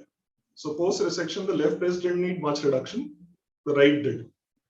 So when you're planning, your Weiss pattern medial most margin should be concealed. It should not be seen when the patient is standing up. So where the IMF ends, just somewhere close to the sternum, it's fine. Laterally, you can go as much as needed. It really doesn't matter, depending on the lateral axillary fold and how much volume you want to reduce. The pedicle can be 6 to 8 centimeter wide, it's fine. On the left side, I chose to do an inferior pedicle so as to advance it into the superior cavity and defect. You could have tried a medial pedicle also on this, it would be fine. But I didn't want to excise the inferior pole here because this breast was already lesser in volume. So the next step is deepithelialization. I think before deepithelialization, you should mark all your incisions which you're going to ultimately take. Just score them, because when the blood of deepithelialization come, all these markings go for a toss. And the staples you see are markers of our limits and how the flaps will drape. It's just a simple trick. Deepithelialization could be with knife, with a skin graft handle, derma abrader, but I think the knife still works best. Sir, 2 minutes left, sir. Yeah, I'm almost done. So once you have deepithelized, you can use a monopolar. Inferior pedicle, you can't thin much, so you have to go full thickness and harvest the pedicle till deep. Yeah, and because of the ptosis, it gives you a large length. It can almost always reach where your pedicle is deciding. These triangles which are being excised are like the Burroughs triangle of an advancement flap. They enable the reduction of the lower pole also and advancement of the lateral and medial flaps. So when you are stapling this, don't push the medial wall too much. Push the lateral, because lateral fullness is always more than enough. Similar procedure was repeated on the other side. I won't go into the detail of this. Deepithelialization. The only thing is medial pedicle you can harvest really thin, up to 1 centimeter very safely. So it's like a DP flap in a male. And the deep supply actually depends on the superior and intercostal perforator. So this works pretty well in almost, even in larger pedicles, you can harvest safely on this. And the resection is in the inferior pole. Now this skin which we are excising in the inferior pole could very well be used as a filler flap after deepithelialization, based medially, laterally, centrally, and carrying the whole inferior pole skin. So it's a great resource whenever you want to use it. So once your excision is done, you can just staple everything back, check the mounts, and now redecide the nipple position on your meridian. Whatever you had decided early, you don't have to stick to it. You can change that. Okay. Once that is decided, you excise the skin. On the medial part where the pedicle is, only deepithelize it and place your nipple areola. And then suture. I'll just show a few post cases. This lady had a bilateral cancer on right outer quadrant and left upper quadrant. So in the right side, a skewed Weiss pattern was used as an advancement flap. Rather than keeping the incision in the IMF, the lateral flap was used as an advancement flap in it. So you avoid an extra incision and you don't need much tricks thereafter. This was she at 1 year at follow-up. Even I was surprised to see the result, honestly. Another lady who had an outer quadrant defect, in her we used a filler of the inferior tissue, which would have been excised otherwise, and a skewed Weiss pattern. This was a challenging case where she had undergone radiation and excision earlier, and there was asymmetry. So basically, in this case, one side simple reduction, other side the superior pedicle was extended, and the skin and soft tissue was transferred to the upper pole with Weiss pattern excision of the lower poles on both sides. This was her at early. This is post radiation. This is a comparative result. So this lady, the one which we showed the nipple areola graph, in her, the upper inner quadrant tumor defect was there. So the Weiss excision was transferred medially based on the internal mammary perforators into the defect to match the mount, and NAC grafting was done. So in summary, skin and parenchyma should be managed with a Weiss pattern or its modifications. Nipple areola with superior medial thin pedicles, and rarely inferior pedicle or NAC grafts, and fillers, either inferior dermoglandular flaps or extension of the nipple areola pedicle.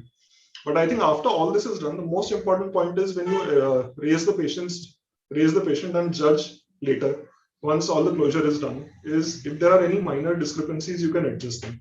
I think that often makes a huge difference. You don't have to knock everything in one go. You can do these minor adjustments by stapling and judging intro.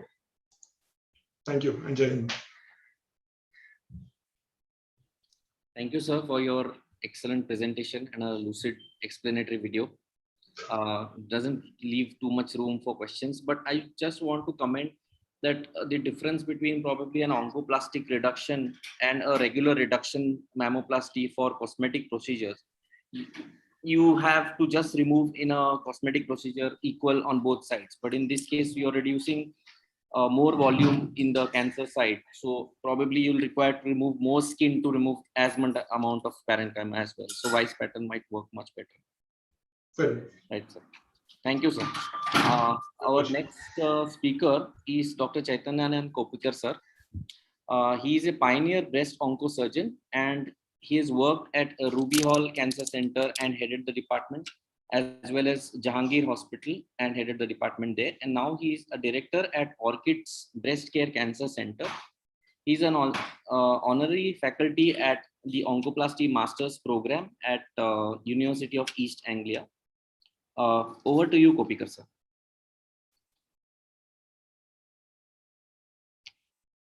Sir, you'll have to unmute your mic, sir. Please unmute your mic. Oh, good afternoon, everybody, and thank you to the organizers for having me give this very controversial talk. And I'm sure there are going to be a lot of people challenging what I say here. But anyway, I believe a lot in extreme oncoplasty because it gives much better results than any mastectomy with any reconstruction followed by radiation. And greetings from the International School of Oncoplastic Surgery, Pune, and the Center for Translational Research. And welcome all surgeons to the Breast Global Conference that we are organizing on the 25th of June to 27th with a lot of international faculty. And I welcome you all to that conference. There is global evidence that mastectomy has a devastating effect on the amount of depression that patients get, and it also leads to quality of life issues. Therefore, there was an evolution of surgery from mastectomy, which went on for 100 years, and then Veronesa and Fisher changed that to then get a NIH consensus in 1990 that BCT was equal to mastectomy. But today, I think there are quite a few studies now suggesting at least that actually BCT probably is better than mastectomy. Some of them are these Netherlands study from Netherlands, where 37,000 patients were studied, and after correcting for confounders, they found that overall survival was better by 3%. Followed by this, there was the study from the Danish group, which also showed the same thing. And now recently, there has been a report from the Swedish National 6-year follow-up of 48,986 women, where they concluded that despite adjustment for previously unmeasured confounders, BCS plus RT yielded better survival than mastectomy, irrespective of RT.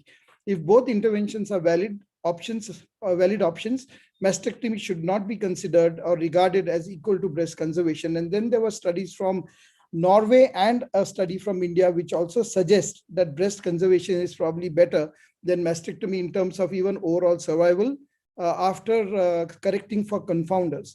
Standard lumpectomy causes a lot of defects. It increases the tumor margin, involved margins, and 1 out of 3 to 4 patients have poor cosmetic results. So this is a definite problem of a breast conservation surgery done with a medially placed scar, which can hypertrophy and become very tender. It can be, this sort of tumor can be easily approached with a mastopexy incision, and whether dealt with without the patient having any scar in the upper part of the chest. Oncoplastic surgery has been a new paradigm and has given more choice. So 40 to 80% less mastectomies. And all these indications that have been the indications for mastectomy today seem to have been challenged in a lot of studies. And slowly but surely, most of these indications are being are no more rigid indications for mastectomy, and some patients at least can have the benefit of breast conservation surgery, and that is all about extreme oncoplasty. Whenever we do oncoplastic research, we need to know the oncological outcomes, the patient satisfactions, which is the most important factor, complications, and cost. Therefore, oncoplastic reductions have been reported by various studies on all these counts to be much better than BCTs, higher percentage of clear margins, less re-excision rates, and therefore the surgical and the and they have equivalent oncological outcomes. They're extremely useful post-NACT, which I will show you also in my talk. Larger volumes of excision possible, better cosmesis, and happier patients. Already spoke to you about Grisoti flap can be used very, very nicely for even some larger tumors after post-NACT, but this scar had to be excised, so also this area, and we could reconstruct the breast with a nice Grisoti flap, and that is your image, and this patient after 2.5 years of the surgery. Therapeutic mammoplasty, so beautifully conveyed to all of you by Dushyant, has of course a lot of validity in as of today, and we use it very frequently in our patients with large breasts, and basically chosen for large breasted patients where the tumors are also larger or even smaller tumors, because as we know, and as Dushyant said, there is a lot of problems of radiation to the large breast with a lot of complications like thickening of the breast tissue, thickening of the skin ulceration sometimes even. And breast oncoplastic process, there is a team protocol, and they are looking at prospectively seeing how good therapeutic mammoplasty is. And the initial results that have come out of this prospective randomized trial has shown very promising results. It extends the techniques of BCS, that's what they have shown, and allows maintaining breast shape and avoiding the need for mastectomy. Other results will come out later. So now this is a patient with a tumor on the lateral side of the chest, of the breast. Would you treat it like this? Definitely no. One would do a good therapeutic mammoplasty because that will reduce her complications, give her a better cosmetic result, and give her better quality of life. Now, just as Dushyant said, if there is a simple mammoplasty technique where the tumors lie within the reduction complex, and this is called a simple mammoplasty, and these various pedicles that he described are used. But when there are larger resections, or sometimes we need to remove the tumor, basically with a very large excision of the outer quadrant in extreme oncoplasty, then the whole mound can be used to reconstruct the breast, and the nipple areola can be taken as a graft, just as Dushan showed so well in his presentation. And therefore, here is a dual pedicle thing where the nipple is transposed on one pedicle and the other pedicles can be used to reconstruct the defect. So in our now series of more than 241 patients, we have studied 171 patients, large excision volumes, local recurrence at 2 years is just less than 1%. Margin positivity was 3 out of 176, and we had good cosmetic results. All symmetrizations were done at the same time, and the complications were quite acceptable. And the prompts data that we presented show that there has been a huge satisfaction with breasts, over 84%, satisfaction with outcomes, psychosocial well-being, and sexual well-being. And I think this prompts is probably one of the most important aspects that one needs to study when we are doing oncoplastic breast surgery. And basically, the next is perforator flaps in moderate sized breasts or small sized breasts without much doses, and larger tumors where perforator flaps can be done. In the past, a lateral based tumor would be treated with a large scar like this. These scars can be completely avoided. This is a patient with a large tumor, DCIS, with multifocal disease. With a nice LTAP, LICAP combination. This was reconstructed as already been described by an earlier speaker, so I'm not going to go through that, but various perforator flaps can be used, and this is the patient post-operatively with LICAP plus LTAP flap, which was charged more with another upper LICAP because it was a large flap that we took. Can oncoplastic techniques increase the rate of BCT in patients with large tumors, multifocal disease, extensive DCIS, post-NSCT residual tumor, or large areas of residual calcification? And that is where we come into this part of the extreme oncoplasty, which is breast conservation using oncoplastic techniques for patients whose tumors exceed the standards of breast conservation and who in most physicians' opinions need a mastectomy. Most will also require PMRT, and this was the definition given by Professor Silverstein. First, he called it radical conservation, which he changed because radical and conservation were antithesis to each other, and he termed it extreme oncoplasty. They do not meet the criteria for BCT established by the prospective randomized trials or NIH. Some far exceed. Why radical conservation? BCT yields better quality of life, equal survival, and now some studies showing even better survival. All these patients will require radiation therapy, and we know that the breast tissue tolerates breast radiation the best rather than a reconstructed breast with an implant or any other tissue. So basically, we have some patients who also insist on a BCT, and that is how we actually started therapeutic extreme oncoplasty, because one patient definitely completely refused to have any surgery in case we offered her anything but a BCT. So one operation, less pain, it looks better than before, are sensate, more functional, better body image, and patients many times forget they ever had breast cancer if the cosmetic result is good. Now this is all that is obvious is often incorrect, and what is correct is not often obvious. And this is just to wake all of you, if I have put you all to sleep, because this is a very important aspect of what I'm going to be talking about after this. What you really see here is actually not correct, and therefore what we all believed all these years, that recurrence is much more after BCS with multifocal and multicentric disease, is wrong. There were only 3 trials, Leopold, Kurz, and Wilson, and very early on, which showed there was a huge recurrence after BCT for multifocal multicentric cancers. After that, since 1994 to 2013, there have been many trials which have shown studies. They are small cohort studies, but they have shown that 0 to 2.7% to 5% local recurrences. And Wood et al., who studied over 300 patients with BCT and compared it to mastectomy, showed at the end of 5 years that the overall local recurrence rate was actually tending to be better in the BCT cases rather than the mastectomy, but there was no significant difference between the two. We know that local recurrence after any surgery, whether it's mastectomy or local or BCT, the local recurrence rates after multifocal multicentric disease is slightly more than as compared to unifocal disease. But when we compare it mastectomy to BCT, there is no difference at all. Now, there are many studies that have shown that in large tumors, you can do a oncoplastic breast surgery with equivalent results to mastectomy. Lorenzi showed it in 2016, and Veronesi et al. In 2002 showed that tumors more than 2 or 3 centimeters tumors could be also treated as long as your margins were clear. Clark in 2005, Van Dongen in 2000. All of them said that larger tumors could be excised as long as you got a negative margin. Then this interest in extreme oncoplasty grew when Silverstein came on the screen with and expressed the term extreme oncoplasty.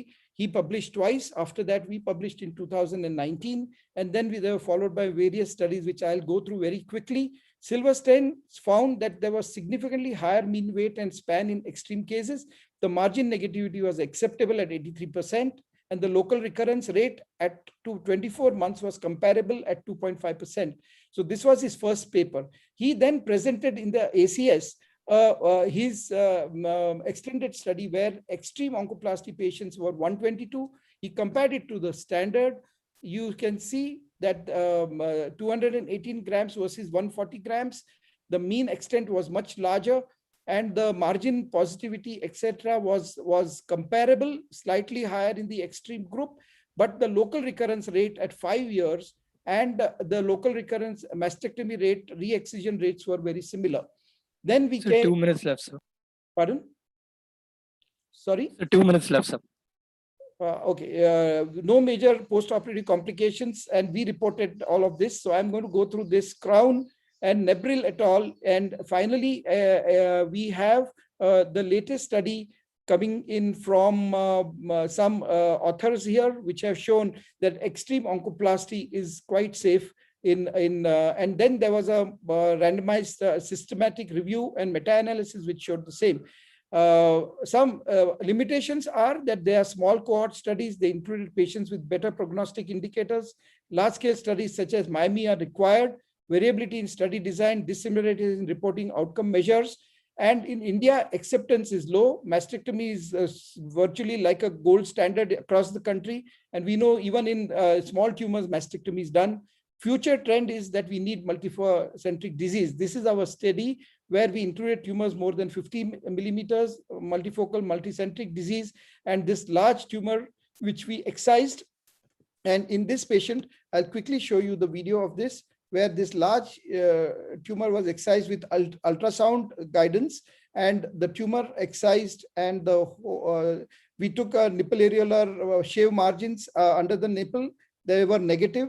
We tried to put the flap in, but the nipple was going eccentric. So we took off the nipple and put it as a graft, and the whole breast mound is used for reconstruction. So this is how we did that. Extreme oncoplasty, various cases. This is a PASH where we was advised a mastectomy, but managed with a therapeutic mammoplasty, a bad incision place. She has a parrot beak deformity, corrected with a wise pattern therapeutic mammoplasty, and we use perforator flaps. Again, we have our prompts showed that there was a high level of trust satisfaction amongst our patients.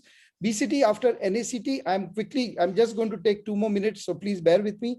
EBCTCG 2018 showed a higher IBTR, but they mentioned there were problems. There was no careful tumor localization, no proper pathological and radiological assessment, and appropriate radiotherapy techniques were not mentioned.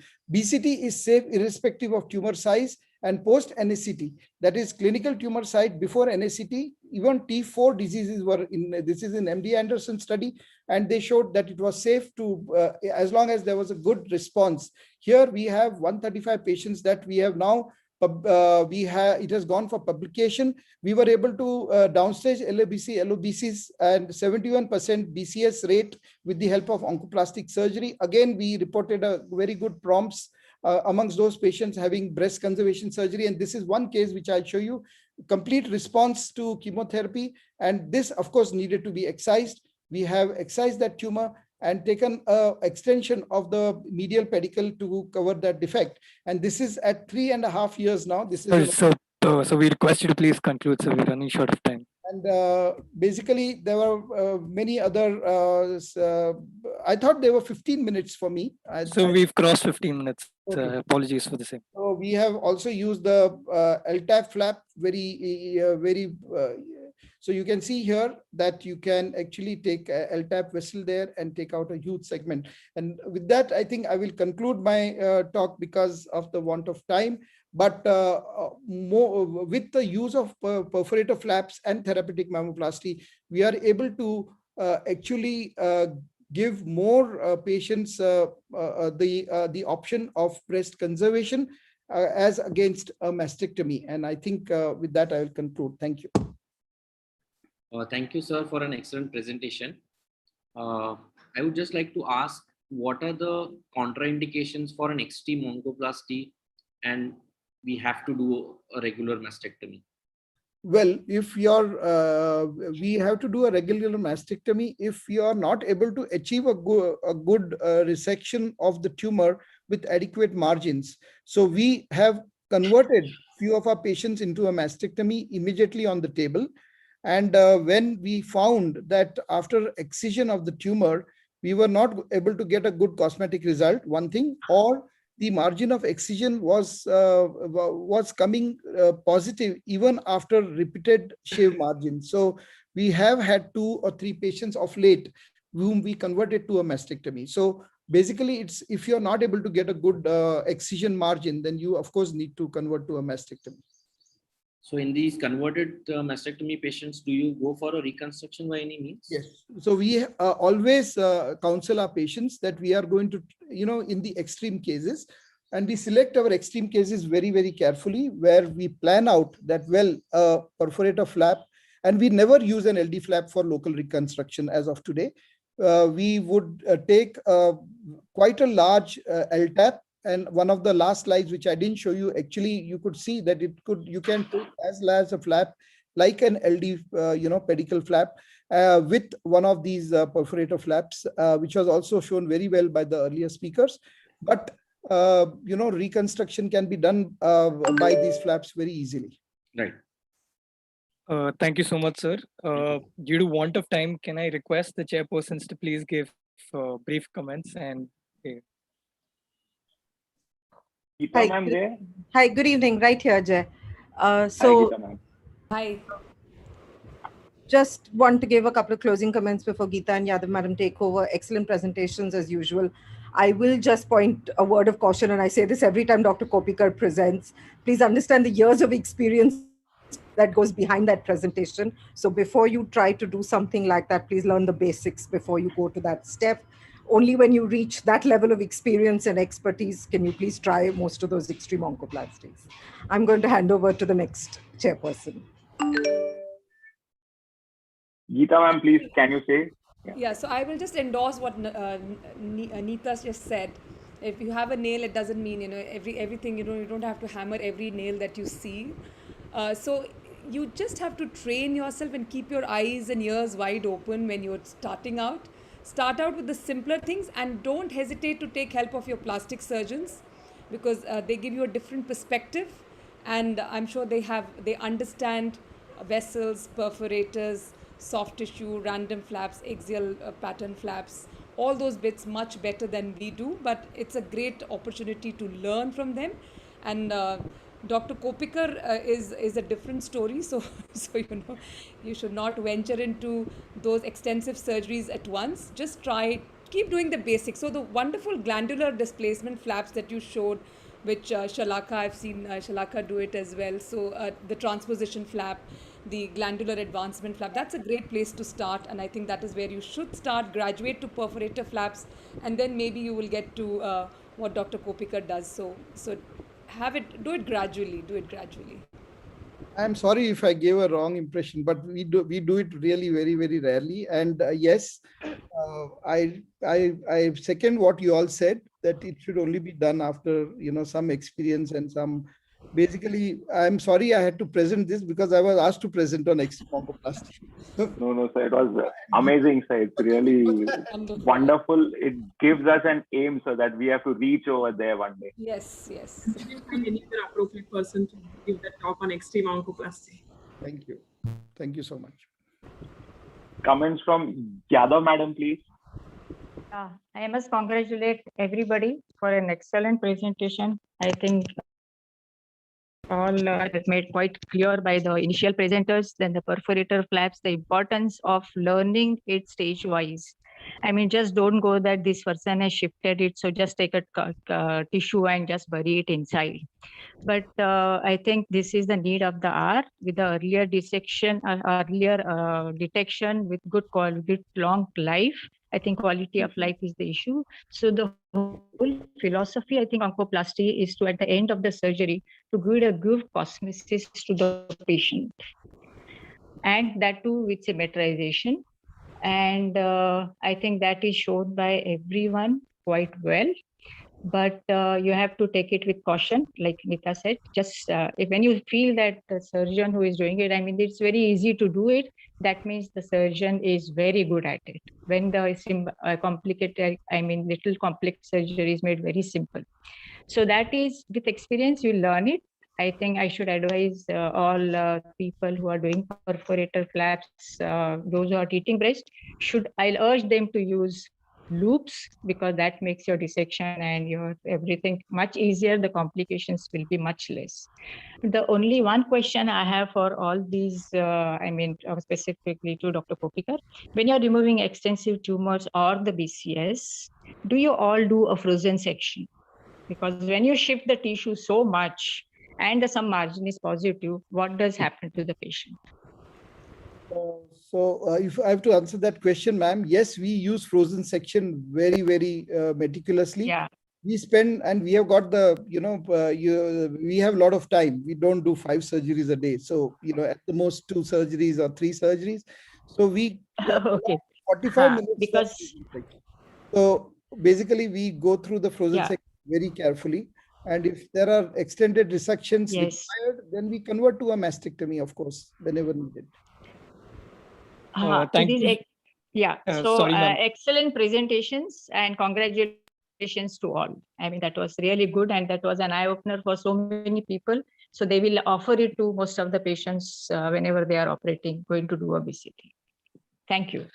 Thank you so much, ma'am. Thank you to Jay sir and all the faculty members for a wonderful session. We'll move on to the next session. Our next session is on nutrition and cancer. This session is supported by Esperor Nutrition. Our coordinator is Dr. M.V. Chandrakant, medical oncologist and hemato-oncologist from NH Hospital, Kolkata. With that, we'll start our first session. The talk is on unmet need and myths of nutrition and cancer.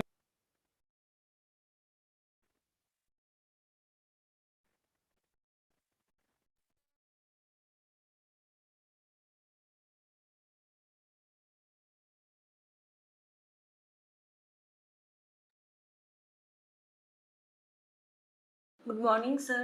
Good morning sir, हमारे father की क्या condition है sir? देखिए, कल आपका father का सारा reports, scan, blood test सारा रिपोर्ट देखा हूँ और कल बायोप्सी भी हुआ है। तो ये सब होने के बाद इतना हम समझ में आता है कि सीटी स्कैन में एक लंग में एक मास है और वो ऑपोजिट लंग में स्प्रेड हुआ है, बोन और लिवर में भी स्प्रेड हुआ है। तो अनफॉर्चुनेटली हम इसको स्टेज 4 लंग कैंसर बोलते हैं। तो बायोप्सी का रिपोर्ट आने दीजिए। ट्रीटमेंट तो सर ठीक है, आप तो देख लेंगे वो, बट सर पापा तो अभी बहुत वीक है, कुछ खाना नहीं खाते हैं सर। अभी क्या करें सर, वो क्या खाना दूं सर अभी? काफ़ी कैंसर पेशेंट्स में काफ़ी वेट लॉस होता है, उनको खाने का मन नहीं रहता है। ये थोड़ा सा कॉमन प्रॉब्लम है, एपेटाइट नहीं रहता है। तो इनको जो पहले खाते थे, आप लोग घर में जो देते हैं, उसी को थोड़ा ज़्यादा फ्रीक्वेंसी में, छोटा-छोटा करके ज़्यादा फ्रीक्वेंसी में देना बहुत बेटर है। वीक हो जा रहे हैं अभी। सर, उनको शुगर दे सकते हैं खाने में, जैसे चाय के साथ या किसी भी खाने के साथ शुगर दे सकते हैं क्या? क्योंकि सुना है शुगर से कैंसर बढ़ता है।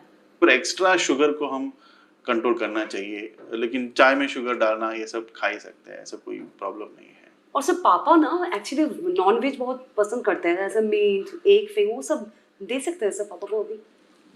देखिए, नॉन वेजिटेरियन फूड एक अच्छा सोर्स है खाने के लिए। वो एकदम अवॉइड करना तो ठीक नहीं है, प्रोटीन रिच फूड होते हैं, बट उसको डाइजेस्ट करने का कैपेसिटी भी होना चाहिए।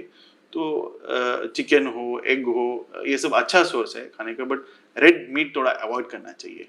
अच्छा, और सर फ्रूट्स दे सकते हैं क्या? फ्रूट्स खा सकते हैं पापा? फ्रूट्स खा सकते हैं, fruits is also a good source of free radicals, ये सब फाइट करने के लिए देना जरूरी है। बट हाउएवर ड्यूरिंग कीमोथेरेपी जब चलता रहता है वो टाइम में थोड़ा पतला छिलका वाला थिन पील वाला फ्रूट्स जैसा ग्रेप्स है ये अवॉइड करना बेटर रहता है। ओके, और सर लास्ट की प्रोटीन सप्लीमेंट मेरा भैया लोग ना वो सब लेकर आए हैं, प्रोटीन सप्लीमेंट वो दे सकते हैं अभी पापा को? प्रोटीन सप्लीमेंट ऐसा सब पेशेंट को देने का जरूरत नहीं, जब खाते नहीं तो, नहीं तो आप लोग प्रोटीन दे सकते हैं, ऐसे कोई दिक्कत नहीं। ठीक, यस, ठीक है sir, thank you sir. well, good evening everyone. You watched the video that run around 3 minutes. In that video we saw a routine doctor patient interaction which happens in the clinic. Keeping that video as a reference that usually happens in the clinic, how best we can answer the questions of our patients, let us discuss in coming 5 to 6 minutes. So, unmet needs and myths in cancer nutrition. I'm Dr. Angvi Chandrakant. I'm a medical oncologist in Narayana Hospital, Calcutta. But as the patients and their attendants' point of view, what best they can do is to take care of the nutrition and the dietary aspects of the patient. So, the patient's relatives perceive nutrition as quite significant when compared to what we clinicians perceive. So, there is a big gap between what we perceive and what importance they give. So, we need to bridge this gap. We also need to understand that what they perceive is as important as an anti-cancer therapy. So nutrition should be addressed completely without any hesitation, without avoiding any questions on nutrition. We must have a free discussion with the patients and the relatives regarding the nutritional aspects. We have to bridge the gap between what I perceive as a clinician and what the patients and relatives perceive. And we have to give equal importance as to what they perceive. So therefore, it is an unmet need in nutrition and oncology, where we clinicians have to perceive nutrition as an important component. So let us address few myths what we came across in that video. The first one, what majority of all of our oncologists come across is, Doctor, can I have sugar? So sugar has been named as the white death, and there is always a sugar and cancer connection. But why this sugar and cancer? Why is sugar dangerous and cancer? So without a fire, there cannot be a smoke. So why? What is the reason why we think so? This is because cancer cells are glucose hungry. It is based on this aspect itself, where a PET CT, a FDG with PET CT is basically invented and is practiced in oncology. So there are some postulations and hypotheses given for this. Number one, a cancer cell multiplies faster when there is an acidic environment. So they, because of lactate, the hydrogen ions are more. Therefore, their aggressiveness and the tendency to metastasize and proliferate increases. Number one. Number two, glucose is not just used by the cancer cell to produce ATPs. They use their byproducts in the HMP shunt or the pentose phosphate pathway to produce nucleic acids. And thirdly, very important, for oxidative phosphorylation, mitochondria is required. Cancer cells want to bypass mitochondria because the moment mitochondria is involved, there is a chance for apoptosis. So avoid mitochondria and shunt everything for nucleic acids. Even though the number of ATP is less, they're able to get so much carbon atoms for nucleic acid synthesis. And lastly, and the most important, is the time taken for this anaerobic glycolysis in the presence of oxygen is shorter than that of the normal cell. So cancer cells multiply fast, they start using a lot of glucose, and they are glucose hungry. So it is for this effect where glucose is thought to be a poison for cancer cells, and glucose fuels cancer cell proliferation. That is the reason. But if I eat less glucose, if I eat less carbohydrate, will my cancer cells die? Is the question. So, but it is not that simple. So there is a homeostasis in our body. Whatever glucose, whatever sugar you take, there is a mechanism with insulin and glucagon, and it maintains a constant blood glucose levels. Therefore, cutting down carbohydrate in diet is not the great way, because if you are giving a carbohydrate deficient diet, then the body will start mobilizing carbohydrates from the muscles, what is known as gluconeogenesis, and the muscle protein is broken down and there undergoes muscle wasting and breakdown. So therefore, absolute restriction of carbohydrate diet is not the way to go. So what are the recommendations and what do the guidelines say? The guideline says that we can have, a cancer patient can have sugar up to 6 teaspoons per day. Of course, an added sugar must be limited whenever possible. Whole fruits must be preferred over fruit juice and dry fruits, and we must avoid carbonated drinks. And whole grain should be preferred over processed or polished grain. So then let us go to the second question, whether fruits can be taken by our cancer patients. So there has been a thought process where a patient receiving chemotherapy may become neutropenic. In that patient, if they take fresh fruits, which have a thin peel, a lot of bacteria are there, the colonization can happen and sepsis may happen. So this is the hypothesis. And what does so this is the IDSA guidelines for febrile neutropenia. And what does the guideline say? So the guidelines specifically says that well cleaned uncooked fruits and vegetables are acceptable, and even the cooked foods are also acceptable. So as much as cooked foods, even well cleaned uncooked fruits and vegetables are acceptable. And this is supported by a small randomized trial. In this randomized trial, in patients of acute myeloid leukemia in induction, they compared cooked foods versus fresh fruits and vegetables. So there was no difference in major infection or death. So fresh fruits are allowed and can be taken. However, the Dana-Farber recommendations are only in allotransplant. Up to 100 days post allotransplant, we may avoid thin skin raw vegetables and fruits. Otherwise, in routine chemotherapy patients, there is no restriction as per IDSA guidelines on fruits and vegetables. Even the thin skin fruits can be given with a fast flowing water. If you wash it properly, you can easily give it and there is no restriction. Then coming on to the question of meat. The moment meat comes, there is a difference between a red meat and a processed meat. So what does the guideline say? Yes, both of them have some oncologic potential. So the processed meats are the ones where the preservatives are added, it is altered and it is processed. And those preservatives and additives may be more carcinogenic than the meat itself. Then they increase the risk of colon and rectal cancer. So these are the this is how strong the evidence is. There is good evidence that processed meats are carcinogenic, and red meats probably causes cancer. So how much is it? So if 50 grams of processed meat is taken daily, the risk of colorectal cancer is up to 18%, and it is as much as smoking. So therefore, by all means, a processed meat must be avoided. So this is in a normal patient when he's going on taking processed meat throughout his lifetime. But what about our patients who are palliative, who are under palliative chemotherapy, who have limited survival? In those patients, does limiting red meat, does it really reduce the oncogenicity is a question.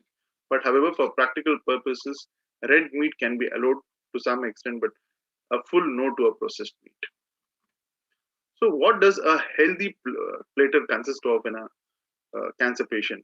50% of the processed meat, if you divide the plate into 3 parts, 50% should consist of fresh fruits and vegetables. The rest 25% should consist of proteins like nuts, seeds, fats, oils, pulses, eggs, flesh, fish, and so on. And the other 25% should consist of carbohydrates like the cereals, like rice, wheat, and so on. Then, what about the nutrient supplements? Like all patients ask, can I take that protein powder? Can I take a protein powder obtained from outside? So, what do the guidelines say? So, nutritional supplementation is not a blanket treatment for all cancer patients. Only select patients benefit from it. It is not for well or mildly malnourished patients. It improves quality of life, but it has not shown overall survival benefit. So what are the two criteria we must meet before nutritional supplementation? The patient should be malnourished, number one, and the patient should have a curable or a disease that has long-term control. So there are randomized controlled trials where they have shown that nutritional supplementation has positive results in patients where there is a major abdominal surgery, in patients who undergo bone marrow transplantation, where there's a lot of mucositis happening because of chemotherapy or because of graft versus host disease, head and neck cancer patients where they're undergoing chemoradiotherapy concurrent, and to some extent in esophageal cancer patients during chemoradiotherapy. So whenever possible, we must prefer enteral nutrition over parenteral nutrition. So routine nutrition supplementation is not recommended in advanced cancer patients where the survival is in weeks to months, and it is not at all recommended in terminally ill patients. Even TPN is not recommended. So a routine prescription of protein powder in clinics are not recommended. We must have malnourishment. Number two, the patient should have a curable cancer or cancer that can be well controlled. So with these background regarding the unmet need, how much stress we need to put on nutrition, and answering few of the myths of nutritional care in oncology, I would thank everyone for your patient listening.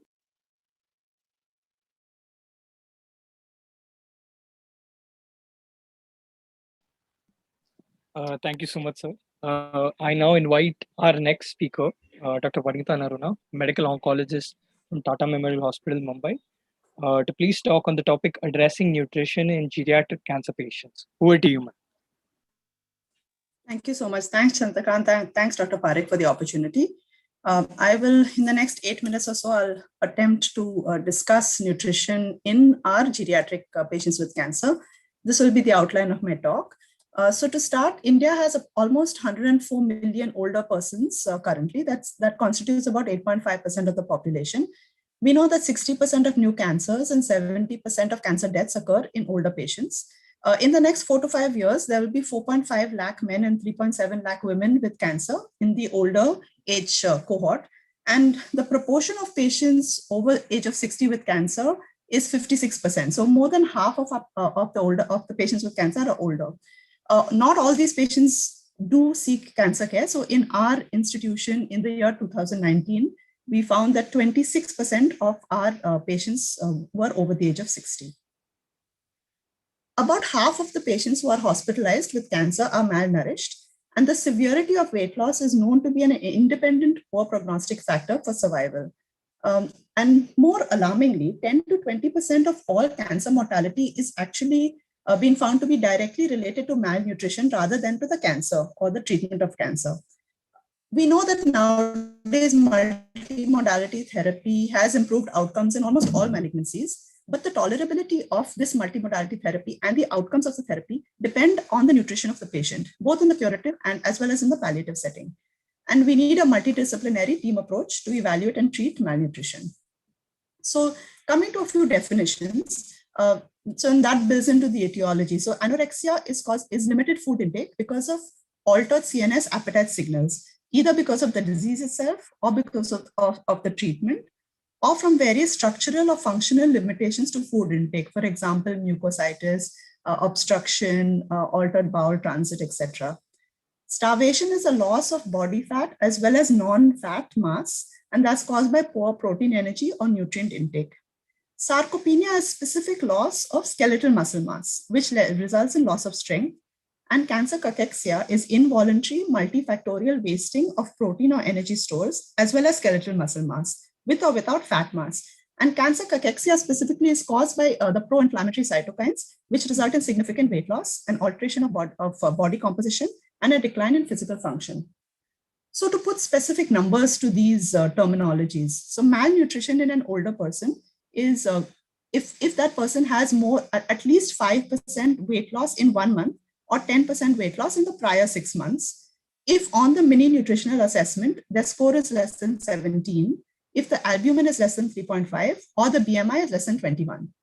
While cachexia is 5% involuntary weight loss over 6 months, or a BMI below 20 with any degree of weight loss over 2%, or sarcopenia with any degree of weight loss over 2%. And sarcopenia, we have already talked about, it is gradual and progressive loss of skeletal muscle mass, resulting in reduced strength or physical performance.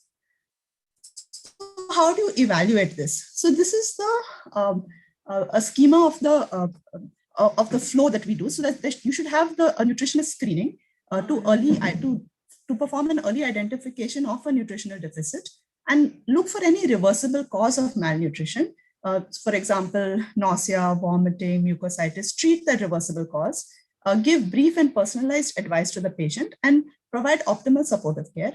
Then refer the patient for nutritional assessment for professional counseling with a dietitian and an individualized nutrition care plan. Prescribe oral nutritional supplements as well as physical activity. If required, prescribe artificial nutrition, either enteral or parenteral, and then periodic follow-up and reevaluation. So part of the comprehensive geriatric assessment as per the ASCO guidelines consists, one of the vulnerabilities to be looked for is malnutrition. So screening for malnutrition in terms of unintentional weight loss or the BMI. So this is what we follow in our geriatric oncology clinic. So we look at the BMI. So if the patient's BMI is less than 21 kilograms per meter squared, or the patient has an unintentional weight loss more than 10% from the baseline weight in the prior 6 months, and we administer the mini nutritional assessment score to all patients. So that has 18 questions. A lot of it can be filled out by the patient, but some part of it has to be administered by the physician. The maximum score is 30. If the score is below 24, that patient is at risk for malnutrition. And if the score is less than 17, then that patient is malnourished. But are these scales appropriate for our patients? And we found over the past 2 or 3 years of using these scales, we found that several of these scales were not completely appropriate. So many of our patients were constitutionally thin. So looking at all of the patients we assessed in our geriatric clinic, the median BMI in the cohort was 21.9. Now remember, the cutoff for malnutrition as per BMI is below 21. So it cannot be that half of the patients are on that scale are malnourished. So maybe that is an inappropriate cutoff for our patients. About a fifth of our patients actually did not know what their prior weight was. They had never weighed themselves. So finding out unintentional weight loss was not possible in those patients. And a little under half of Indians are vegetarians. So again, several of the points on the MNA for protein intake were inappropriate, because that consists of taking in meat and fish and poultry every day, which most of our patients are not taking. What did we find in terms of nutritional deficits in our patients? So in our geriatric clinic, we found 65% of our patients had deficits in the nutritional domain. So specifically, when we evaluated 250 patients, we found that 65% overall had deficits in the nutritional domain. Abnormal BMI was noted in 44%. Abnormal unintentional weight loss was noted in 28%. And you can see out of 199, 36 patients did not check their weight before they came to our hospital. 75% had an abnormal MNA, of which 23% were malnourished and 52% were at risk for malnutrition. So now that you have diagnosed malnutrition in your patients, how do you address it? How do you manage it? So the first step is to identify patients at risk using a validated screening tool.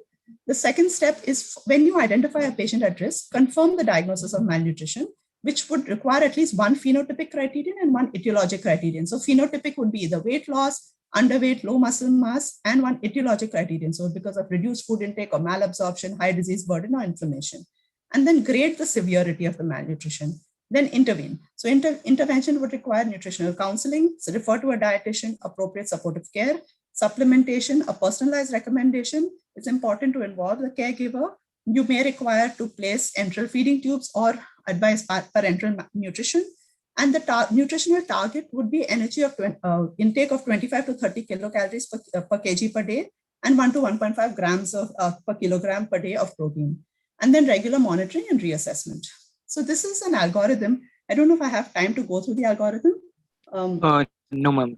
Yeah, so I'll skip that. So I just want to acknowledge our geriatric oncology clinic, and thank you for your attention.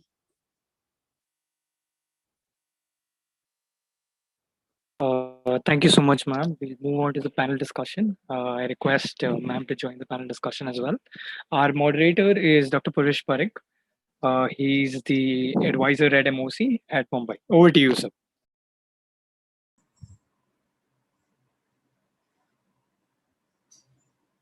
Sir, can I request you to unmute your mic, sir? Yeah, am I audible now? Yes, sir. You're audible and your slides are visible, sir. Okay, excellent. Thank you, MB Chandrakant and Vanita Narona for doing an excellent job, and we'll quickly move on. My slides are not moving. So can you use the arrow key, sir? Yeah, I'm trying to do the arrow key. Okay, there it is. So we have dietitians, medical oncologists, radiation oncologists, and pediatric oncologists for this important panel. And I thank everyone for agreeing to come here. So quickly, I will start with Nishita. We talk about diet only in few instances, and I've enumerated what I thought was important. You tell me, in your practice, is there any other aspect in diet and nutrition that you regularly discuss with your cancer patients? Nishita, please. So one thing is regarding, as Chandrakant said, regarding non-vegetarian diet and presence of sugar in the diet. That is one common question what we come across. Right. And one more is spicy food. If we can take spicy and oily food, that is one thing. And majority of the times, I think I should apologize and convey that we do not discuss nutrition in our OPD as frequently. So what we have done is to make the process quick in the OPD, we have made a one-page pamphlet in which everything is mentioned, the common things for chemotherapy. And I just, whenever I start a patient on chemotherapy, I just give them that. It's there in 2 to 3 languages. And then move forward with their questions. Right. So what else is in our patient's mind? And can I invite Shiv Shankar to talk about this? In your experience as a dietitian at Tata Hospital, what do you find is uppermost in patients' mind about diet and nutrition? Sir, the first thing is we should keep it in mind that the food is definitely a great concern when the moment the cancer is diagnosed. And the food has a great physiological and psychological impact on the patient. Also, we should remember that food contributes considerably in the quality of life of all cancer patients and the survivors. Very true. That is why the food is something, they get a very least amount of advisors, a quality advice, I would say. And they are so much of confused, and they're getting so much of information from the social media and non-reliable sources, and maybe some cancer survivors as well. At the same time, they don't know that all cancers are different. All cancer individuals, the cancer patients are different from each other. We cannot have a standard kind of a protocol or standard kind of advice to all cancer patients. It's all a kind of a which kind of cancer the patient is having, and what kind of they are having, what kind of treatment is going, and at what kind of phase they are under which. So with rehabilitation, peri-treatment, all these things actually influence the choice of food and the food pattern and what needs to be do's and don'ts, and everything comes governing all these factors. So awesome. I think you have really pointed out what is in the patient's mind, and you're already anticipating what questions I'm going to ask next. So Mansi, I'm going to ask you about this. As an oncologist, our usual response to these questions is go to the dietitians, or say you can eat everything, there's no restrictions, or we give a printed advisory, as Nishita mentioned. Is this true, and how do you deal with this? So, sir, yes, I would say initially in my first few months of practice, I would say go talk to the dietitian. And then I realized of this really huge gap between us and the dietitians and the patients and their multiple sources of Indian aunties' advice. It was a real mess. And I would end up seeing a lot of patients depriving themselves of such simple joys of eating, say, egg or fish or chicken, which they like. So now I at least first time do spend a lot of time, and I would really wish to have a specific onco nutritionist on in our hospital as well, but it doesn't happen, and the dietitians are a fleeting population, so we're not able to really train them and keep them in sync. But I try to give them a basic idea, especially take away the fear of chemo and the restrictions that chemo comes along with. And then slowly they get to, instead of making them scared and apprehensive initially. Slowly, I give them advice with every visit, and do not deprive them from major, most of the things if they are done hygienically. So Right. Thank you. Vishwanath, this is for you. Yes, sir. Why is this situation? And what I've mentioned is, we feel that nutrition is not that important. We focus primarily on the anti-cancer therapy, or that dietitian will explain, I don't have the time. So it's actually a combination of all these. In fact, we as oncologists most of the times patients want to hear from us because we are the main treating physicians. So I think it has to go hand in hand. We have to, like the previous speaker, Dr. Vanita, also mentioned, that it's important to give a formal consult to the onco-nutritionist and get their feedback as well. But ultimately, the patient, since we are the main treating physicians, we have to play an important role in nutritional assessment and also conveying the right things to our patients. Very true. Harita, what happens when the cancer patient meets a dietitian? Is your advice dependent on the type of cancer and phase of cancer, as Shiv Shankar was mentioning? What do you do? Yeah, so thank you for having me here. As most of them on this session have said that, refer your patient to a dietitian. Well, that's the first step that needs to be done, because if you put all the data together about how many patients who really are malnourished, about 70 to 80% of all oncology patients would be malnourished.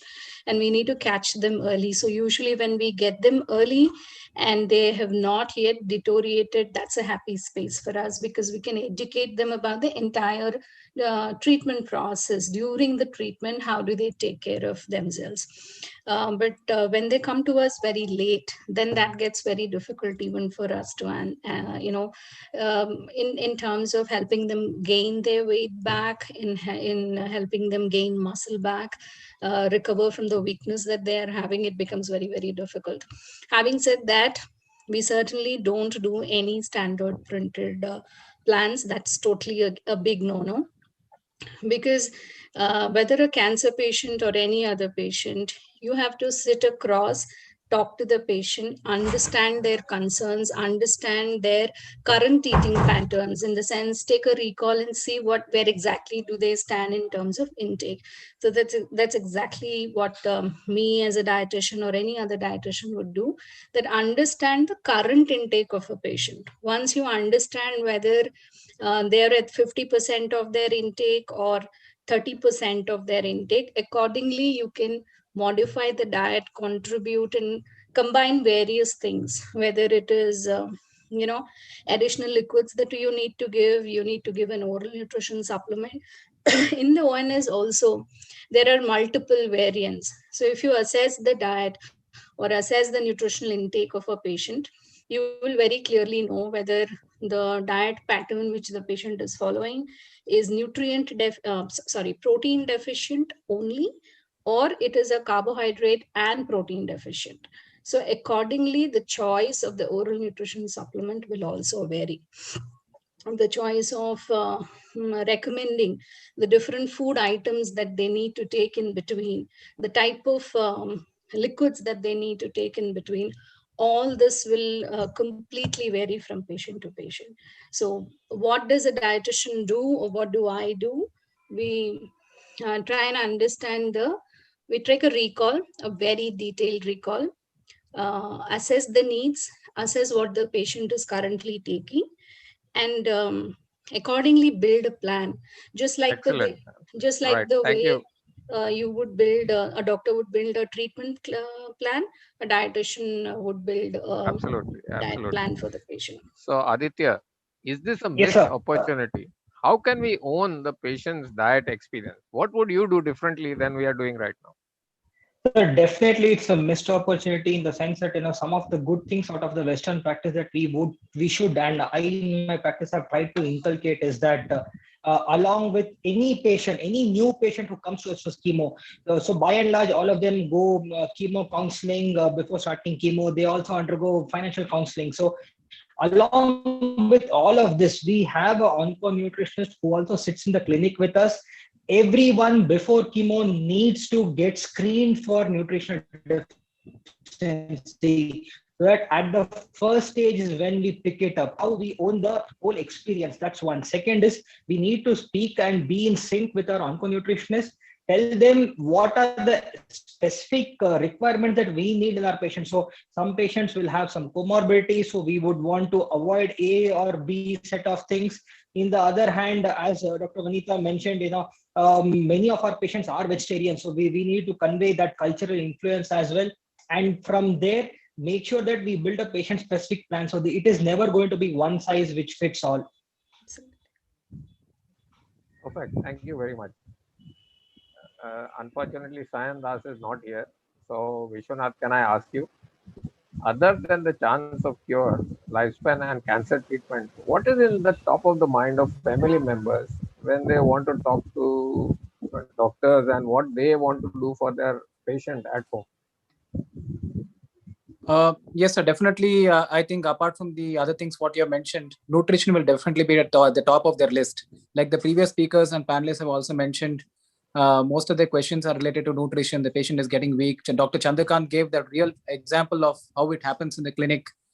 Patients want to know why is he becoming weak and what kind of nutrition can be followed, and whether the basic things like sugar can be given, and vegetarian, non-vegetarian, all these things. These are actually the common questions which are asked by most of our patients, rather than apart from the other important things which they want to ask about the malignancy per se.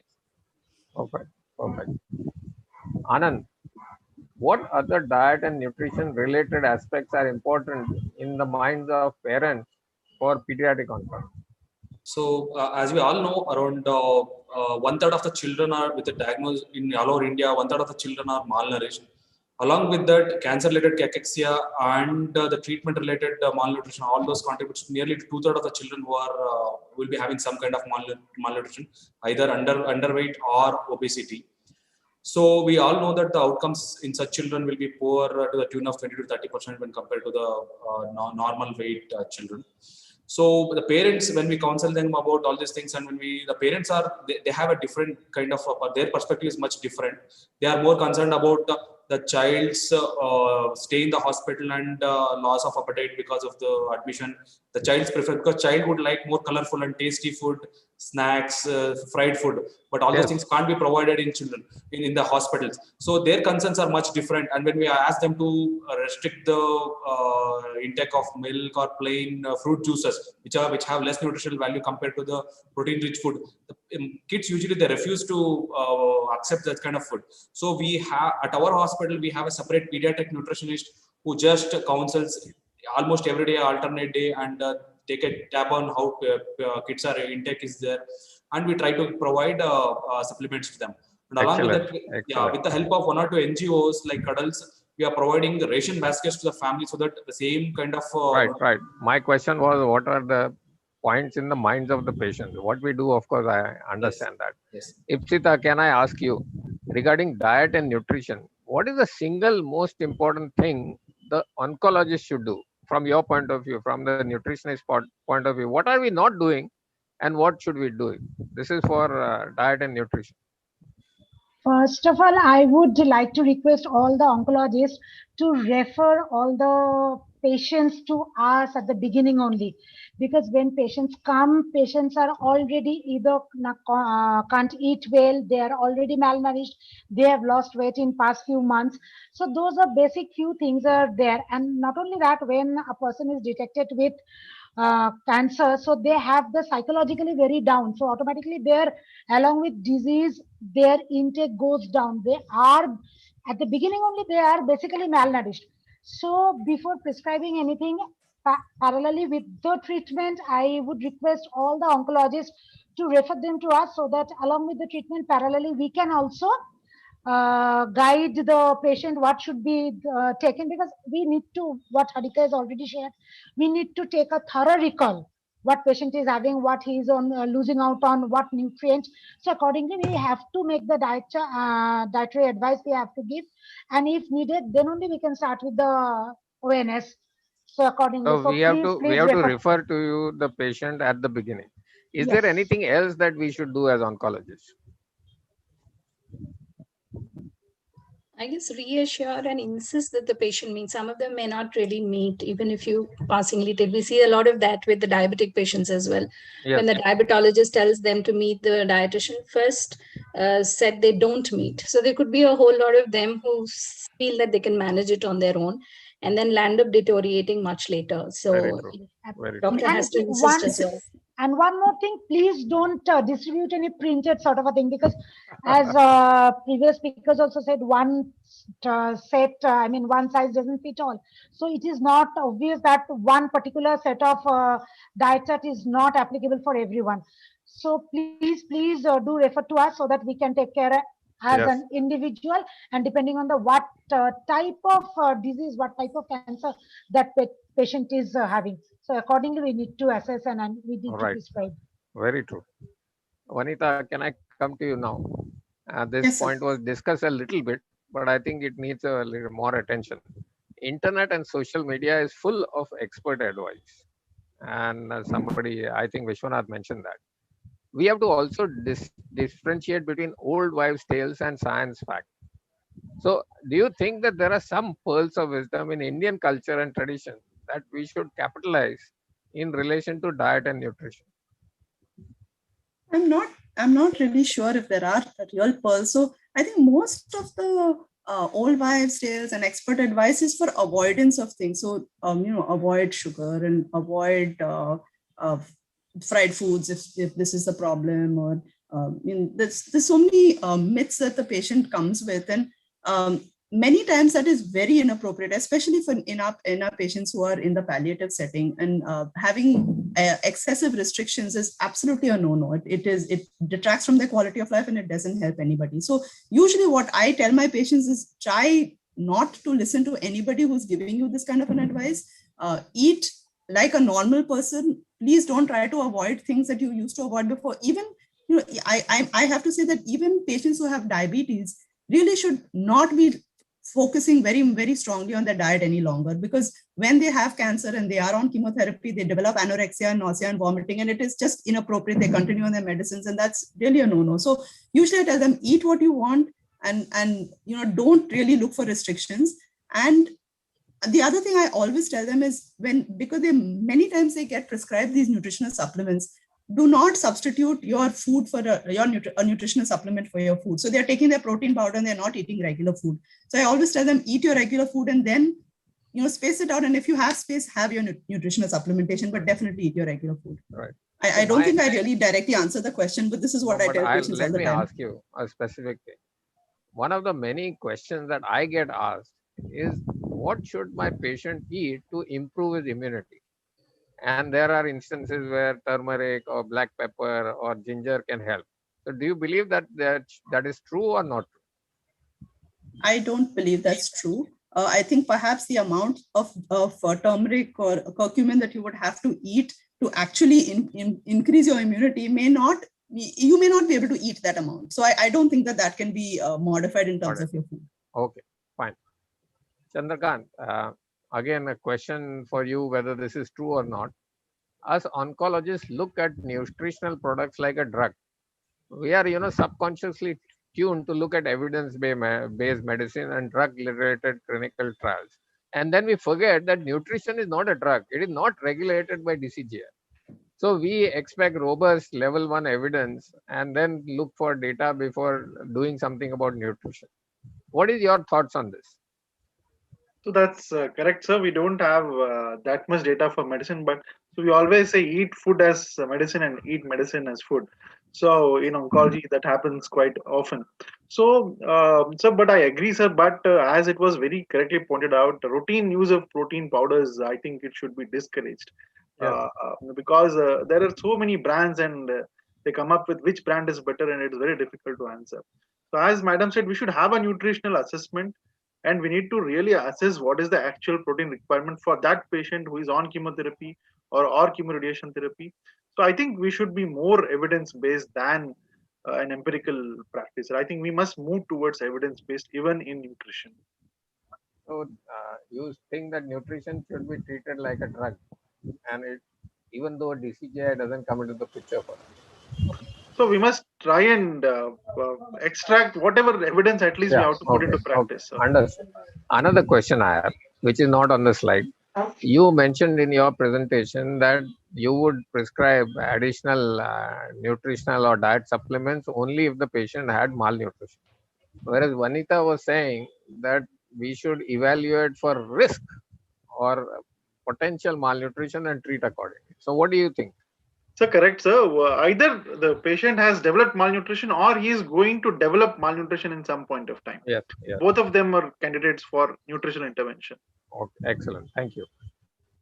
So, as per our oncology, nutrition is actually the only one of the handful of companies that have actually focused on oncology nutrition per se.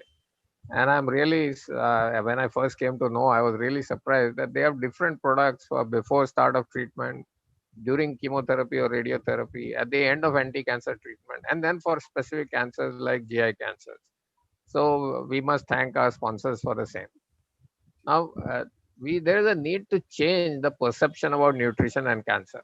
So initially we used to talk about easily digestible foods, and now we talk about medium chain triglycerides and proteins with a high score for protein digestably corrected amino acids. So Harita, do you believe that these two things, MCT and PDCAAS, are important in today's intervention or interpretation of nutrition and cancer? So a cancer patient definitely needs to know easy to digest foods, and that makes a huge part of the discussion when we are talking to the patient. While we assess the intake of the patient, we also try and understand what kind of regular protein that they're taking and whether they're able to tolerate that. There are a whole sector of a section of patients who can tolerate regular protein intakes, regular nutritional supplements, but there are also a section of them who are not able to tolerate the normal protein. By normal protein, I mean the intact protein, which is not pre-digested.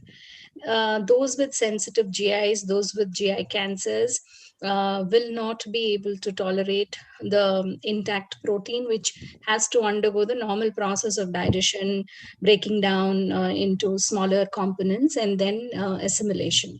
In such cases alone, we need to then look at the PDCA score. We need to see if this patient needs partially digested protein or more easily digestible protein. And similarly, in the form of fats, do they need more MCTs, which will not put too much load on the liver or will not put too much load on the digestible digestion aspect of the patient. So not all patients come into this bracket.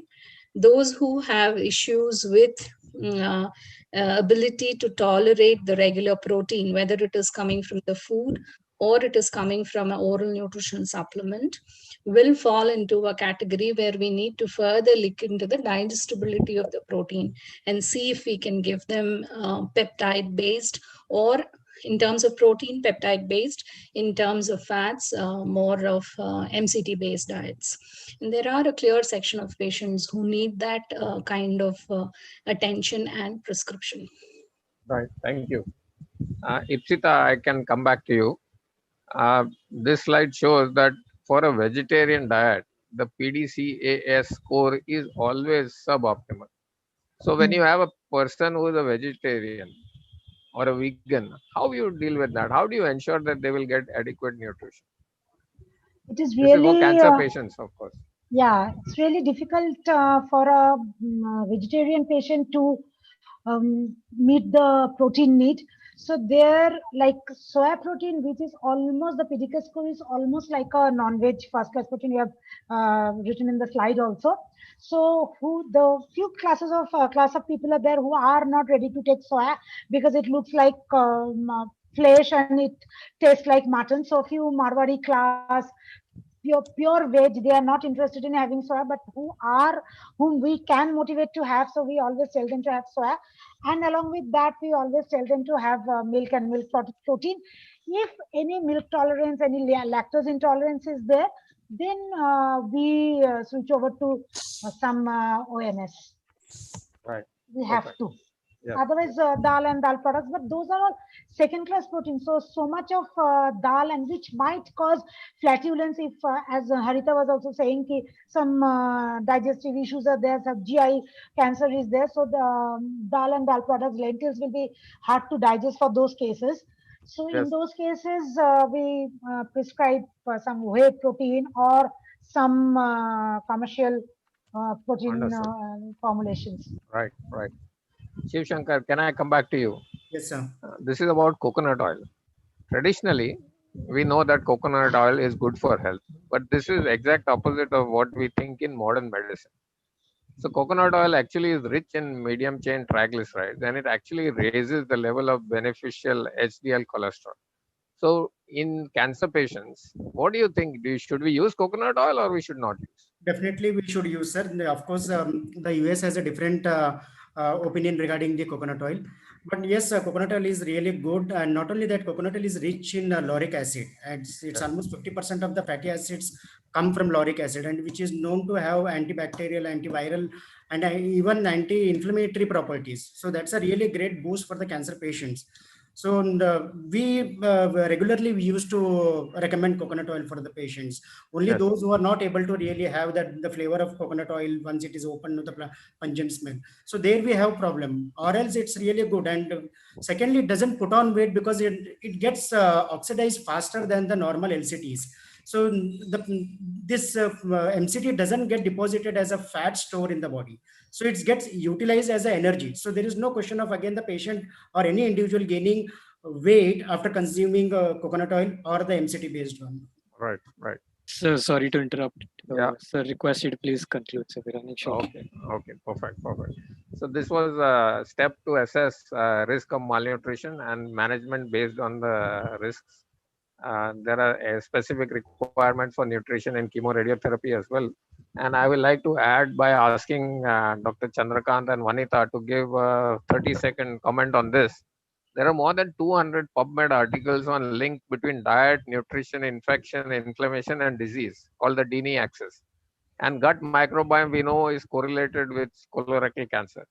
Do you think that diet and nutrition are vital for optimal oncology outcome? Chandrakant first and then Vanita. So yes, sir, I definitely feel that there is a relation between nutrition, diet, and inflammation, and also oncological outcomes in terms of response rates and toxicity. So there are certain nutrition supplements where they have shown in small trials, if you can supplement, for example, glutamine, which is there, the mucositis recovery is faster, the infection rates are lesser. I think it has to be explored, and we need to give more detailed discussion on these lines. Right. Vanita, your take. Vanita, are you there? Sorry, I'm at work. No problem. Please middle of 100 of things. Sorry. Never mind. Since we are short of time, it's all right. I would just like to end by showing the USP of Esperer, which is an Indian company made in India, but it is also registered in Dubai and United Kingdom with manufacturing facilities in India and EU. With that, I thank everybody for a wonderful time and wonderful discussion. I will personally get in touch with each of you so that we can take this forward in a systematic manner and make sure that our patients are having a better optimal outcome. Thank you very much, and over back to the organizers. Thank you so much, Thank sir. you, sir. Thank you. We'll move on to the next session. Our next session is Quality of Life of Oncologists, Avoiding Burnout.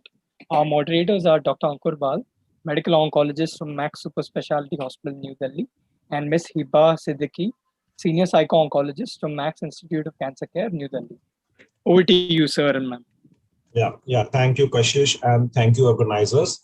And one of our different meeting, which I haven't done in last decade or so, I haven't spoken on this topic, but very relevant, a harsh mirror to me when I was preparing and discussing these slides. And I must confess, I'm having a panel which is biased. This was chosen by me to start with Dr. Raghunath Rao, who was my examiner, and he made me pass a decade back. Dr. Harit Chaturvedi, our chairman at Max Institute of Cancer Center. Dr. Vineet Talwar, one of our senior oncologists whom I work with, a friend, brother, and a mentor. Dr. Anubha Bharture from Patel Hospital, Jalandhar, my alumni, senior to me.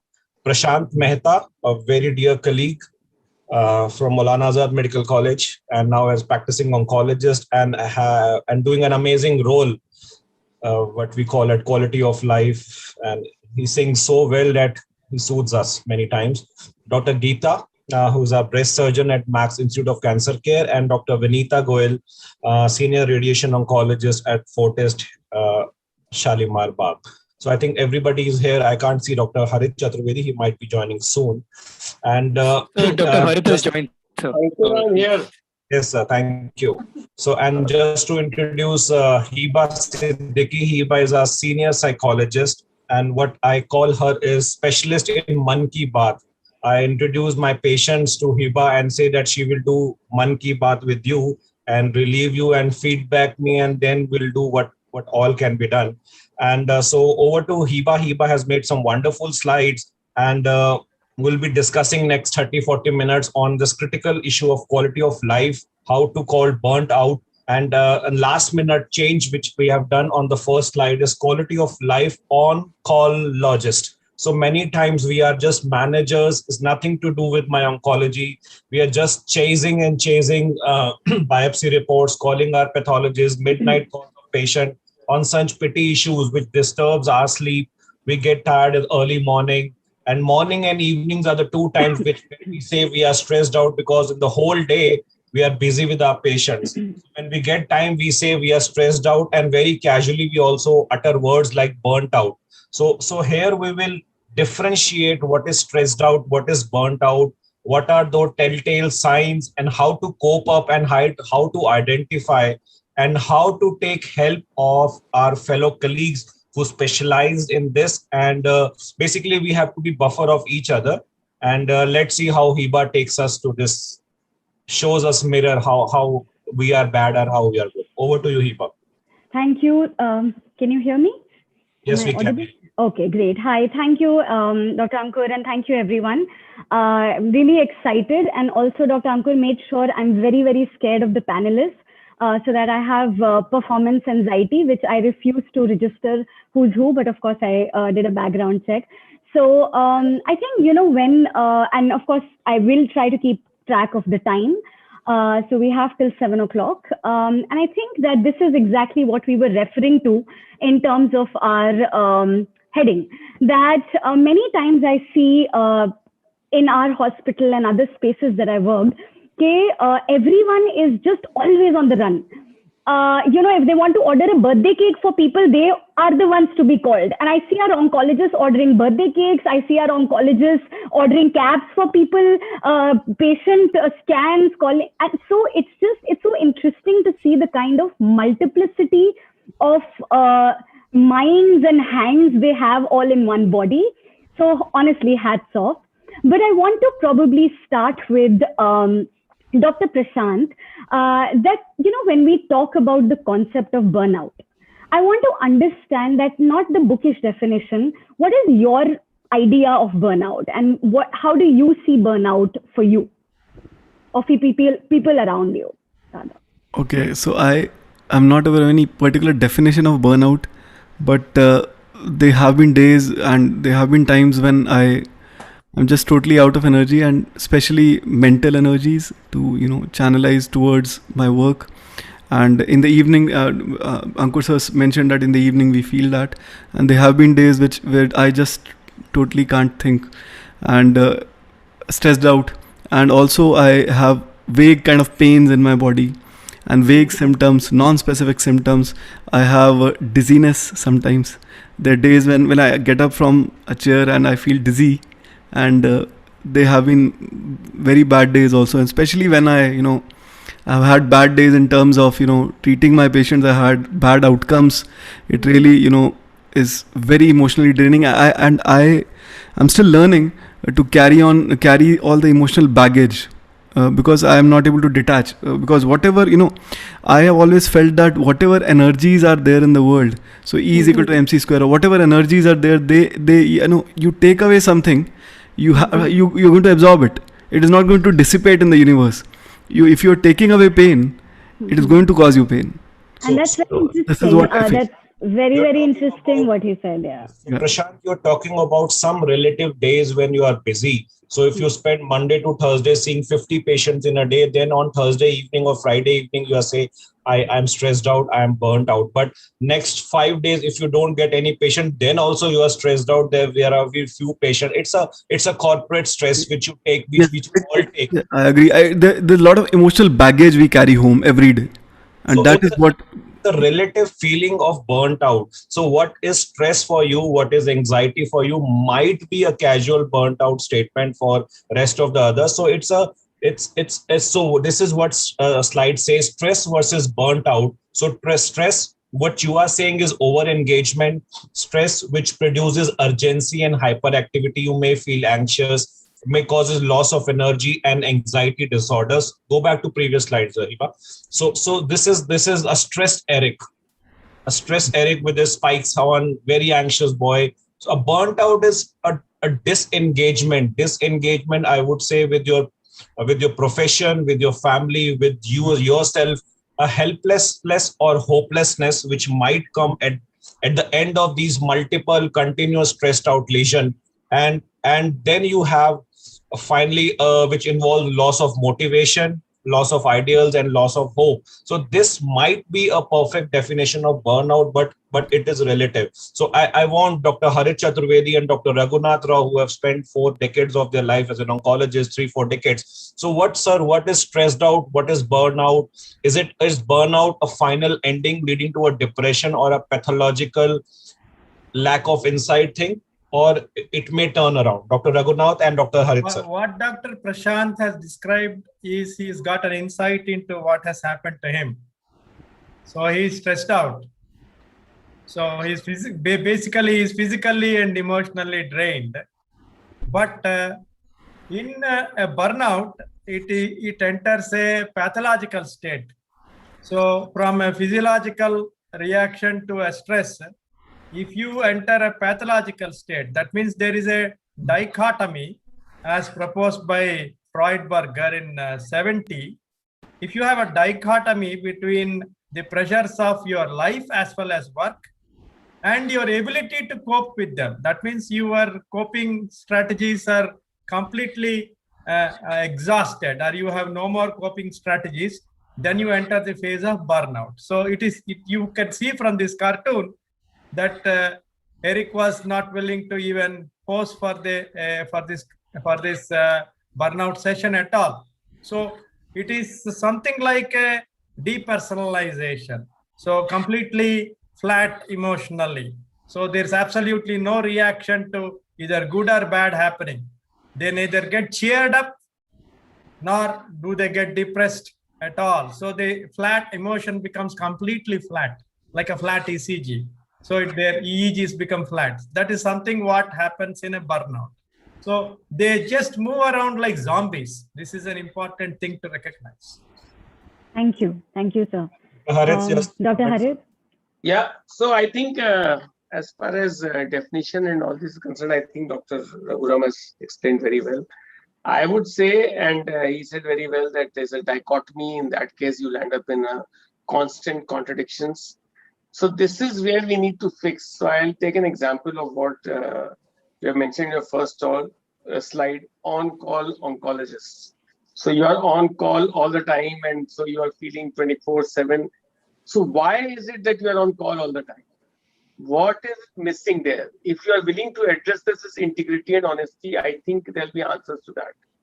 You're on call because of this FOMO factor, fear of missing out, that you are wanting to be in complete control of patient all the time. If you span it out and if you share that responsibility and create a team culture, a lot of these things can get fixed, where sharing of responsibility, sharing of credit goes hand in hand.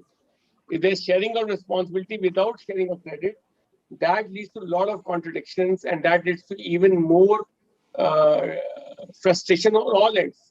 Those who are serving and not getting credit, they don't enjoy it.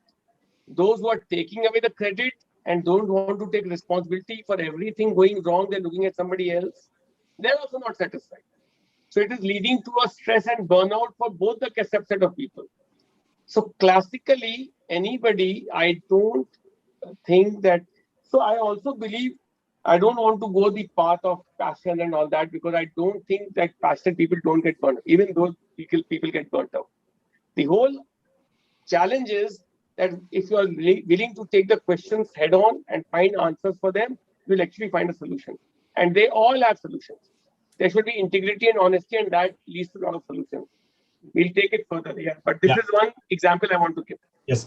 So I think wonderfully explained by Dr. Raghunath Rao and Dr. Harit Chaturvedi. So Dr. Talwar, you at RGCI must have seen many flavors of being stressed out and burnt out. I hope not burnt out, and I believe Prashant is not having burnt out. He's stressed out. It is so. Dr. Vineet, so how do you judge? I mean, what are those telltale signs and symptoms, or what I would say that in situ burnout, which has not fully blown into a burnout? What are those? What advice would you give to your residents, budding oncology resident? Will give you some statistics on oncological residents burnout and stressed out. So what are those stages of stress which can lead to a burnout and which can lead to a dysfunctionality between the system?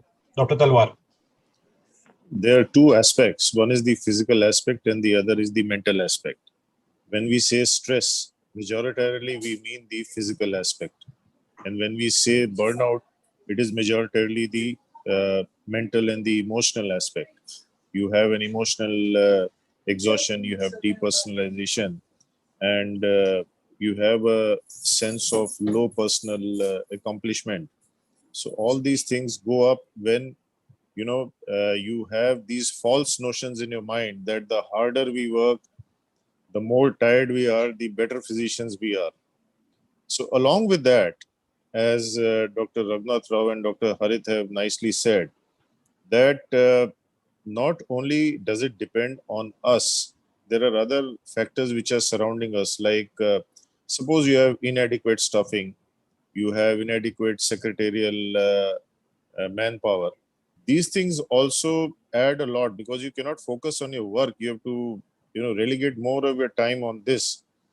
And one should stop judging success, especially in our corporate world, from the targets. Most of them may be unsustainable whenever or wherever they come. So that also leads to a lot of stress. And having said all that, I think if we do a joint venture, the outcome should be shared jointly. It should not be that you share the kudos and the brickbats are shared by the others. So there has to be an equilibrium in all the spheres. I think probably if that is there, then the stress and the burnout is less. And of course, the features of getting stressed out or the burnout, the incipient features have already been discussed. Whichever way, suffice to say that the bottom line remains that there is a low life situation in which you have a low personal accomplishment, which leads to all these factors. Thank you, Dr. Talwar. And I think that speaking of what the panelists just said and talking about very nicely summating the impact, how we don't realize how burnout happens, to the impact on our regular functionality, which it's such a thin line between what is functionality and what is dysfunctionality. And because all of you are oncologists in different fields, I want to address the next question to the ladies in the house actually, and I want to address it with Dr. Geeta, Dr. Vineeta, and Dr. Anubha, that when we talk about quality of life issues and concerns and dysfunctionalities that we talked about, do you think that there's a variation in all of you as oncologists or specialists in comparison to people who are in different specialties or allied specialties? And if I were to specify this question, maybe I'll probably ask Dr. Vineeta to probably understand that when we're talking about quality of life and defining my own limits, how much is too much care? And you can choose what resonates with you the most. Hiba, as you rightly said, that there is a very thin line between functionality and dysfunctionality. So similarly, I think it is very difficult even for us as an oncologist to correctly draw a line where we can maintain our own quality of life, where we can maintain our own semblance, it is absolutely very difficult. And I can see that when you started with this presentation, as Ankur also rightly said, we all can see a lot of mirror. Majority of us are stressed out. Majority of us feel burnout. But I don't think that as doctors, we really pay attention to this till it becomes too much. Till it becomes too much. It is very difficult to define your own limits. I think it depends on your own personality traits also, on the kind of person that you are. So I think Dr. Raghunath Rao has raised his hand. So you want to say something? It's very well documented around the world that oncologists face the highest amount of burnout amongst all professional groups. One. Second, women have an extraordinarily high risk of burnout, especially when they're young, when their families are young, when they have children at home. There's a higher risk of burnout, especially at the level of the junior physician, less than 5 years from their qualification, or as a resident. These are pretty important to understand, especially if somebody drives them to just stay put with the laptop all the while. That is putting data logging, data analysis, data saving, doing everything on the EMR. This is supposed to be extraordinarily stressful. Since their job expectation is pretty unclear, what am I supposed to do? No, you are supposed to be everything. Just like how you started, madam. You are supposed to do everything. Ankur has beautifully put it. You are on call for everything. You answer everything, especially if you are looking after terminally ill patients early in life. This is not a good idea. And last but not the least, most of our institutions, hospitals, organizations, I'm sorry to say, have very poor social support for their professionals.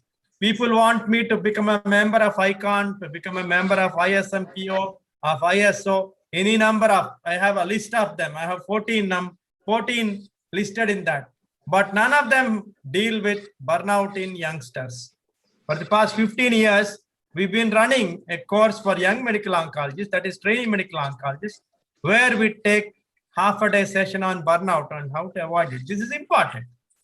And if you, in addition, have a type A personality, you're a woman with a type A personality, that is the most likely cause to develop a burnout. So these are the risk factors which are listed in the paper on burnout and oncology in the 2016 ASCO educational book. Thank you so much, sir, for sharing that. And in fact, we'll take the lead from this in our coming sections. And I want to go to Dr. Geeta. And I know that, professionally, she's someone that I work with, and I see all the other things she does beyond being a doctor. So does Dr. Vinita, of course. And I want to address this question to Dr. Geeta, that how do you define your limits when you're not in the doctor role, when you're not the surgeon, when you're doing gardening and you're associating that with cancer, when you're doing Antakshari with your support groups and associating that with some soothing effect? How do you merge that with oncology practice, yet the compassion that you bring in? And how does that define your own burnout and stressors? I think, this is what keeps you going.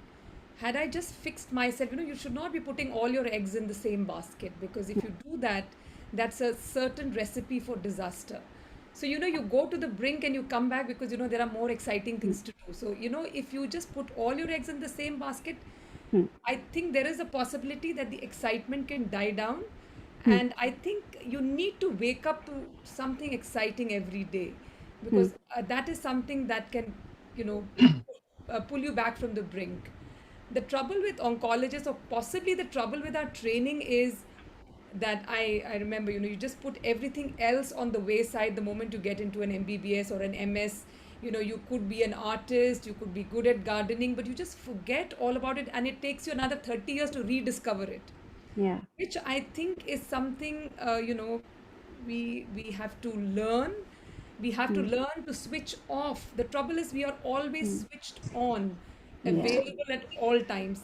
If I'm at work, I'm on because I'm doing all this patient bits.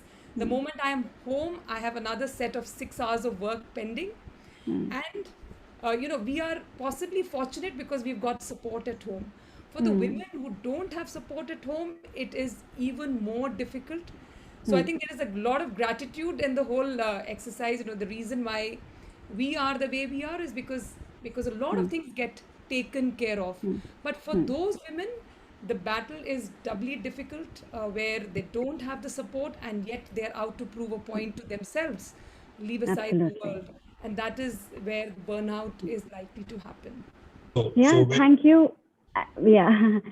No, I think what Dr. Vinita and Dr. Geeta pointed out was also the gender aspect of how we actually ignore the consequences at a psychosocial level as well. Men and women biologically are consumed differently. And my last question of this section would be to Dr. Anubha that, what they said is about as individuals, as doctors, as society, sometimes we're just all merged in one. We don't really have a choice to choose one role over the other. Like Dr. Geeta said that I go home 6 hours of work is pending. Dr. Vinita also added the same thing, that by the end you're just like, what to do? So Dr. Anubha, my question to you is that apart from all this, what is the one thing or what are the few things that actually consume you as a professional, as a person the most? As an oncologist, as, however which way you want to see this, your limits. So I think as coming back to why oncologists and especially women oncologists I think have a higher rate of burnout is because in oncology it's always life or death majority of the times. It's and most of us go into oncology wanting to do we go in because we have a passion for it or we want to help people or whatever, and we become too responsible for our patients, right? So we become too involved in their lives, and when they're doing well it's good, and when they are going through the very bad times we become very, very emotionally involved. And that is something that is never taught to you really, that yes, you should engage in that moment with the patient, but when you go to the next patient, you have to leave that, or when you go home, you have to leave that. And that's something that we are not taught when we are out practicing on our own. Something over time you learn how to deal with that. And I think that is one of the most things that I have found challenging as an oncologist to, like when you go home to your kids, they don't want to hear about your patient who is dying in the hospital, right? I mean, for them, you're their mommy. They want you to do fun stuff with them. And the second thing, I think that as a society or, people think you're a doctor, so you should be available all the time. True. Right? Your patient will call you at 5:30 in the morning that I'm going to be coming to the hospital. Will you be there? I mean, there's a hospital. You call the hospital, you take an appointment. Yeah. But they think that you're a doctor, so you should always be available. So I think, and it's like a self-fulfilling prophecy. Because they want us to be available, we're always available. True. And we feed into our patients that way. So those are things that I have struggled with. And I think that it's also what Dr. Harit talked about in the beginning, that why is this happening to us is because we are running in that, that vicious cycle. We are not correcting, we're not finding out how to correct things. And unless we stop and say, I need this much time, I have to disengage. Yes, I'm an oncologist and I'm always an oncologist, but at home, I'm a mother or a father. And, I need those 2 hours for my children. So, so for me, that balance between work and my children and my home life, it's been a challenge, but I think we have to set the boundaries. If we don't set it, patients are not going to set it for us. True. I think boundaries is important. And Dr. Talwar, I think, wanted to add something. Dr. Ankur, you want to ask him? What Dr. Anubha was saying, I wanted just to add 10 seconds. Thing is that now with the information bombarding, the patient tries to send you an SMS, you don't reply immediately. Patient will send a WhatsApp and he'll wait whether you have those double ticks and the blue thing. If still not, then he'll try vehemently try to call you on phone 5-6 times. If you don't pick up, then if he catches you in the hospital, he'll remind you, doctor, I called you and you were not responding. So that again acts as a stress on the body. Yes. So you feel guilty. Absolutely right. So I want to just confess a recent incident which happened in my life. I was going on a evening walk around 8:45 to 9ish. I was gossiping with one of my oncologists only, and my phone was being snatched by a notorious motorist. So in within 1 hour, I made ensure that I put a message on my WhatsApp group of medical oncology that this is my new number, kindly contact.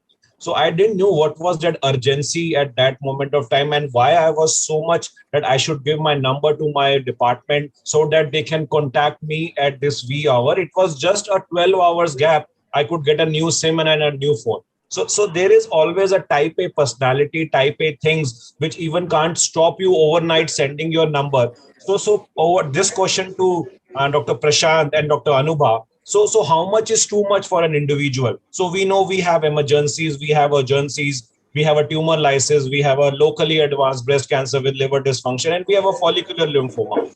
Times we behave same with that follicular lymphoma grade 1, and we times we behave same with that tumor lysis. We call our PET scan guys, we call our pathologists, we call our senior most pathologist that what is the biopsy report. She said it is low grade NHL. Ma'am, please tell me grade 1 or grade 2, when are you releasing the report, when we want to start the chemotherapy, what is an urgency. So these number of calls which happens, so which happens with each one of you. I mean, daily from 9 to 6, 9 hours are working. Just read your mobile number details. Must be 200 calls. Must be 200 calls.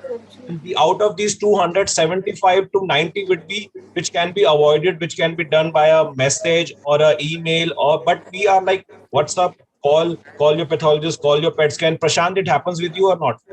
So I will make some revelations today. So I'll tell you what I have done. So in the initial 1 or 2 years in my hospital, I'm facing all these same things. People asking for my number and all. Everything used to happen to me. And then I was getting a particular salary in the hospital, and I asked the hospital to give me one coordinator, one somebody for research, and somebody for entering my data and everything. The hospital did not give anything to me. And then I decided that I'm not going to think about money. I'm going to spend it on creating my own resources. So I kept my own coordinator, who I pay about 15, 20k, and I kept my own data entry operator. I paid her 20k, and another person I kept for my handling my OPD just outside. Everybody's number was given to my patients. I was spending about 60k on creating resources, my own, nothing from the hospital. Hospital refused everything blankly. So these are revelations. So, and these people stayed on with me, and those coordinators are still with me. And it's been now I've completed 6 years in the center I work in now. All of those are working with me, and all these things which are less important, or no, the calls which can be avoided, everything is being taken care of them by them. My transplant patients are handled by my transplant coordinator. Their WhatsApp they have. If they want an appointment, if they have some report to send, they send to them. If there is an emergency, my team understands now, because they are working with me for now many years, and they know when to, when it is an alarm. And one thing which I tell my patients, very simple line, they ask me कि आपका number दे दो, आपको call करेंगे, and कोई emergency होगी तो call करेंगे, वैसे नहीं करेंगे. तो मैं उनको ये बोलता हूँ, इमरजेंसी होगी तो आप कॉल करके क्या करोगे उसके बाद? मैं आपको बोलूँगा हॉस्पिटल आ जाओ, मैं कुछ दवाई नहीं बताऊँगा. I will not be able to tell anything because I can't reach you on the phone. तो आपका टाइम वेस्ट होगा और इमरजेंसी और वर्सन हो जाएगी. तो आपको अगर इमरजेंसी है तो कॉल नहीं करना है, आपको सिर्फ सीधा हॉस्पिटल आ जाना है, और तभी आप बच पाओगे. So this is what I tell them, and they understand this. I think this is also boundary setting, Dr. Prashant. Yeah. What you can call it boundary setting, but it took me a lot of effort and money to create these resources, and I have, I'm not worried about my salary increasing, or I ask the hospital, अभी भी पूछता हूँ मैं उनसे कि आप मेरे coordinator, they don't give, but ठीक है, मैंने अपने लिए रखा, and this has helped me survive. Very honest, very so honest. I think that's also a very honest thing with you taking care of yourself. And I think just to I think summate this section, I just want to quickly go over why actually all these things happen. In addition to what I think let's have Dr. Anubha's comment on this as well. Are you hyper? Are you okay? Are you slow in your practice? How do you cope up with these calls? And what do you actually do with your pathologists, with your fellow colleagues? Do you make a sense of impending doom to get all these diagnoses made up within 2 days and give your patient R-CHOP or bendamustine rituximab? Yeah, I mean, I confess I do end up calling the pathologists and my PET scan. Like The PET scan doctor knows that 3 o'clock all the PETs are done. He's going to get a call from us before the final reports, hame bata do what is in the report so that we can plan what we are going to do next. But the pathologists also, we try not to call them the whole day. Like the way we function is in the morning we review things and in the evening we review things. So they kind of know that those are the 2 times they're going to keep getting calls and that. But I confess, all of us are like that. I think majority of oncologists do have a type A personality, and we want the answers so that we can make decisions. But I accept what you say, that all patients are not the same. And we don't need to get that ERPR HER2 report right now. Yes. Right. Thank Just something you. that can wait.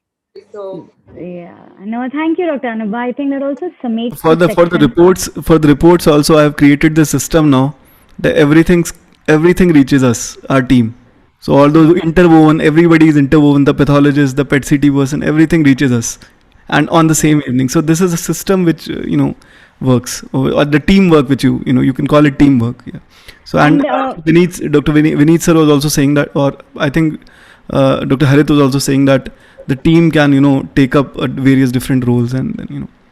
But Ankur, on the contrary, if you go and hunt for the reports and you get the reports, according to your timelines, isn't it a stress buster? On the contrary, otherwise you keep on. That's what I want to confess, that it's fine when it is a tumor lysis, it's fine when it is spinal cord, it is fine when it is an LABC or an impending, but it's not fine when it is follicular grade 1, it's not when it's Hodgkin's lymphoma, it's not when CLL. We try to make an environment that we need report right now, be fast, we need to start treatment. So there is always, it's not a pressure which corporates or the management builds up. It's a pressure which you have built it over time inside you to outscale, to outshine, and to what you call report card from the patient side that you have done very well.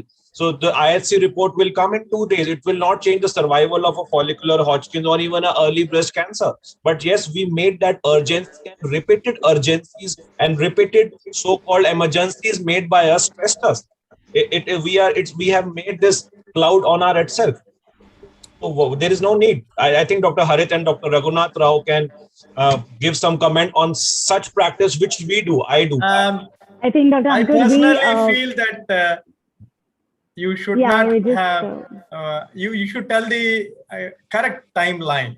I always tell the correct timeline. It will take you a week to get all the reports. I will see you after a week. Don't bug me, and don't bug anybody else. And that is the honest truth. If it crosses that 1 week mark or something like that, the expected time, you will then have to probably think that things have not gone the way they have supposed to go. Then you should worry. Otherwise, I don't worry at all. I fully accept what Dr. Ankur said, that most cancers are rather slow and they give you enough time, except for the catastrophes which can drive you mad. So if you actually are stressed out and have a type A personality, try to stay away from the hematological malignancies and stay into solid tumors where you have enough time to plan everything at a leisurely pace. So I think that message from my side should not leave, from my side should not go to the medical oncologist. They should definitely remain in heme. Yeah. I think let's proceed further. Yes, we will. I think we're running a little behind schedule, and I would want some comments from Dr. Harit on this. That just to summate this section, a lot of times we forget that as healthcare professionals working in cancer care and oncology, as oncologists, no matter how experienced or young you are, there's always this a sense of loss and grief that you carry with you. Like Asa said that, you just tell them a report's not going to come and just move on, and you have to be the bad guy. You have to break so many bad news that at the end of the day, you're the one they project that to. There is a lot of emotional fatigue that you're carrying with you, whether it's the administrative issues, whether it's patient related, personal, and you don't have the time or the space to even express. Sometimes I see we're on rounds and we go from room 1 to room 2 by saying, sort of offering our condolences, to the next room saying, wow, your last chemo is done, and go home. And we suddenly have to be all sparking and, with full joy. And we don't realize that sometimes we don't have these shared communications that how did you feel? You feel sometimes fake that I'm going from one room where I'm really sad and losing a patient to that. And I think that brings us to some of the statistics, and very quickly, because I know we'll just move to the next section, that a lot of times we have, these are Indian studies that, and one thing I haven't mentioned because I wanted to verbally tell you, that the maximum number of deaths by suicide are first in oncologists, second in psychiatrists, in India and abroad, and that's such a sad reality. And this is the study. In fact, there's a doctor, Dr. Akshat Malik, in our hospital. When he was in Tata, they did this study on medical oncology residents were seen to have the highest work-related and personal burnout, while head and neck oncology residents had patient-related burnout. And there are, of course, high levels of anxieties and depression that are consistently looked at with compassion fatigue. And in this particular slide, we are talking about that what are some of the things that actually happen with oncologists. When we feel this sense of entitlement, we've been at the top of my game. I'm a type A personality. I worked really hard. I was at the top of my class, amazing college. How can I lose a patient? And that sense of feeling powerless, feeling weak, feeling a sense of failure is something that can really take a toll on your mental health, no matter how A game or A level you're at, with all due respect. And the anxieties that come from transition, change, and uncertainty, I want to actually ask Dr. Harit that, sir, how do you see these kind of affirmations and the lack of it? You're the good guy and the bad guy for patients who probably you see within a span of 15 to 20 minutes. How do you deal with their frustrations that they blame onto the system, which earlier Dr. Prashant was also talking about? So how do you see this more deep-rooted issue, I guess? Have only yourself to control. You cannot control the surroundings, you cannot control the situation. And my simple mantra for all this is that carry your wholesome person to every individual and every situation. What I mean by that, if there's something which is bad news, which is grief, you should be a human being talking to a human being. The moment you do that, rather than talking from a position of power of a super oncologist or somebody who cannot lose a battle, the moment you take that position, so I feel that a lot of times our personalities change in situations. We are a different person at home, we are a different person when we are dealing with when our patient has responded well to treatment, we are a very different person when the patient has failed or relapsed within 6 months. You don't have to change yourself in every situation. Your sentences will be different, but you are a wholesome person all the time. Where it requires empathy, there'll be empathy. Whether it requires apology, there'll be a sense of apology. There'll be a sense of purpose. There'll be a integrity and honesty. Right. Thank you. Thank you. 2 days back, we had to re-explore the patient.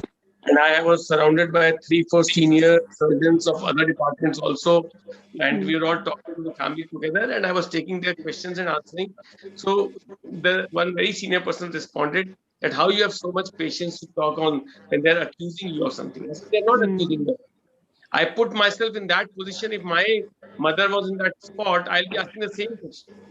So my wholesome person, if I put myself in that spot, I'll see, for example, everybody is talking about getting calls.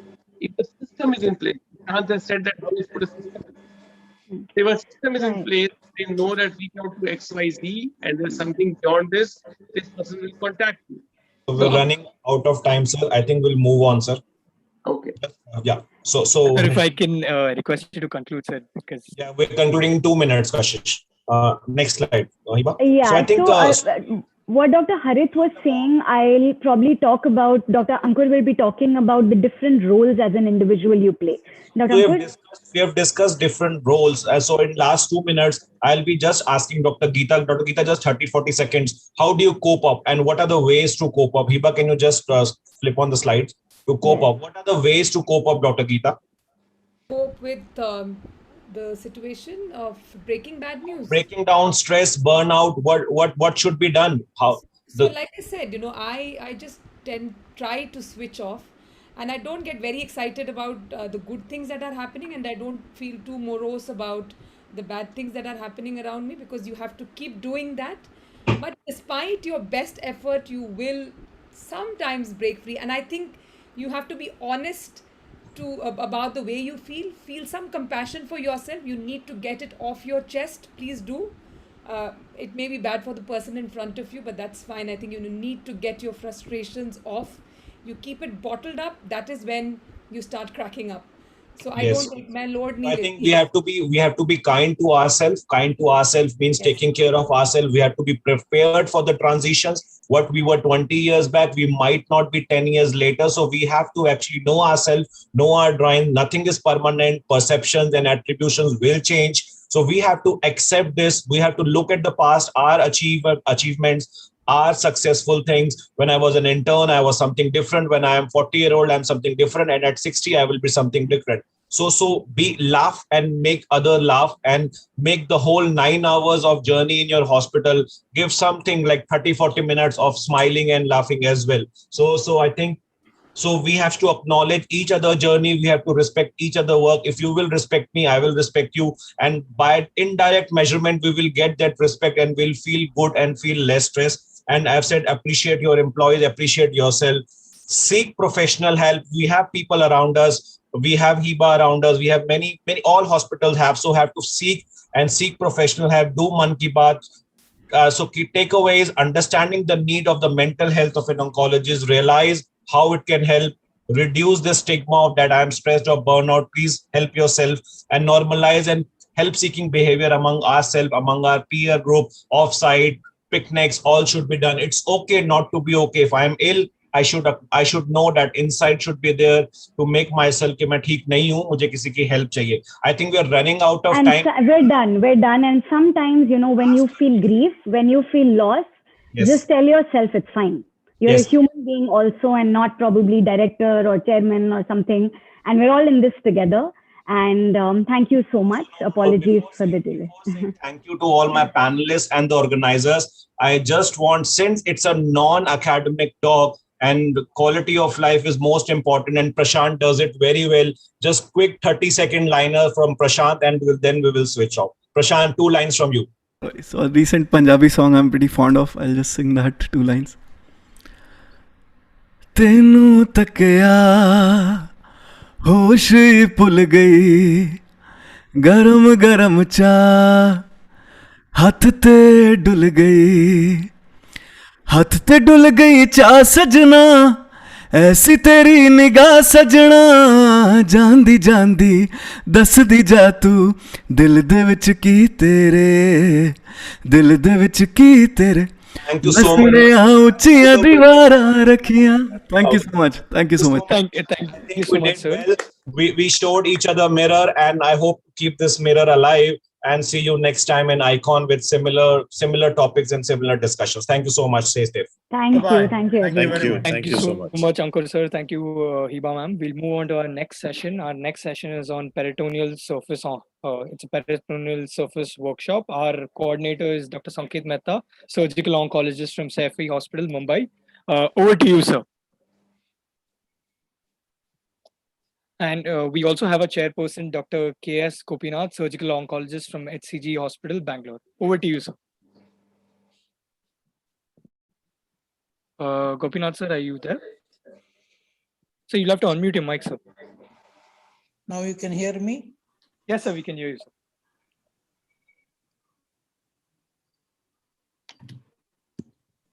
Yes, sir, we can hear you, sir.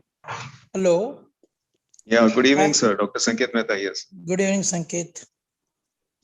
Thank you so much for chairing this session. It's on, and it's a correction. It's not on peritoneal surface oncology. It's on ovarian cancer. So, without further delay, because we are already running quite late, I would like to invite Dr. Aditi Bhatt to get on with her presentation. Aditi, are you there? Yeah, I'm there. Yeah, Aditi is there. Hello, sir. Hi. Hello, sir. How are you? Fine. Hi, sir. Long time. It is. I know. Yeah, and it's such a pleasure to have somebody like him on a Saturday evening chairing our session. Thank you so much for being here, sir. Thank you. So I'll just share my screen and begin. All right.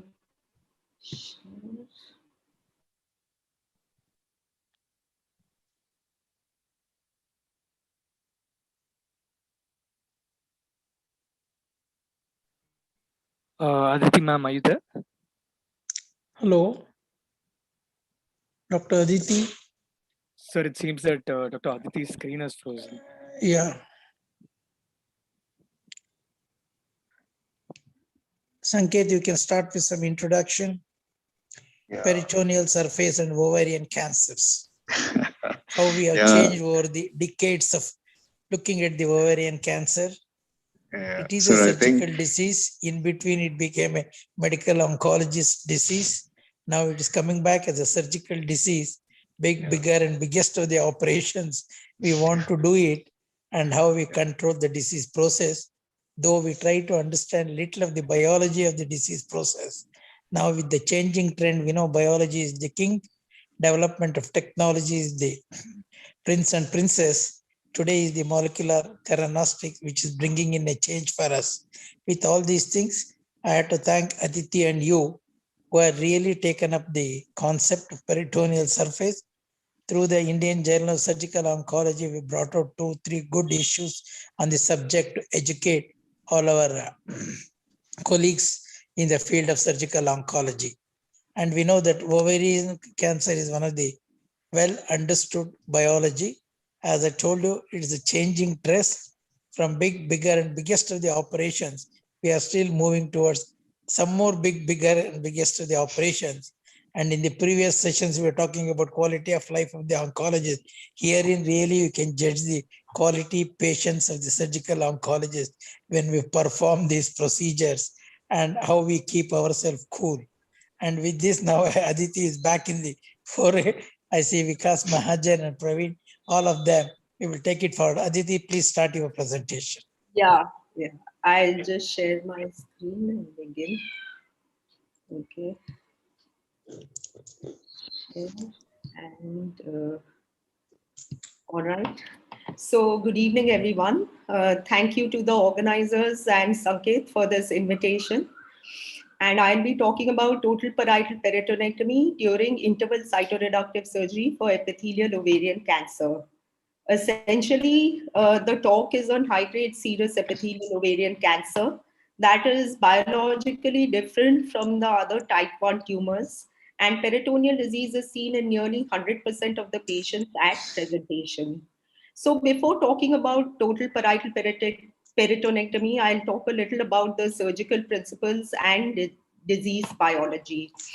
Ovarian cancer is different from all other solid malignancies, as peritoneal disease is considered to be stage 3 as opposed to stage 4, along with lymph node metastasis, and it is a predictor of locoregional recurrence. The surgical principle of treating ovarian cancer is different from that of other solid malignancies.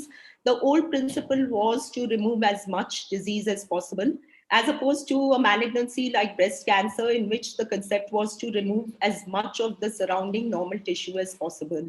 Even today, the surgical debate is how much disease can be left behind versus how much normal tissue should be removed.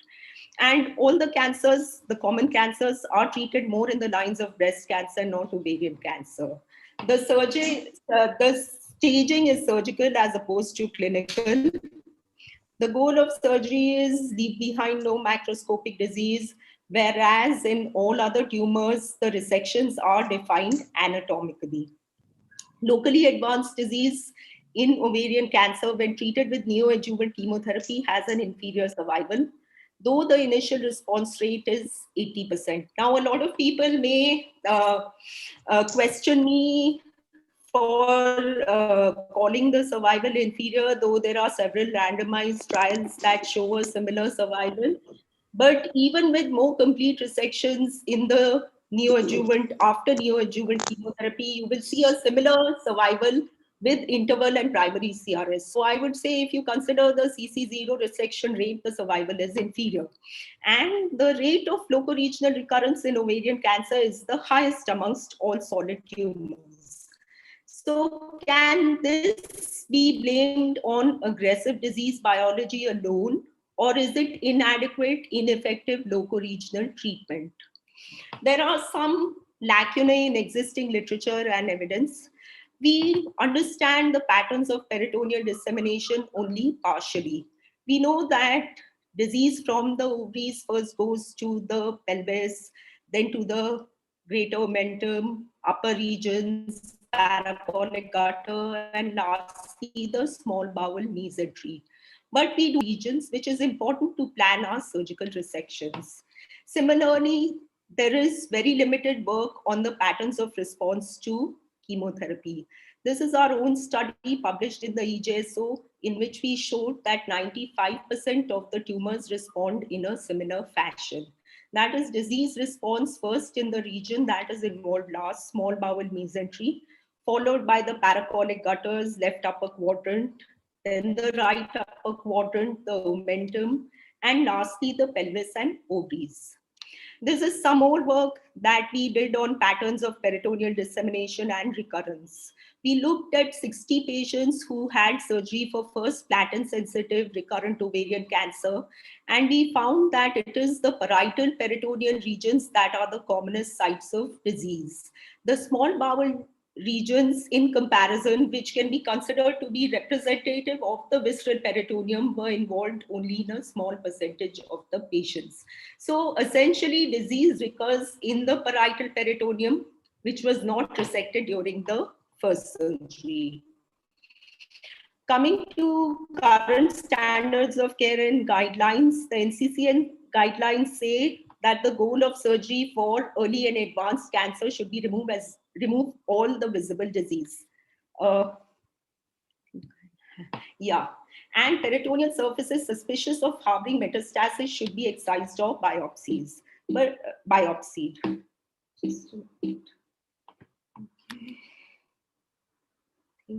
My connection. Can you hear me? Ma'am. Yes, ma'am, we can hear you. Ma'am, if you're not able to move the slides, you can use the arrow keys as well. Okay. Yes. Okay. So the guidelines do not tell us how much peritoneum to excise and what to do with the normal peritoneum. In early disease, if the normal peritoneum can have microscopic disease, the same should hold true for advanced disease. For surgery after NACT, again, we have the same principle. Peritoneal surfaces suspicious of harboring metastasis should be excised or biopsied. But the question is, what does suspicious mean? Let's take this peritoneum for example. I would say this is disease. Someone may say this is scarring. Others may say this is no disease. Similarly, this is a potential site of disease for me. We asked 6 surgeons in our retrospective study what they considered potential sites of residual disease after NACT, and all 6 agreed that thickening, scarring, and adhesion should be considered sites of residual disease. But 3 also said normal appearing peritoneum should be considered a site of residual disease. And this has been shown in this old study from Norway, in which they found that microscopic disease in benign looking peritoneum was present in 14% following NACT. So when the disease keeps coming back in the peritoneum, why don't we just resect it completely instead of expecting chemotherapy to do that job?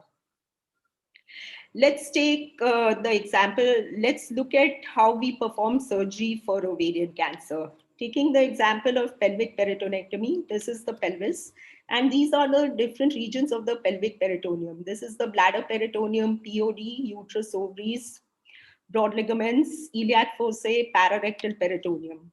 Now, if there is a small amount of disease in the POD, this is residual disease after NACT. Somebody will do such a resection or resect a little more peritoneum or resect the entire pelvic peritoneum. The goal of surgery is no macroscopic residual disease. All these 4 resections are perform this because this peritoneum that appears normal can harbor microscopic disease. And this microscopic disease is prone to have chemotherapy resistant stem cells. It is the peritoneum following NACT, and the cells that are there can be considered chemo-resistant or having a poor response to chemotherapy that can lead to recurrence if not resected completely. So there is a strong theoretical rationale for performing a TPP.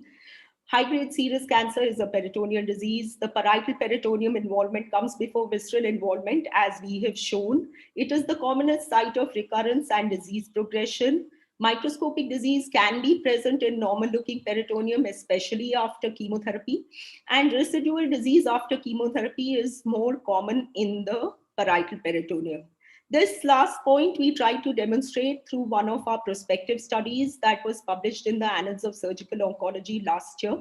In this, TPP was systematically performed in 50 patients following a fixed surgical protocol. And 46% of the patients had occult disease in one or more areas of the peritoneum. When we looked at the incidence of residual disease, this is the parietal region, 60.2, and this is the visceral regions represented by the small bowel, which had disease only in 14%, and the difference was statistically significant. Similarly, the incidence of occult disease was significantly higher in the parietal regions as compared to the visceral regions. Now, if we look at the performance of visual inspection, the false negatives were much higher in the parietal peritoneum as compared to the small bowel regions. And the sensitivity and specificity both of visual inspection were significantly lower in the parietal regions. That means when you look at the parietal peritoneum, even if it appears normal, the chances are that you are missing disease is higher as compared to the visceral peritoneum, which makes a case for resecting the parietal peritoneum completely. Then we look at the organs that are commonly resected during interval cytoreductive surgery. And as you can see, the false negative rate is 0. Of course, these organs were resected only when they were involved. But an organ like the gallbladder, as per our protocol, was resected in all patients as part of clearance of region 2. So you can see when the surgeon saw no disease on the gallbladder, there was no disease on pathology, and the false negative rate was 0.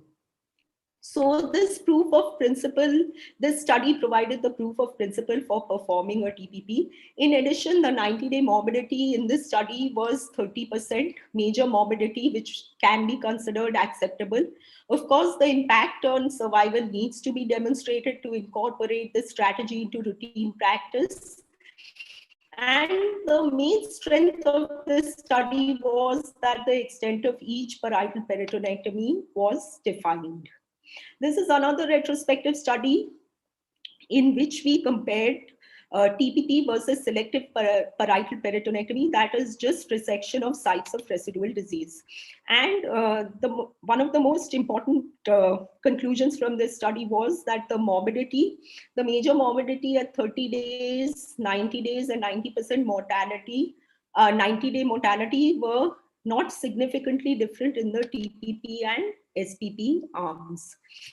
And at 3 years, the overall survival was 95% in the TPP group and 70.8% in the SPP group, which just failed to reach significance. Of course, there were many limitations of the study in this study, and we cannot take it as any level of evidence, but at least the morbidity was acceptable. This is another study that we recently published in which we looked at early recurrence or recurrence within 6 months following the last dose of platinum-based chemotherapy. There were 70 patients in this study. All patients had 6 months of follow-up. And 25% had recurred at a median of 17 months. The incidence of platinum resistance in this study was only 7.1%. Of course, we did not analyze the intention to treat population, but if you compare it with the randomized trials, comparing primary and interval CRS, the incidence of platinum resistant recurrence is anything between 30 to 40% in those trials. Ma'am, 2 minutes left, ma'am. The other interesting finding was that 42% did not recur in the visceral peritoneum. So TPP is not the current standard of care. The peritoneum that is involved prior to NACT is resected. We give NACT to only those patients that have unresectable disease, and the whole peritoneum will be invariably involved. We do not have level 1 evidence, but we need it. And we need to evaluate TPP prospectively. So thorough exploration, lice all adhesions, resect scars, define the extent of each peritonectomy. You can refer to our paper published in the Annals of Surgical Oncology for the surgical protocol, and this paper by Sugarbaker as well. Complete removal of the visceral peritoneum is not needed. I think I already demonstrated that. Some examples of how we perform the resection. This is before chemotherapy. The disease has responded. We do not perform such a resection, but this kind of a resection because there is a lot of occult disease. Similarly, if this is the omentum, you do a primary surgery, you have to resect the whole colon. Once it's responded, we peel off this omental attachment, remove the mesenteric peritoneum. So NSCT can be used to reduce the morbidity, but a very meticulous surgery needs to be performed after that. And this is my last slide, coming to the future perspectives. First of all, standardized surgical resection should be performed in all studies, and they should be defined based on anatomical extent and not completeness of cytoreduction. The impact of TPP on morbidity and overall survival needs to be studied. Patterns of peritoneal dissemination and recurrence need to be studied in greater detail. Benefit of TPP at different time points, especially in the primary setting.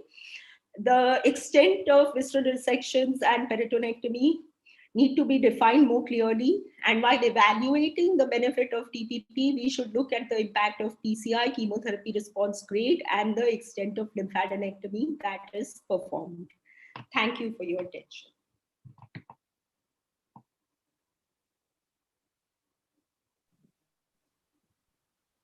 Gopinath sir, you'll have to unmute your mic, sir. Thank you so much, Aditi. Fantastic talk, and must congratulate you on all this original work that you have done. I must say that a bulk of the ideas and a bulk of the hard work that was in these studies was by Aditi herself, although we contributed a little bit of the data, but really amazing work, which I think needs a lot of attention, and we need to do some prospective studies in this direction. Now, quickly going on to the next topic, that is a video of how a TPP is done, and I invite Dr. Praveen Kamar to help us with the video. Thank you, Dr. Sanket. Hello, Gopinath sir, how are you? Fine. Yeah. I'll just start sharing my screen because the time is very limited. Is it visible, my screen? Yeah. No. Yeah. Not yet, sir. Yeah.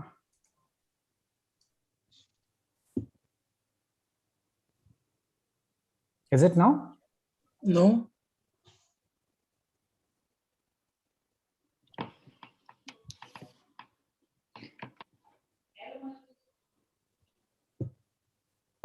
Yes, sir, it's visible now. It's visible? Yeah. Yes. So I'll be making a short presentation on total parietal peritonectomy, a video demonstration. And I would like to thank the organizers ICON and Mumbai Oncocare for giving me this opportunity. I've tried my best to actually fit this in 10 to 12 minutes. Hope I won't overshoot my time limitations. So starting with the setup, we do this surgery in supine position of the patient with the leg split. The leg split actually gives us advantage of having two actively involved assistants, which makes the surgery efficient and more productive and less time consuming. So these retractor stirrups or table facilities can be used to achieve this leg split position. Some surgeons prefer to use routine cautery for cytoreduction, and some prefer to use ball tip. We use ball tip, and at this cautery settings, which is 150 cutting current and 80 at coagulation for almost all the areas, except where we are close to vital structures and bowel. And we cannot emphasize enough on usage of a very good retractor, either a Thompson or a ring retractor or a chain, for adequate retraction and exposure of all the areas. And coming to the surgical principle, we start in the midline and we keep going laterally. And as we go posteriorly, the technical complexity of the surgery keeps increasing. And contrary to the standard surgery where each area is tackled quadrant by quadrant, in total parietal peritonectomy, all the areas have to be tackled simultaneously. So the dissection continues in all the areas at the same time, so that we don't end up operating in deeper spaces with lack of light and reduce assistance. So we take a xiphopubic incision, and or divide the rectus sheath in the midline and slowly develop the preperitoneal plane. What we have to notice is sometimes it is difficult to create a plane in the umbilical area, especially when the peritoneum is very thin. So in those areas, we can either go into the pelvis or into the epigastrium to create the plane and then come posterior anteriorly in the epigastric area so that we are not tearing off the peritoneum. And in some cases, we can also use blunt dissection to create this plane. And in the lower, as you can see here, the blunt dissection to create the plane. And now here I'll be showing the pelvic peritonectomy. The surgeon is standing on the left side and operating. And now he is mobilizing the right ureter. Assistant actually actively retracts the ureter with the suction tip, where the surgeon is retracting the pelvic peritoneum with the rectum and uterus in situ. The same way, this is on the left side. So now here the surgeon will be handling the left ureter, and while the assistant is holding the pelvic peritoneum. Once there is adequate mobilization of the ureter of the pelvic peritoneum, it is essential that we get into the TME plane, because that is the plane which will safeguard the hypogastric plexus and give us the right plane where you can mobilize a rectum to sufficient depth. This is essentially important to lift up the pouch of Douglas peritoneum out of deep pelvis, and this step will make the surgery a lot easier in the anterior part.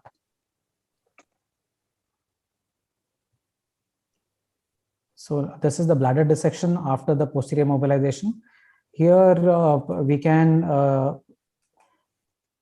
either use the Foley's bulb or gentle palpation to see where exactly is the upper limit of the bladder, because we don't want to injure the bladder. And technically the fat has to come on the bladder, but sometimes it is difficult to shift all the fat onto the bladder side, especially when the peritoneum is thin. So gentle traction and counter traction is required to perform this without injuring the bladder. And now soon we'll see the dissection reaches the lower uterine segment and the cervix. There it is. After this, we move our attention to the lateral side. The left obliterated umbilical artery is defined, clipped and divided. Once we do that, we'll be in a space where we'll be able to dissect and define the uterine vessels. This area can present varying amount of difficulty depending on how severe the disease is in the pouch of Douglas. The uterine vein is divided now.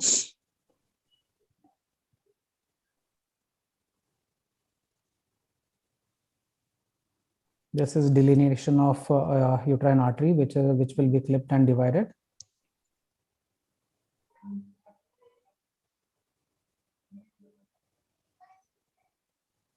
Similar steps were carried out on the right side as well. However, in this patient, there was a large deposit on the right side of pouch of Douglas. So more dissection was required to lift this mass of the ureter so that like the right uterine pedicle can be reached. Once the uterine pedicles are taken, so it is time for colpotomy after adequate mobilization of the cervico-vesical ligament. So now the colpotomy is performed. So once the posterior colpotomy is performed, that is where the anterior wall of pouch of Douglas is met. So we have to be little careful while dissecting this part so that we don't enter through the peritoneum into the pouch of Douglas. This is essential to take the POD peritoneum completely. So the pouch of Douglas has to be dissected anteriorly as well as on both sides laterally. And it is left only onto the rectum. Gentle finger manipulation is also useful in this maneuver.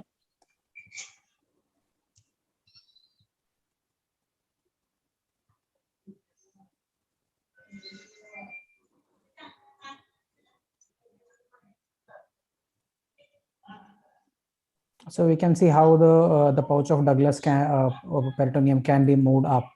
So with this, what we are achieving is we are able to lift off the disease in the POD while we have saved the middle rectum. So most of the times in ovarian cancer, this is possible. And the disease that is usually infiltrating the rectum is in the upper rectum. So we can divide the rectum much higher compared to if the POD was taken along with the rectum. So this prevents, this helps us in avoiding a stoma if the division is at the upper rectum.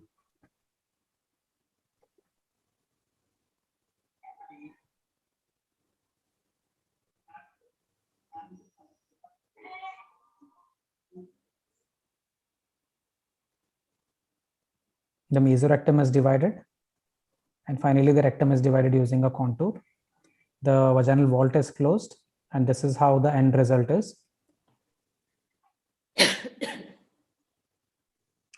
So to complete the pelvic peritonectomy, as Dr. Aditi rightly demonstrated, we have to take the peritoneum on the iliac fossa on both sides. So this is the dissection of the left iliac fossa peritoneum, which is being dissected out from the descending colon. This is the left IP ligament, which is being divided. This is on the right side, the right iliac fossa peritoneum. The appendix was also involved, so it was taken along with the pelvic peritoneum. And the small bowel was mobilized so that the peritoneum along the rectum is also taken. Now we land up in the region of inferior mesenteric artery, which is taken at the root.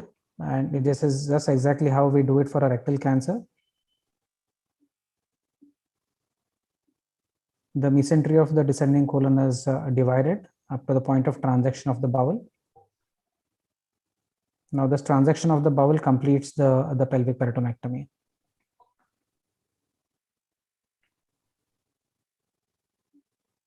Now we mobilize the left colon of the left Gerota's fascia and kidney. This helps in performing the left diaphragmatic peritonectomy, which is happening here now. So we are using a coagulation current to prevent unnecessary bleeding from the diaphragm, which can be significant. A gentle traction is required while the current of the cautery does the tissue separation.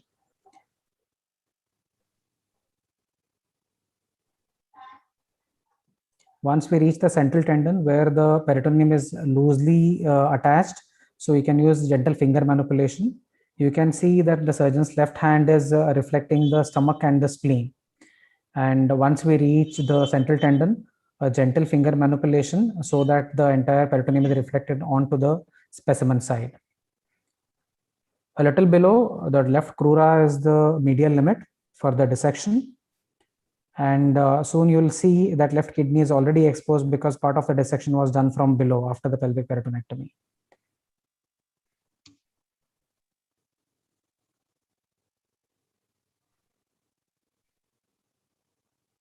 Once this step is done, we want to complete the left diaphragmatic peritonectomy. But before that, we divide the falciform ligament.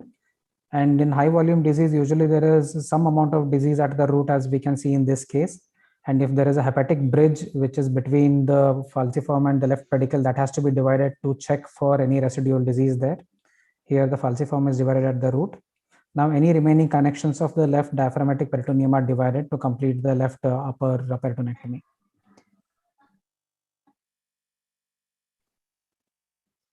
After this, we move to the right diaphragm where the surgeon is standing on the left side of the patient. Same coagulation current is used with gentle traction to avoid tearing or making holes into the peritoneum, which will make the process difficult. Again, once we reach the central tendon, we can gently use our finger to do the dissection there. This is the posterior part, posterior and inferior part of the diaphragmatic dissection.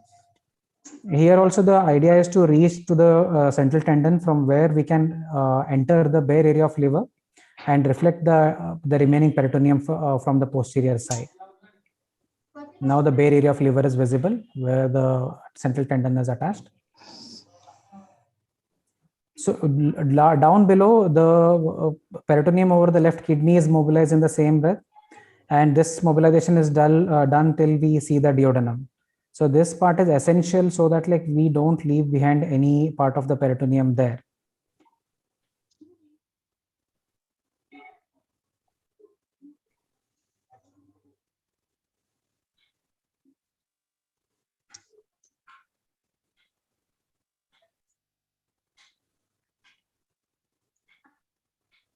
After this step, we enter inside, and this is the posterior most dissection, I'm sorry. And now we enter inside and we are dividing the peritoneum just lateral to the duodenum, and slowly we take this dissection up along the IVC. And this travels up, and all the peritoneum which is lining the Gerota's fascia up to the adrenal is reflected from below.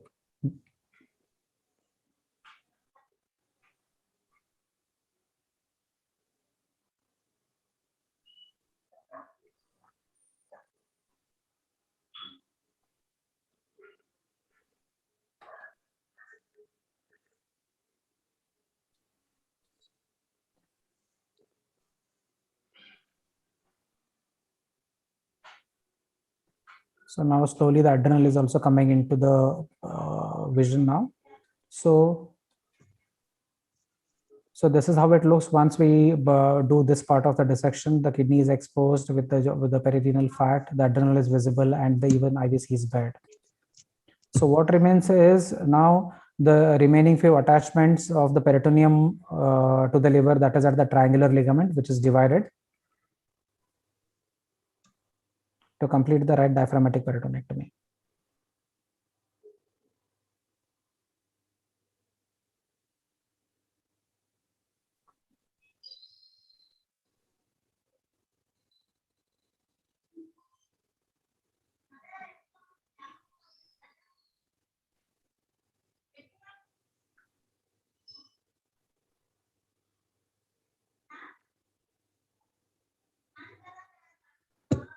So we come to the omentectomy part.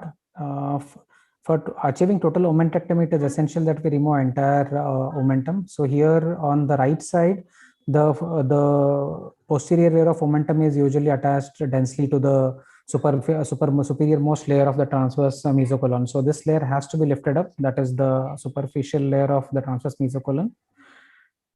And on the left side, the splenic flexure mobilization is essential to make this step easy. Now you can see that mobilization has happened till the pancreas, and we can also see a deposit there.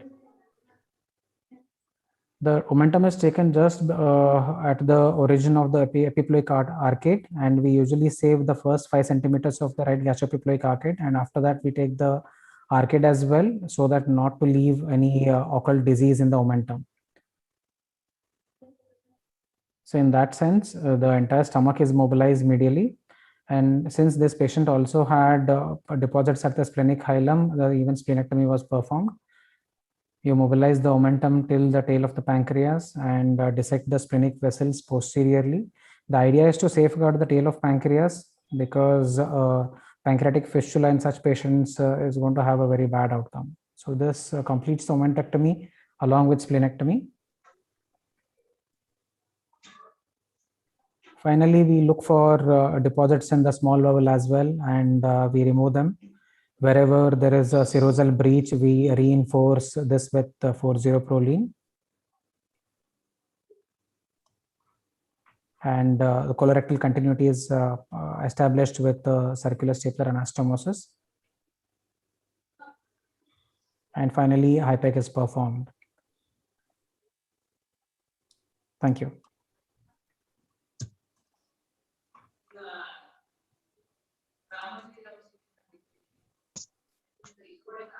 Thank you, Praveen. Very nice demonstration. Any comments by the panelist or Dr. Gopinath, Dr. Mahajan?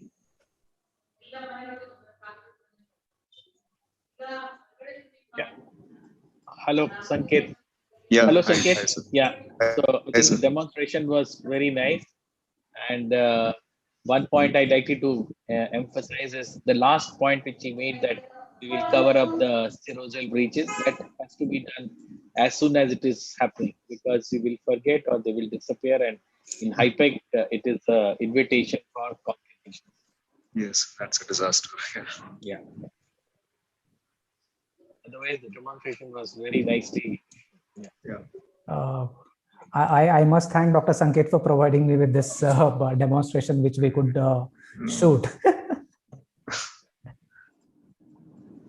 Okay, so the next talk, we move on to the next talk. I think that's fine, and I'll start sharing the screen.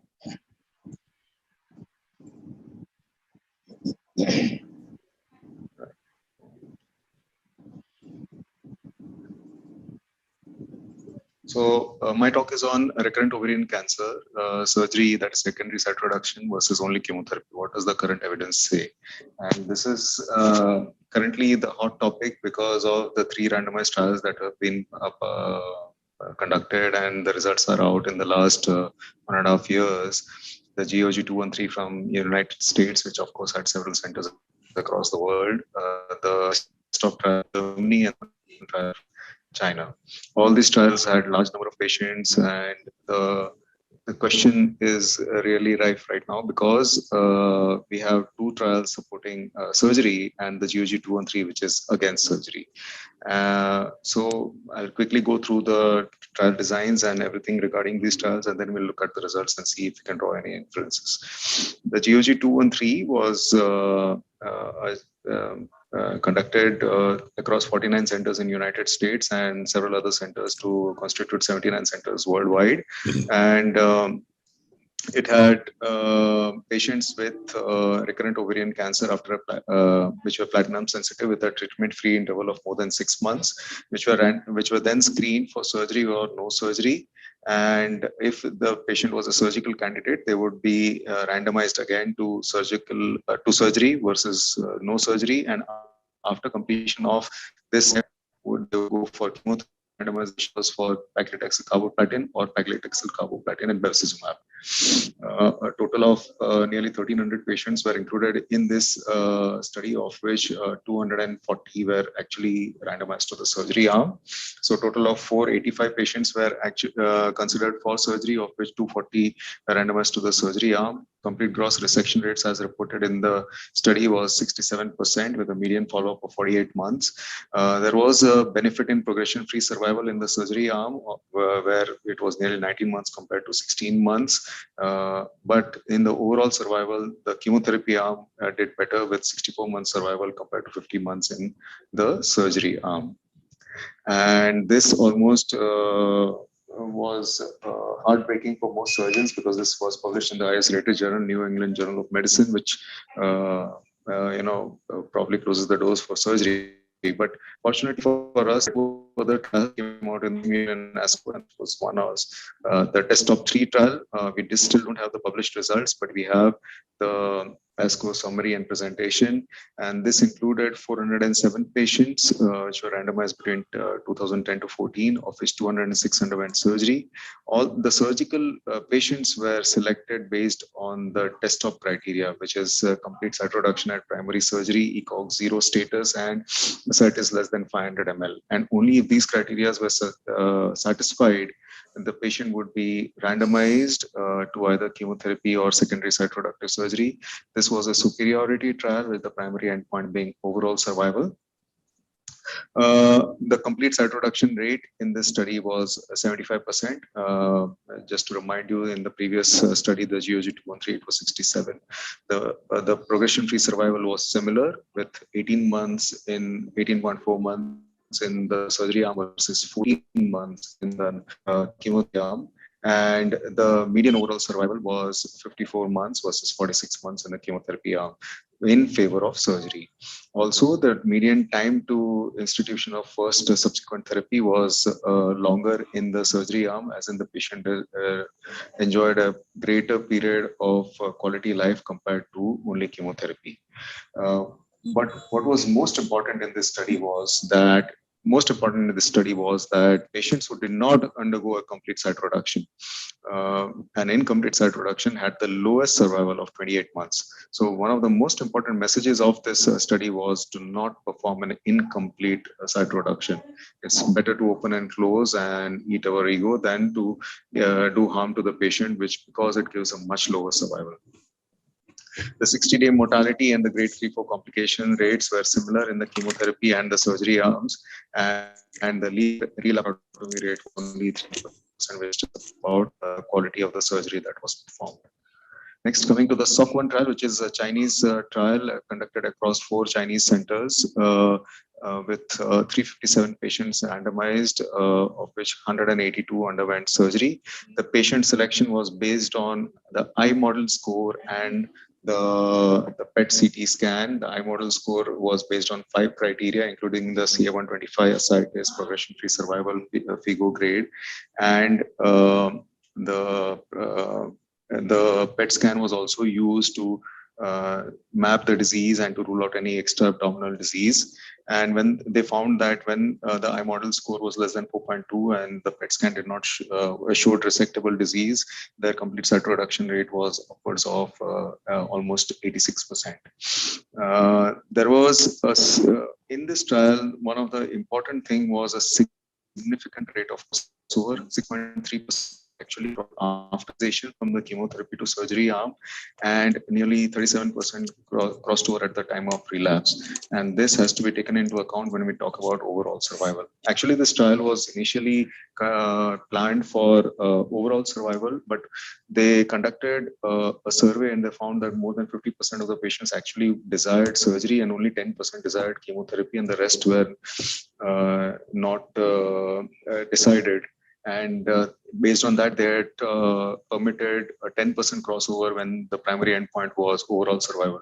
But when they saw that a significant crossover was happening, they had a review from the committee and as an external committee, and the progression-free survival was taken as the primary endpoint. So they had a change in protocol to accommodate for these crossovers. The complete cytoreduction rate was 77%. The median progression-free survival was again similar, which was at 17.4 months compared to 12 months in the chemotherapy.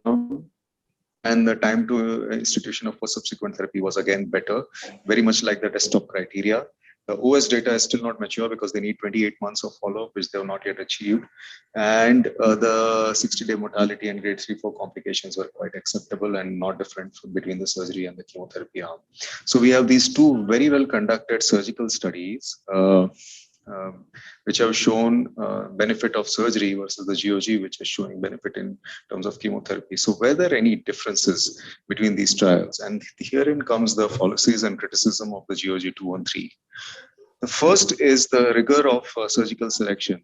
It is very strange that of the nearly 1,300 patients screened, only 16% actually underwent surgery, which is a significantly low number compared to real life scenario. Of the 240 randomized, again, 15 did not get surgery and 1 did not have the surgical results, so they were not reported. So if you consider these 60 in an intention to treat analysis, the actual gross resection rate goes down to 63%. Again, another 14%, that is 33 patients, underwent a laparoscopic or a robotic debulking, which we know for sure that is not a standard debulking surgery, because there is a significant risk that we may be leaving behind disease.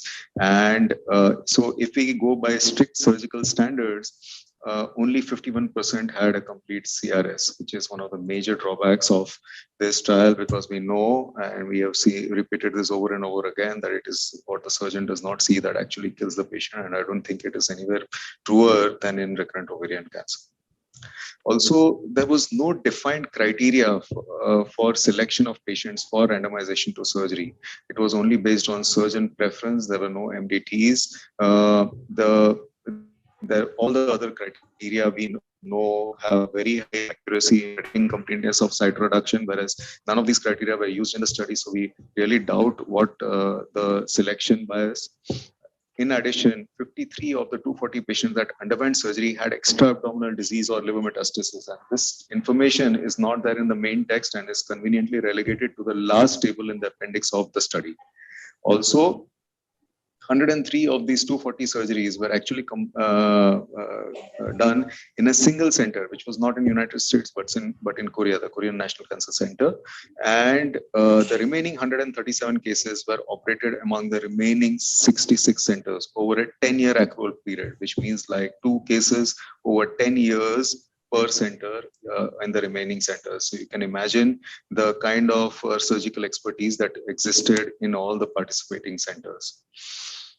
We also know that the GOG 213, 80% of the patients received bevacizumab. We really know how this panned out, because I'll present in the next slide how bevacizumab has affected the results, and it affected the results. We don't know the BRCA status of all the patients, and it is generally believed that based on common American practice, nearly 15 to 20% of the patients would have received PARP inhibitors at some point of time in the follow-up treatment. Crossover was allowed from the chemotherapy arm to the surgery arm, and the number has not been demonstrated. So there are too many confounding factors in this study which may have affected the results of the GOG 213. So what do all these trials tell us in composite? One is a common belief, and there was a lot of rhetoric in the ASCO handouts, analysis, as well as certain editorials which were written, that bevacizumab actually negates the effect of a good CRS. But in the subgroup analysis of GOG 213, we find that the best results are actually in the only chemotherapy arm. If you see the only chemotherapy arm, they have a 7 months survival. If you see chemotherapy and bevacizumab, actually less chemotherapy, which is at 61 months. If you see surgery and chemotherapy, no bevacizumab is 32 months. And if you see surgery, chemotherapy and bevacizumab is 58 months. So the only subgroup that has actually benefited from bevacizumab is the patients who have undergone a complete gross site reduction, which means that, bevacizumab only benefits those patients who perhaps have a complete surgery. And this is actually being evaluated in 2 other trials which have been currently registered and have started accruing. Second is the role of surgeons' discretion in the possibility of a complete site reduction. We know that our judgment is probably not as accurate as we would like it to believe. If he's, as I already discussed, the complete gross site reduction rate by strict surgical standards is actually less than 63%, in fact, close to 50% in the GOG 213. And when accurate criteria and surgical protocols were used, talking about a 75 to 60% complete gross site reduction rate, which we know is the biggest determinant of overall outcomes. What about PARP inhibitors? None of the trials have looked at BRCA mutation, and a variable number, at least in the GOG 213, nearly maybe 15 to 20% actually received PARP inhibitors. And we know the potential of PARP inhibitors to augment survival by 5 to 16 months. So this may have created a bias against surgery. We are not really sure. We don't have data. And also one very important factor which is commonly neglected is the time to adjuvant chemotherapy in these trials.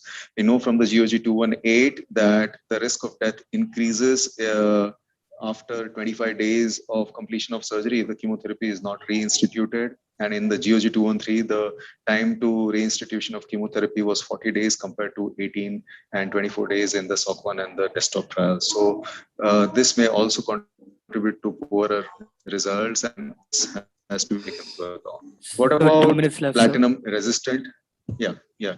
Last 2 slides. What about platinum resistant disease? We still don't have randomized trials, but we have this now old paper from the French group looking at nearly more than 550 patients, and in which they found that if a complete site reduction with HIPEC is performed in the platinum resistant group, they have similar survival to patients which are platinum sensitive, and this is the only study and the only treatment that seems to work in platinum refractory disease.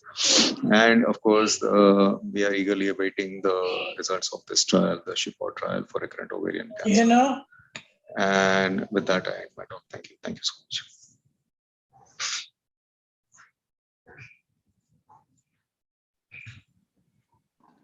much. Thank you so much, sir.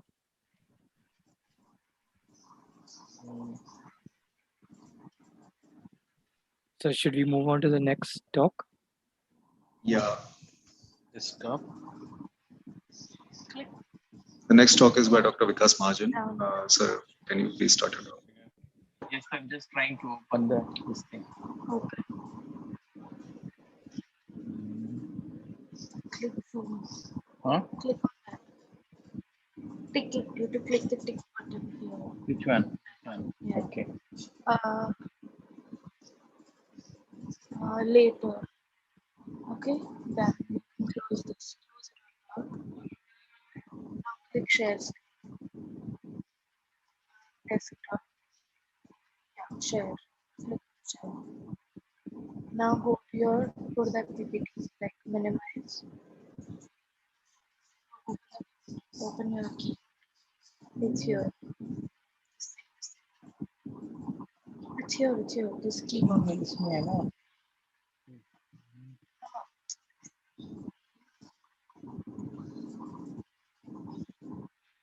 Master, if they can see the screen. Huh? Or screen sharing. Yes, sir. We can see the screen, sir. See your screen. You can see the screen. I can start. Move this out of your Yes, sir. Please go ahead, sir. 1 second. Just click this. Click that. No, click this. This is the first button.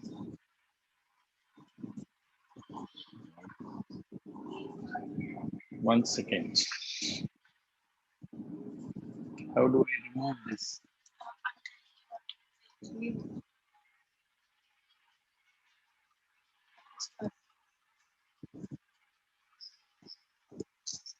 You have to press this. I'm not able to go there. No. Just press it. It's not like they can't see that. Okay. So my talk today is on interval cytoreduction, ovarian cancer. You are able to hear me? Yes, sir. Please go ahead, sir. Yeah. So there are actually two talks are there in one talk. So the first is on interval cytoreduction in ovarian cancer. Role of HIPEC, is the evidence enough? So what is, I think we had a good talk by Dr. Sanket and by Dr. Aditi and a demonstration. So HIPEC in ovarian cancer can be done after primary cytoreduction, interval, or as a consolidation, or even after secondary cytoreductive surgery.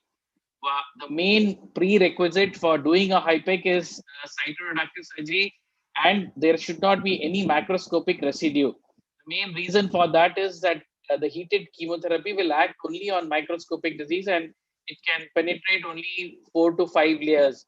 So if there is a residue of more than 3 millimeter, the chances that the HIPEC will work is less, and therefore no visible residue or less than a 3 millimeter residue is the ideal situation. And the achieving of CC0 is the recurring theme in all HIPEC series in ovarian cancer surgery, and is the main prognostic factor for its survival.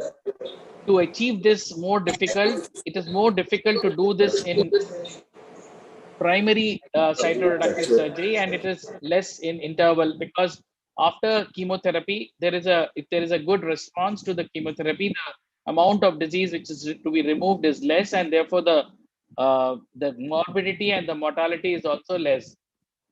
Comparing it with primary cytoreductive surgery, the percentage of patients with no residual disease at the end of surgery varies from 30 to 90% in the patients with primary, and it's up to 100%, from 60 to 100% if the surgery is done at an interval after chemotherapy. This has been shown in CHORUS trial, EORTC trial, and in 4 other large meta-analysis where the CC0 achieving is much better with interval cytoreduction, except in centers, in single center studies where the surgeon and the experience of the surgeon is very good. So there is a better survival which has been reported in some of these meta-analysis with primary cytoreduction, which could be related to case selections. Patient with more advanced disease and in poor general condition, they normally undergo interval cytoreduction. Now there is only one coming to the interval cytoreduction.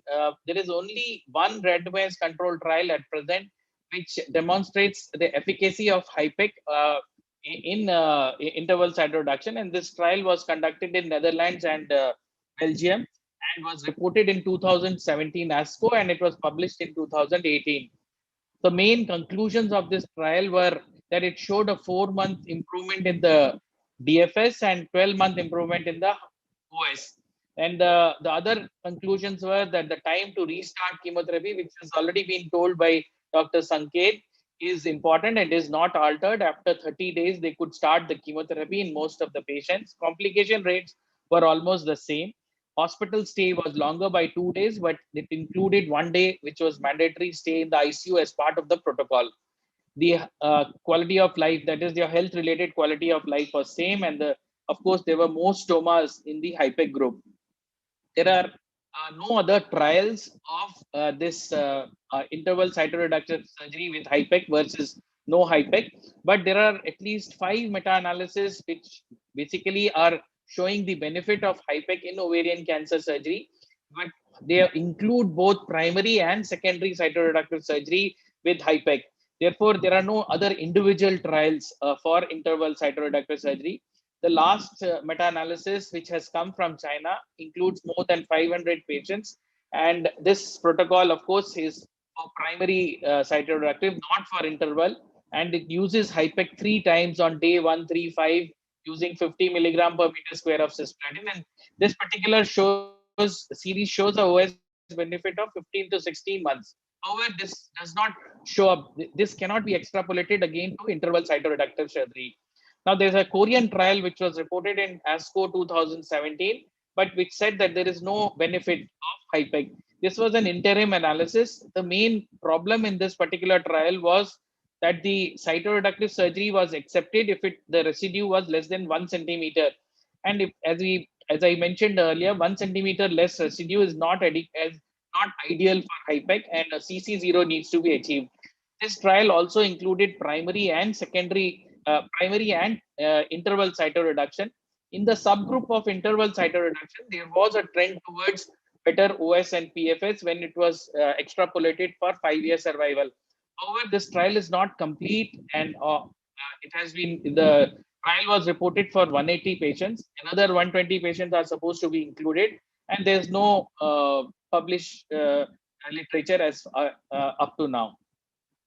What are the problems in the Dutch trial? There are a lot of problems which were mentioned. It is a long time period of 10 years, which basically mentions the difficulty in recruitment of surgical trials.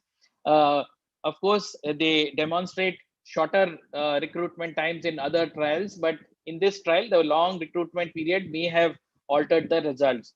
Similarly, the complication rates were same, or they were also this thing that it was not reported properly according to the Clavien-Dendo classification. However, it is well known that the complications of the procedure are basically related to the cytoreductive surgery and not related to HIPEC. Complications also reduce in centers and surgeons which are doing these procedures more frequently or regularly. And the centers and surgeons which have conducted this trial had extensive previous experience with cytoreductive surgery in ovarian, colon, and pseudomyxoma peritonei. The other problems is that they also were people asked that what is the cause for the OS benefit, whether there is this extra dose of cisplatin which was given at 100 milligram per meter square. Out of extra dose means 6 doses are already there IV, plus this extra dose of cisplatin which may have caused the benefit, or the hyperthermia caused the benefit, or the CC0 surgery. Which of these or all of these, and what are their individual contributions? This has not been shown in any trial, and that cannot be mentioned at present.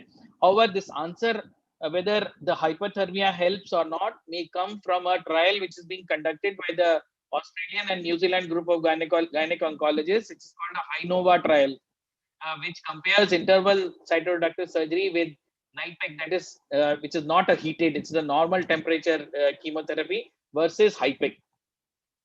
Other criticisms include that there are 13 patients who had non-responding tumors. Non-responding tumors are the mucinous, the clear cell carcinomas, and the low-grade adenocarcinomas, which are more in the non-HIPEC group versus the HIPEC group, and therefore their survival was reduced.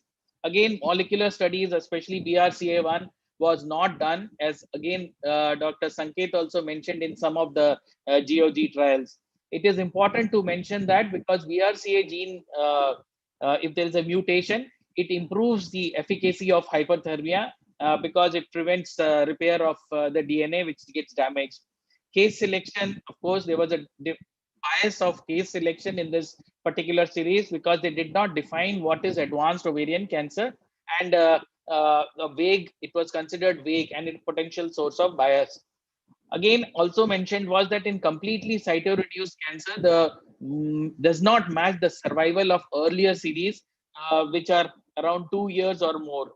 Then there was no justification given for the longer operating. Of course, the HIPEC takes another 2 hours. So that is the longer operating time and the cost, whether it can be justified or not. This particular series cannot be extrapolated to primary cytoreductive surgery. However, multiple trials are being conducted to demonstrate that. Now, in one of the comments by a leading oncologist in 2021 in the current opinion showed that although the amount of data on HIPEC, especially in the interval cytoreductive surgery, is certainly less impressive in terms of phase 3 trials than what is known about the intraperitoneal chemotherapy. You will also wonder that what is the relevance of doing these phase 3 trials when the intraperitoneal chemotherapy is not embraced by the community of practicing oncologists like the gynecologists and the medical oncologists, because intraperitoneal chemotherapy delivery is more difficult and there are a lot of complications. But the trials show and the meta-analysis show definite benefit of that.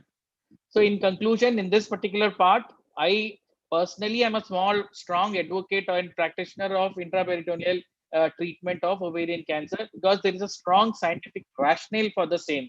However, skeptics may need more RCTs or level 1 evidence to believe in this modality, which are being conducted at this moment in various centers in the world. The second part of the talk is on tips to avoid complications in HIPEC for ovarian cancer. So we have a lot of complications which may result, as is in the particular demonstration which was shown. The surgery is a very extensive surgery. The big long incision and the retractors are put and an extensive area of dissection is done. And the cautery levels, as you saw, were very, very high. So there, in this particular, and then HIPEC is of course done. So there is temperature variation in the third space losses in this surgery, electrolyte acidosis problems, pulmonary edema, tissue edema because of excessive fluid being given for patient receiving cisplatin, coagulation abnormalities related to a lot of raw area, which results in blood loss, hypothermia, acidosis, then hypotension, renal failure, and of course, surgeon fatigue. If it is a long surgery, surgeon fatigue has to be taken into consideration, and 2 surgeons or 3 surgeons doing part of the surgery may help also. Post-operative complications can be delayed recovery, post-op ventilation due to development of pulmonary edema, renal failure, anastomotic leaks, pancreatitis. Again, he showed that if the spleen is being removed, that pancreas has to be protected. Otherwise, pancreatitis can result sometimes. Bowel perforation can result if the cautery injuries are not repaired immediately. Pulmonary problems, edema, cardiac failure, DVT and pulmonary embolism, bleeding, fluid collections, slow recovery of bowel function because of the removal of the lesser and the greater curvature, and therefore the vagal nerve branches are removed. Central line urinary tract infections and DIC. There are late complications 2 minutes left, after sir. 10. Yeah, 2 So minutes. 2 minutes left, sir. Okay, so slow recovery of the patient, constipation, readmissions because of constipation and subacute adhesive obstruction and depression. So why more complications are related to the extensiveness of the surgery. So how do you prevent them is basically using a multidisciplinary team approach, which will include multiple surgeons, nurse, anesthetist. All these should be part of the team for a protocol-based preparation and management. There are 3 groups of preparation. The pre-operative preparation will include surgery to be done 2 weeks after if a primary surgery or 4 to 6 weeks after completion of 3 to 4 cycles. Breathing exercise, physical exercises to maintain and augment muscle strength, which can include simple stretching exercises. But these things have to be told to the patient. High protein, high calorie diet, which needs to be continued. Psychological counseling, because sometimes there is a prolonged recuperation which needs this counseling. Adequate fluid intake and optimization. Smoking alcohol, of course, is not common in our country, but in other countries. Of course, case selection and bowel preparation is not usually done by us. Antibiotic prophylaxis is, of course, part of the preparation. Intraoperative steps, there are multiple steps which the anesthetist needs to follow, which include maintenance of the temperature, anemia, correction of acidosis, epidural analgesia for relief of pain in the post-operative period, cardiac output monitoring with that is the most important thing in this surgery for accurate fluid infusions and avoiding pulmonary edema. This also helps in better recovery in the postoperative period. Usage of albumin, fresh frozen plasma, and platelets to correct coagulation for parameters, and use of sodium thiosulfate and or amifostine solutions to reduce the possibility of renal failure when cisplatin is being used, and of course to prevention of DVT. Intraoperative surgical steps can be used. You are using high cautery to reduce oozing. Of course, you have avoid using the posterior rectus sheath because adhesions will be more otherwise. Use costal arch retractors for minimal periods of time because after surgery they can develop a lot of pain in the post-operative period, which will help, which will prevent good breathing this thing effort. Complete subdiaphragmatic peritoneum removal should be done first so that the oozing from the liver sometimes can be managed. The hemostatic measures are can be kept initial stages itself. Nodal dissections, if you are doing, you have to clip the lymphatic channels, otherwise there is a huge amount of drainage in the postoperative period. Repair of serosal tears and burns, and of course use of drains and intercostal tubes. The Can I request you to complications. conclude, sir? We're running short of time. Okay, so there are certain post-operative steps, and these are goal-directed fluid therapy. Remove the Foley's and drains early ambulation. Use drains wherever there is a collection, and a short fuse for CT scan. For a small fever or something, we should try to immediately screen out if any collections are there. Of course, psychological counseling is very important to reduce the anxiety and for reassurance of the patient. Thank you.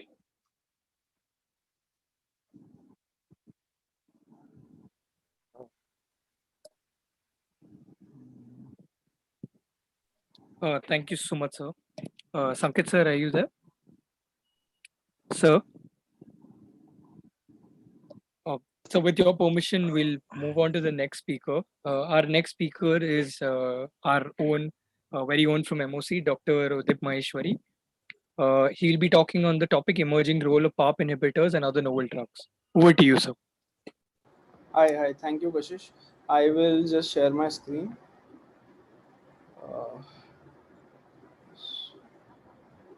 Can everyone see the screen? Yes, sir, we can see your screen, sir. After a marathon surgical session, finally some respite for the medical oncologist, and we'll be speaking on PARP inhibitors.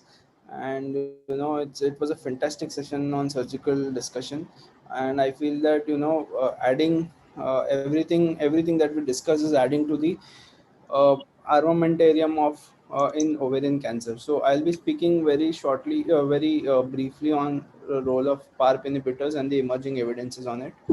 So moving on, as we all know that ovarian cancer approximately it accounts for approximately 6.7% of all cancer in females.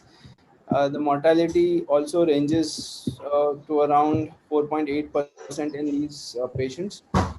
Typical course of advanced ovarian cancer would be first line treatment stage.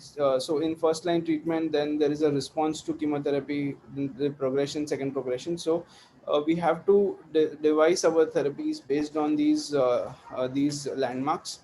Now ovarian cancer initially used to be the primary resistance is around 21.8%. Patients with secondary resistance, as in they relapse after 6 to 12 months, is around 54.1%, and 24% will never relapse, and that is the cure rate in these ovarian cancers. So moving on to the next slide. Ovarian cancer is not one disease, yet all were treated the same. So initially the treatment was paclitaxel carboplatin, but now what has changed? So what has changed is BRCA mutations. BRCA mutation is a gene that creates protein that fixes double-stranded DNA breaks in DNA. And the mutation in BRCA gene can mean that the protein that repairs DNA damage changes the shape and it's not functional, and this can increase the chances of cancer. How to test is again a question, whether to do a germline or a tumor. Testing was again a lot of debate had happened on that, and eventually the outcome is that most of the patients, to be cost effective, they should be getting a tumor test done first, and if the tumor test is positive, then get a germline test done. If we do a reverse, if the germline test comes negative, we'll have to do a tumor test again. So overall, if we have a more cost effective way, yes, we do. Most patients should be tested on tumor test, but in our clinical practice, we mostly test patients germline, because many a times the tissues that are tested initially are very limited, and we get a germline test for most of these patients. So is are all genetic, or are all traits that pass on from father to the son or mother to the daughter, or vice versa, are all genetic? I don't think so. It's not the same. Not all cancers, not all BRCA mutant patients will have ovarian cancers. There is a rate of around 60 to 70% lifetime risk of getting or developing ovarian cancers in BRCA1, and around 40% in BRCA2 patients. Now, how do we, just to give you a brief of how PARP inhibitors work and how PARP and BRCA mutations are relevant. So there are, when the DNA repairs itself, there are two ways it can repair itself. One is a single-stranded break repair, one is the double-stranded break repair. So once a BRCA is mutant, the double-stranded break repair takes a hit. And when a PARP inhibitor is given, even a single-stranded break takes a hit. So we are blocking both the repair mechanisms of DNA, and ultimately, if the DNA does not repair, it leads to apoptosis of those cells, and the cells are killed. So that is how a PARP inhibitor works, and it is called synthetic lethality, which is a very common term associated with PARP inhibitors. Again, so a normal cell which does not have a BRCA mutation or a homologous recombinant deficiency, they will repair with a double-stranded break if PARP is given, and they will evade the PARP inhibitor. But however, if there is a HRR deficient or a BRCA mutant case, a double-stranded DNA does not work, repair does not work, and this error-prone pathway leads to DNA damage and accumulation, and ultimately apoptosis and cell death. So that is how the rationale for a BRCA, a PARP inhibitor is. Now that if you see a homologous recombinant repair, that means it is a repair system which uses double strand DNA. These are just novel terms which are used to confuse most people. So homologous repair mechanism and BRCA mutant is almost the same. BRCA is one of the pathway, is in the pathway of homologous repair, and there are other genes as mentioned here which are also sometimes mutated, excepting BRCA1, BRCA2. So these HRR, why I'm specifying on this, because the trials that I'm going to enlist will mention a lot of HRD, homologous repair deficiency, and for that I am just stressing on these points. Now coming to how it came into picture, the first initial study, NOVA study, which saw these germline BRCA mutant patients and randomized them to niraparib versus placebo in a platinum sensitive recurrent ovarian cancer. So a cancer which was recurrent, which post second line they were on maintenance, and most germline BRCA mutation patients were selected, and niraparib was given there. And if you could see the arms, it was fantastic, and this data led to development of newer trials and newer ways of using these drugs. So niraparib 21 months versus 5.5 months, which was a median PFS. So I think it was a fantastic benefit even in the non-BRCA mutant. If you see, the median PFS is 9.3 months versus 3.9 months, which is again significant irrespective of the BRCA mutation. So hence this got an approval for niraparib in this setting. Again, if you see the second drug, that is rucaparib, similar design, similar testing, and again similar results. So if you see that the curves are separating again, with median PFS being 26.8 months versus 5.4 months, which showed fantastic results, led to the approval rucaparib in the second line setting. uh, Again, if you see here, HRD positive, this is not BRCA mutant, patients who are HRD positive. So besides the BRCA, the other genes in the HRD pathway, were also included, and if the HRD mutation was positive, again the curves were separating very nicely with a significant p-value. So this again led to the approval in HRD positive patients. BRCA, whether they are BRCA positive or negative is not is not relevant. It should be HRD positive. Any of the pathway molecules should be muted. So in summary, for the this is not the end, this is just the beginning. This is summary for the first second line trial, wherein PARP inhibitor therapy is one of the most important advances for ovarian cancer in the past decades. Maintenance with niraparib or rucaparib significantly improved PFS after platinum response in platinum sensitive relapsed ovarian cancers. However, no direct comparison was possible. BRCA mutant patients benefited the most, but no predictive NGS test is sensitive enough to rule out the benefit for BRCA wild type patients who have platinum sensitive relapsed ovarian cancer. So most patients with rucaparib and niraparib in second line setting as a maintenance do not require a BRCA mutation. They just need a platinum sensitive relapsed ovarian cancer. So treatment emergent adverse events with niraparib or rucaparib were generally managed with dose modifications. So now coming to olaparib. So we're missing olaparib. A solo 2 study looked at olaparib in the second line setting. Most patients were BRCA1, BRCA2 mutant, more than two or more prior lines, CR or PR to the most recent therapy. Olaparib was randomized at 300 milligram twice a day, and again, if you could see, the curves are overlapping. Everything is same in all three trials with such huge difference. And if you could see that olaparib was continued by 70% of the patients at 300 milligram per BD, most of them continued that till the end of the treatment. The lower x this of the graph is showing the months. So for 24 months, most of the patients were able to continue. Again, if you see the twist analysis, twist is time without symptoms or toxicity, which is significantly, the area under the curve is significantly more for olaparib. Now, this was all about PARP inhibitors in the second line and maintenance. Now, are they approved in front line? As bevacizumab, we all know, is approved in front line.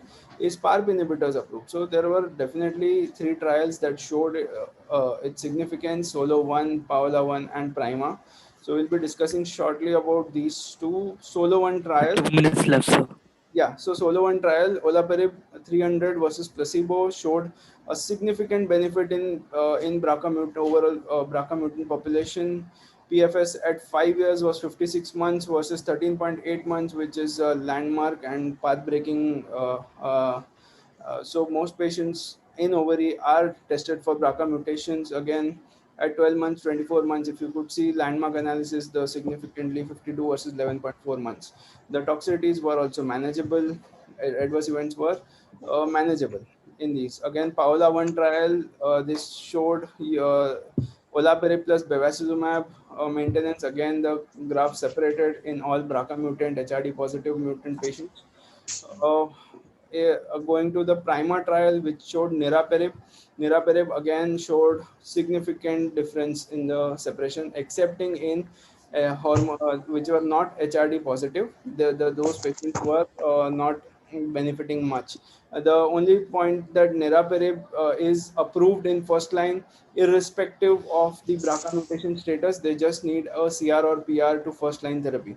So niraparib is that. Olaparib is, I have already told you, rucaparib is approved in the second line setting. What about immunotherapy? Is immunotherapy gaining approval in ovarian cancer? Yes, it is. It has a logistic benefit with olaparib, as olaparib tends to increase the mutational burden, and we know that immunotherapy works in patients or cancer cells with higher mutational burden. So there are these 4 trials that are ongoing. Phase 1, phase 2 trials are showing promising results, and way to go forward is with so many of these trials coming in the first line, and it is going to be a crowded place in 2024. I feel that there will be a lot of options for us to work with. In conclusion, BRCA1, BRCA2 mutation panel needs to be done in all ovarian cancers. HRD testing by Myriad Genetics is approved test. PARP inhibitors are approved in first line as maintenance in BRCA mutant for olaparib and irrespective of BRCA status in niraparib. Immunotherapy plus olaparib, exciting combination trials are ongoing. So the road ahead is long and full of newer avenues, only if we are ready to explore. Lastly, I would leave you with Eleanor Roosevelt's thoughts: "The future belongs to those who believe in the beauty of their dreams." Thank you so much for your patient hearing. Thank you so much, sir. Sanket, sir, any final comments, sir?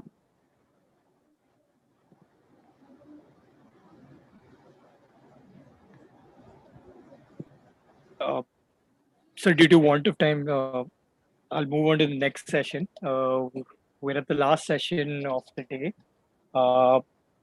This session is on career development, solo and group practice, and our coordinators are Dr. Preetham Kalaskar from MOC Mumbai and Dr. Vashisht Manyar, also from MOC Mumbai. Over to you, sir. Thank you, Kashish. And it has been a marathon in terms of oncology discussion since last 2 weeks. And today evening, after this workshop, which was also quite exciting, we moved to something which is not academics, but definitely drives most of the things in academics also, how we practice.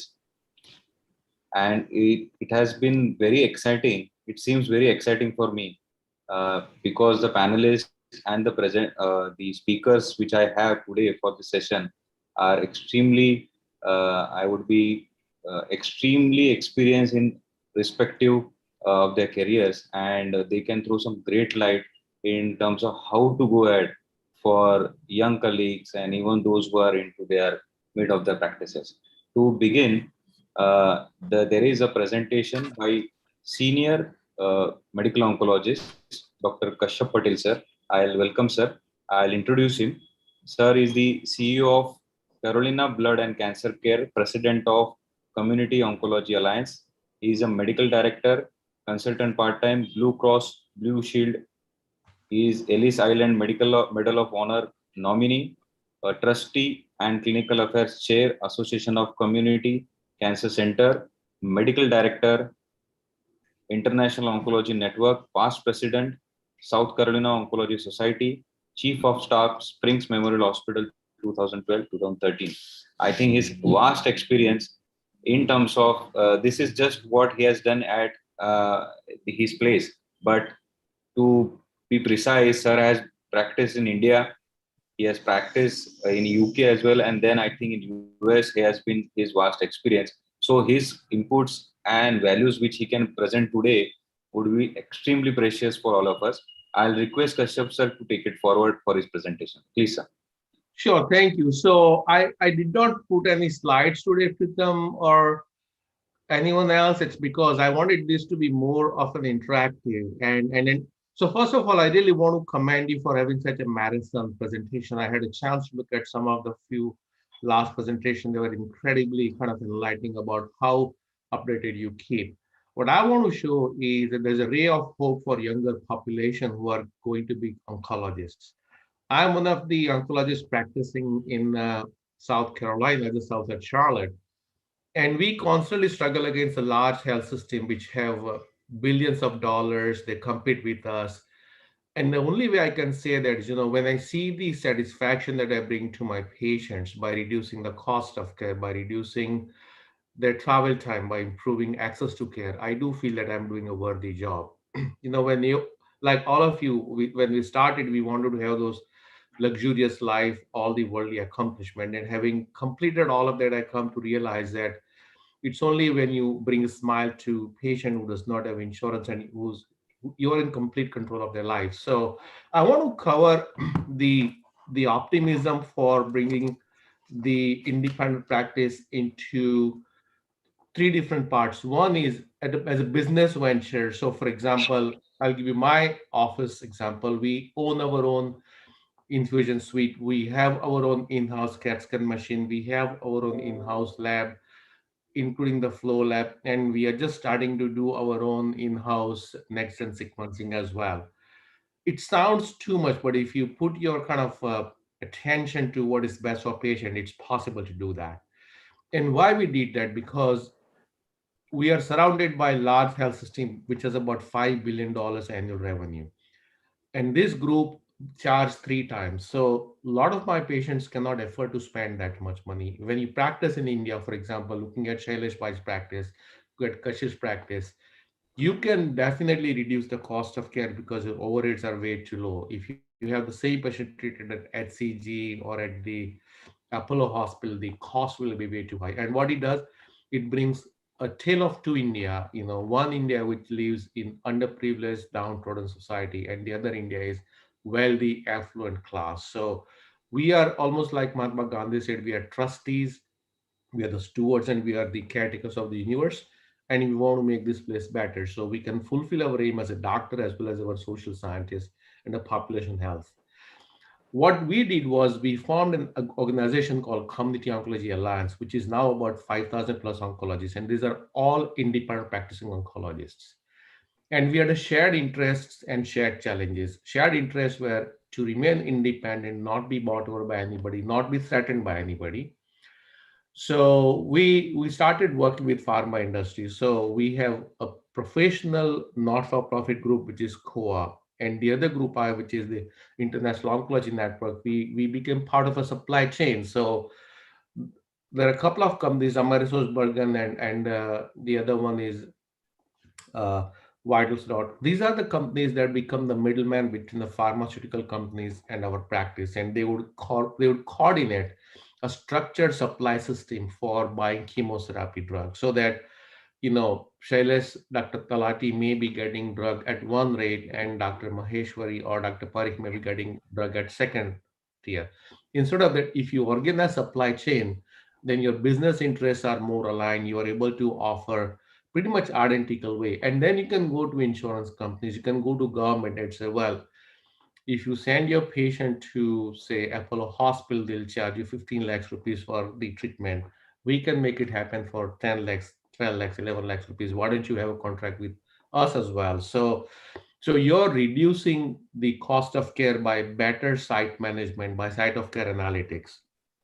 Then you start advocacy. So the way we work is I go to Washington. I've been to the White House, I've been to Senate, I've been to Congress. I'm going to Washington again on Monday and Tuesday to meet with some of the lawmakers, because we help them shape up the laws that bring control reimbursement to make sure that there is a parity, that they look into my interest. They make sure that because I provide care to many uninsured population without discriminating anyone, that we can use our leverage, and our patients are our biggest kind of weight that we carry. So that is actually the advocacy arm. We are also able to bring access to trials. So I was tired of those big corporate group trials. We used to do them before, but they were always under control of teaching hospitals. So we started our own research company called CCORN. You can look at the website ccorn.net. And we founded that company to bring clinical trials to doctors' offices. The sole purpose, again, to reduce the healthcare disparity. And in summary, when you look into geopolitical disparities, when you look at the healthcare economic disparity, when you look at the social disparities, when you look at the lack of access to trial, all of that make the survival of an average cancer patient without resources much worse. And we are the voice for the voiceless people. So it is possible not only to form a coalition like the way we did, and I would be more than happy, honored to work with your team, 5 or 6 key leaders, to help you really build up something like COA International branch in India, where you could actually run it as your own entity and ensure that we improve the delivery of healthcare to rural population. In spite of America having such a huge kind of development, I just had a paper came out. I'll send it to Dr. Talati and we'll put it on actually on the link, that 1 in 3 cancer deaths in America, 1 in 3, 34% are preventable if we did not have disparities. So you look into, if in spite of having such an advanced strategies, if we could save that death, it could also save $240 billion. So what I'm coming back at is that by structuring delivery of care based on the needs of a unique patient population, we could design healthcare delivery system which is a lot more patient friendly, patient centric. And I think, that's what our obligation is as a physician now at this juncture in life. And I'll stop it and take any questions. Sir, if you can just tell us how many people are associated there, oncologists? So we have about 4,000 plus members of this association. 4,000 plus. Big. We are actually, so we compete with ASCO. ASCO, I'm a member of ASCO as well, but in ASCO is a hybrid. It's everyone. We are exclusively, our requirement is you should be independently practicing doctor. Okay.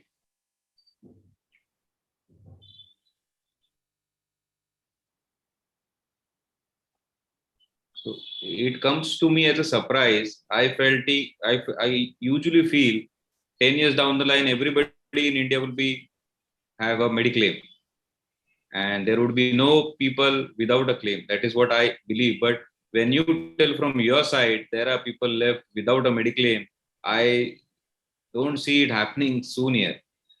Yeah. And also when people have Mediclaim, you could actually you could negotiate the rate, because if you look into Mediclaim, maybe paying X amount of dollars, but you could actually negotiate rate as an independent body and say, well, there are many big corporations, like you look into Reliance, you look into Nirma, you look into Torrent. You go to the employers and tell them that we can provide you a deal where we'll mark up our chemotherapy by a factor of 10%, 20%. That's how we get paid. So if my purchase cost is $1,000, they'll pay me $1,100. $100 is more like my operational cost, and that's how you bring access to care easy. And at the end of the day, I'm in full control of my schedule. If I don't want to go to work tomorrow, I can ask my partner. If I'm an employed physician at the age of 59 years, I don't want to be controlled by a hospital CEO and say, well, you can't take a day off today because I want you to be in this meeting. So we enjoy the best of the both worlds. I think so that was something very important, that the insurance is not only thing which is required, the amount has to be utilized properly also. There can be so the properly delivered care sometimes can help the patients to complete the treatment in the given amount. So not Exactly. Yeah. Absolutely. So can I have a question? Can I ask you a question, Kashyap bhai? Yes, sir. Definitely. Yeah. So these are, I understand the economic benefits that a medical oncologist would have joining the group. I wanted to understand your perspective in terms of what you believe could be potentially the downsides of being attached to a medical oncologist forum. So we are not actually, there's no business coalition. This is only like a not-for-profit association. So there's no downside of it. Now, when you look into being an independent oncology, say we are like 5 doctors in my group, and we are like 4 nurse practitioner or medical officers. So the threat that we have is a large health system can open up practice around us, and they can control my referral patterns. So they can buy surgical practice. They can do all of that.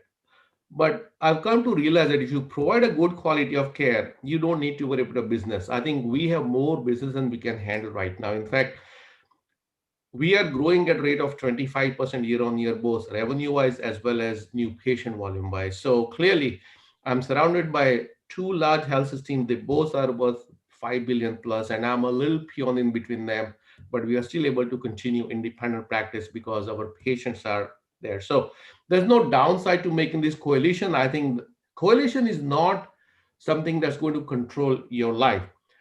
You could form a small group of 5, 10, 15 people. You assign management that, okay, this person is good in overall kind of projection, so he becomes the leader of the group. And then you make an association of these groups that works together to protect your common interest. So it's almost, you're forming almost like a trade association of labor unions. Basically, what you're doing is you're creating a labor union, but for the better purpose of delivering better quality of cancer care. And because most of you serve some of the smaller communities, you can talk to your local MPs and MLAs and say, guys, we are the only people who provide cancer care here. Look at, if you go to Drangadra, if you go to small place in Gujarat, like, Pardi, I mean, they may not have oncologists, but if you form, say, if there's a single oncologist who wants to go there, you could create that ecosystem to support them to survive independently. Kashyap bhai, hi, I'm Bhavin. Oh yeah, of Nice to course. you know once again. Yeah, absolutely. Yeah. Good to see you, sir. So, yeah. So, Kashyap bhai, when you are referring the patient to for radiation or a surgery to a big corporate, or there are another group of a surgical oncologist or a radiation oncologist who will take care of your patients? I think it's both. I think so. We have a large surgical oncology group that's partly owned by system. So that does not matter to us. I think what is best for a patient is what is best for us. So for example, I don't do bone marrow transplant. So I send them to the same group that competes with me because they have expertise there. I don't do CAR T cell therapy, so I send it to them.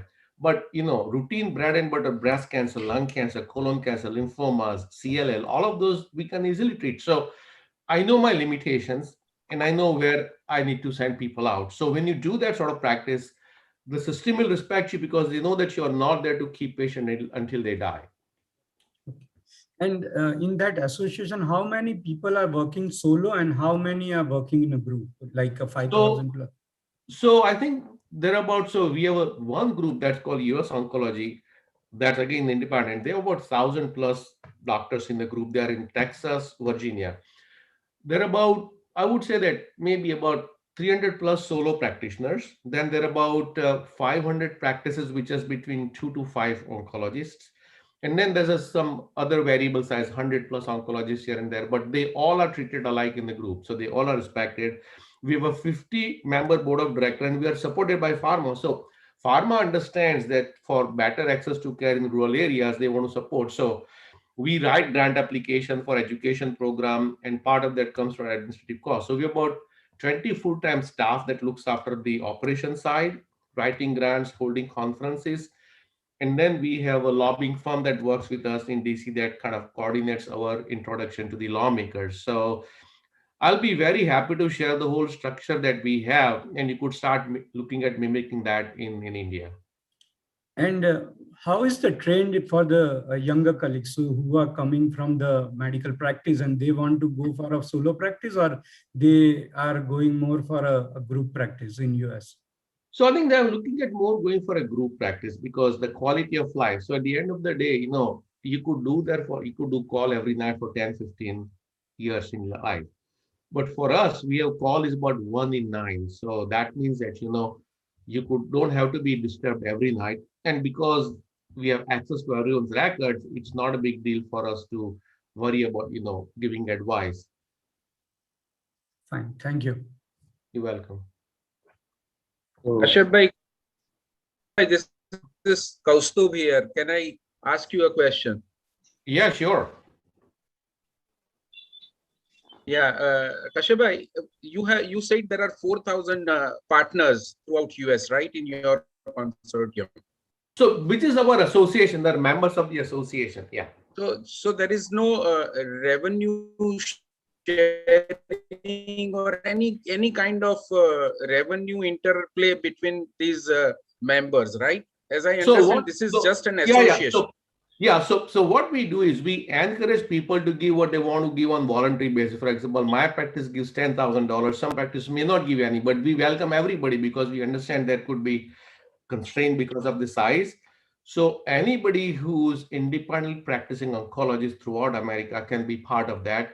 And we say that we recommend to pay $1,000 here as a member fee, which actually takes care of the administrative cost. But if they cannot pay, they don't have to pay. It's all voluntary. And are there any restrictions on them if they are member? Oh, no. This is absolutely, there's nothing, there is no operational agreement. This is purely a trade association that protects the common interest. So there's no contract. It's pure voluntary. It's almost like, you become a part of some cooperative society. So there is no agreement that they can walk out tomorrow. They don't even have to show up. It's purely voluntary team. We have 50 board of directors across the country. So for example, Monday, Tuesday, we have board meetings. So I'll be chairing that again for next 2 years. So we get together 3 times a year in Washington, DC. We host educational programs as a part of this, but we also host policy summits, which actually takes everyone to the lawmakers, senators, congressmen, and secretaries. And when you talk about your group practice of 5 five medical oncologists working as a group.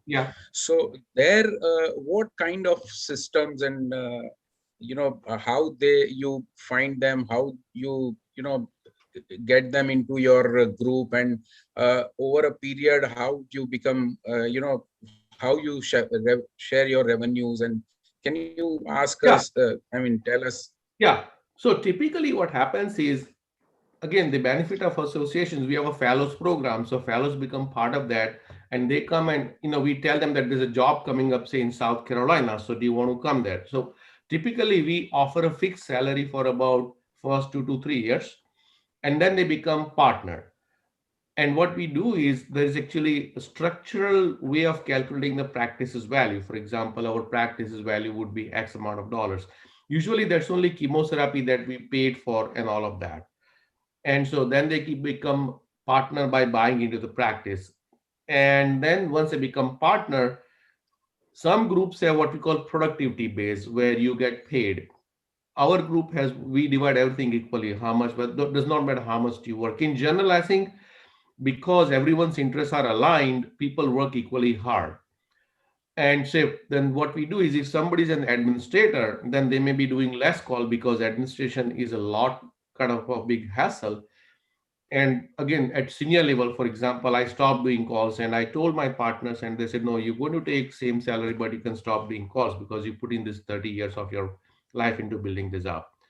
So within 3 to 5 years, the junior member becomes a partner. And then because their interests are all aligned, people work equally hard, but there's a good quality of life, because if you want to go on a vacation, you can take a month off, don't have to worry about who's going to cover your patients. Right. Thank you. Yeah. Thanks, sir. Thanks for enlightening us. If there are no questions left, can we move to the discussion? And I'll Yes. So I'll request Kashyap sir if we can present for the discussion part. Yeah. So I think, let me ask Dr. Talati and Kaustubh, who's here. I think, how are you looking at this sort of evolving in the Indian landscape?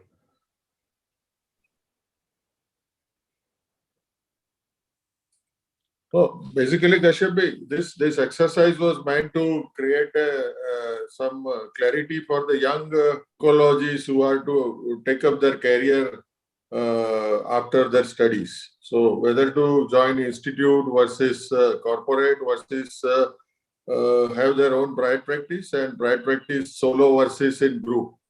So that was the point of discussion. Yeah. So institute is a different ball game. Corporate is a different ball game, and creating your own practice, a kind of group practice, and scale it, enterprise added. What are the opportunities like that?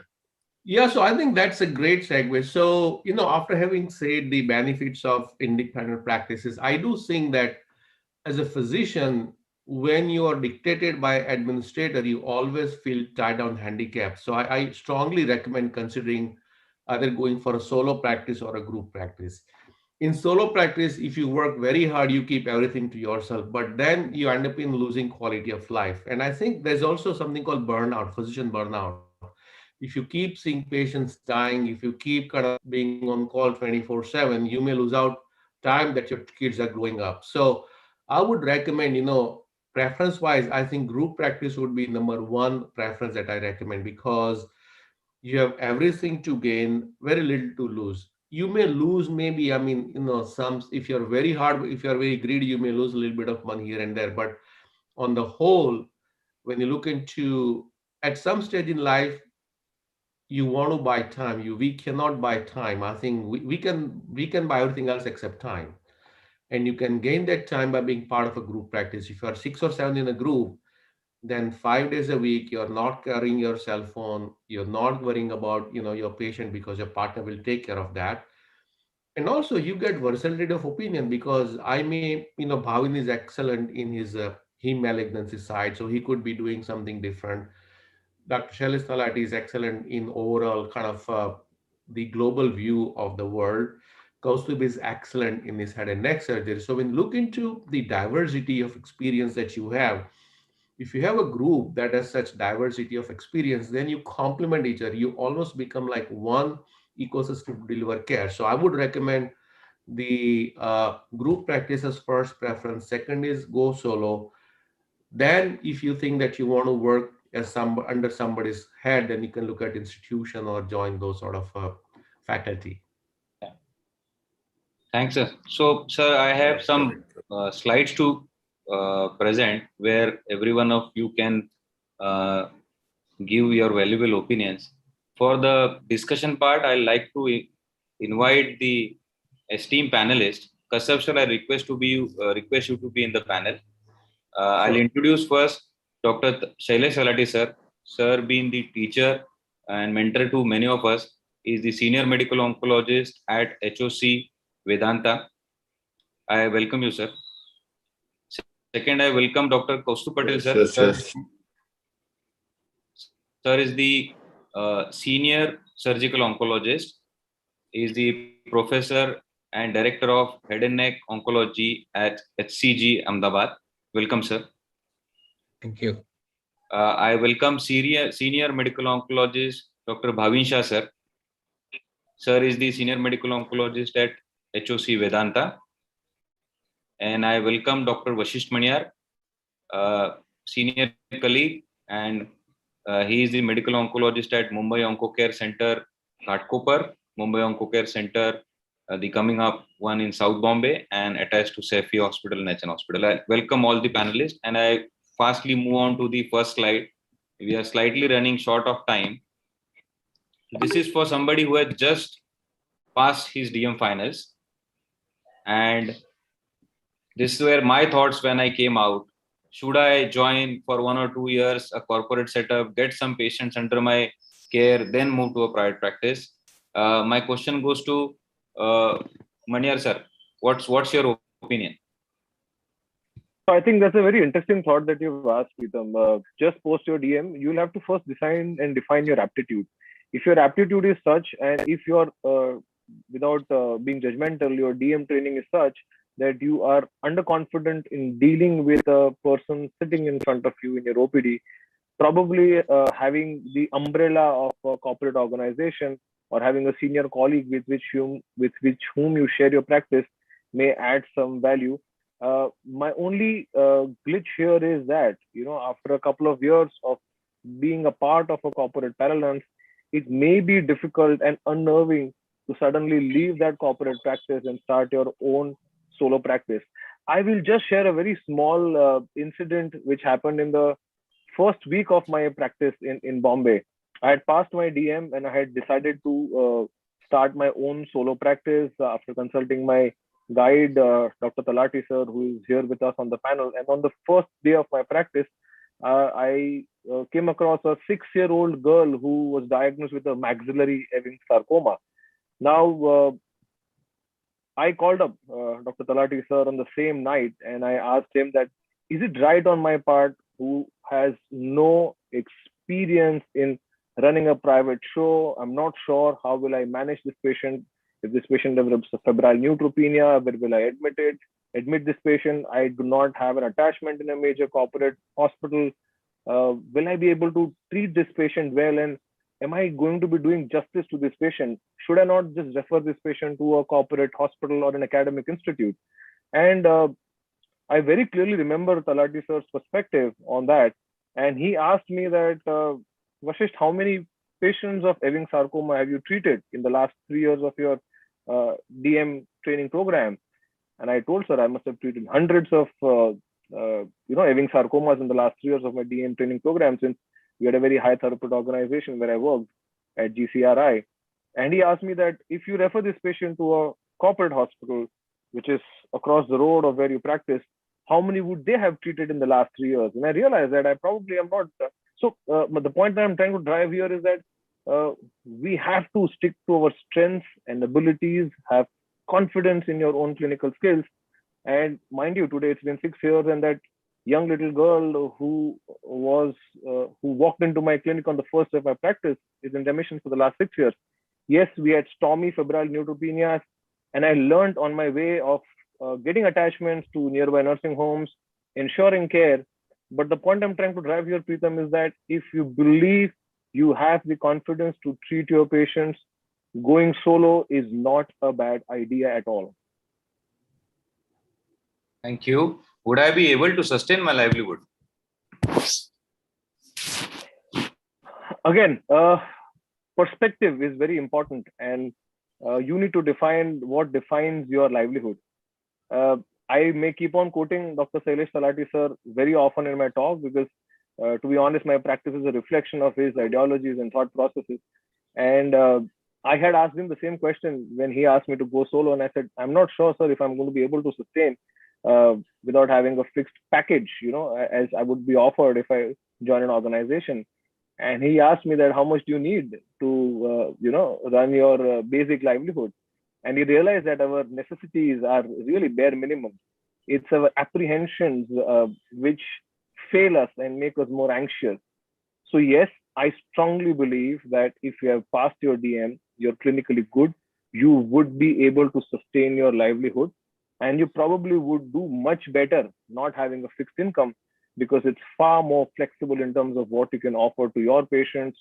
There are no obligations in terms of the charging pattern that you may come across.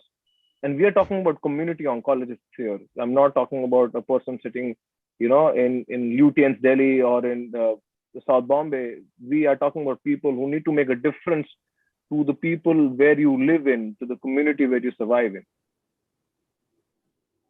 Yeah. So, and with fair trade practices? Absolutely. I believe there is no other way of practice than fair trade practice. And again, I may be an example of having survived, and I'm sure everybody else on the panel and hundreds of medical oncologists who have survived with fair trade practices without shortchanging your patients, shortchanging your ethos of practice. You can very, very well survive. I think the most important thing here is that you need to define what do I need to sustain myself. And sometimes all you need is a happy patient. And that probably does far more wonders to your confidence, than not having an XYZ amount of money in your bank balance this month. I think Kashyap sir wanted to make a point. Yes, here. yes. Yeah, so I think I'm really glad you bring up Dr. Sailesh Talati's point, versus. So the question is, once we understand difference between our wants and needs, I think you may realize that your needs are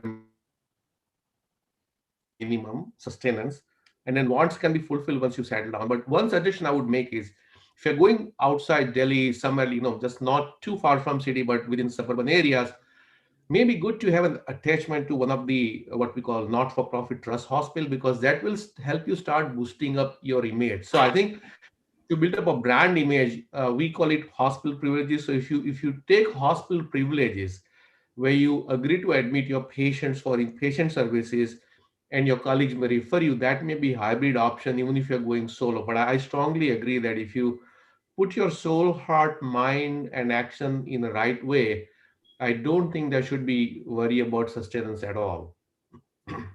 So Pritam, I can add something. Yes, sir. Please. Yeah. So when I passed my DM examination, Dr. S.N. Shukla, our professor, had given me two advice. One, he told me that in initial part of your career, don't invest much. If you invest high to survive and to pay the EMI of that investment, you have to look for the shortcut if you don't do a good practice. So during the initial period of your practice, don't invest too much. So don't borrow too much, so that you don't have to worry that you have to pay someone. The second thing, he had told me that the practice is like an ocean. There are daily thousands of boats are going into the ocean to catch a fish. And then there is a variation. A few people will go very deep, they will get more fish. Some will be go just nearby and they can catch a few fish. But the ocean has enough fish that they can fulfill everybody's requirement. It is all what you need. It depends on that. So in initial part of your practice, you have to keep in these two things in mind, that don't invest much. So you don't have to worry about your EMI, and you don't have to worry that what will happen if I work here where the other established consultants are already there. You will get enough for yourself if you are ready to work hard. Super, super. So anybody wants to any other point, I'll move otherwise. So yes. So basically, yes, Kaustuv. Please, sir. Basically, once you are confident about your professional training, you have to take a call whether you are academic oriented and work in an academic institute and that is your pursuit. Continue that. If you want to do not want to work hard to develop your practice and want to work with some specialized areas, as somebody wants to work in bone marrow transplantation, somebody wants to work exclusively for breast cancer, then he has to be part of that system. And for that, he will have to go to a corporate or a structure like that where he can be part of a breast clinic or exclusive breast oncology. If somebody wants to do total oncology and develop its own practice, which has its own perks and it has its own small waiting time, but then it's a best reward for you that you created your own practice, you created your own enterprise, whether solo or in group. But it's your own enterprise, it's your own goodwill, it's your own thoughts. You are free, like Dr. Kashyap said, that you don't have any administrator sitting on you, and you can scale it as best as you can, have more people involved and take it to different level. And honestly, I mean, as I feel it, because of our population and the gap in the healthcare system, we can have 10 models of healthcare service in India and 10 models of oncology practice in India. That could be just exclusive tertiary care center versus a multidisciplinary cancer center, which has got a multidisciplinary hospital, which has got cancer discipline also, and cancer center like HCG and all, and a model like ours, I mean, MOC, multiple clinics, HOC, multiple clinics, and solo practice. So I think as long as there is the population of India is so large, oncology is just getting noticed, and we are very few. I mean, there is a big gap in the services. There is opportunity all around. You have to choose the one that fits into most of your criteria. And all professionals, once they are confident in the training, should not work for others. That's my opinion. That's great. So in nutshell, if I cover for the first slide, it is, if you know your aspirations and your need in clarity, then the road is very clear. So I move on from that. What can be the limitations? Anybody would like to take that for a single oncologist to run a center? Or can I take that, Pritam? Yes, because yes, I started my career as a single oncologist running a single center. So tremendous limitations, I'll be very honest, because as Kashyap sir mentioned in his talk, the buck stops with me. There is no alternative. The day I am not working, the center has to shut down. I am on call every day. It leads to frequent burnouts.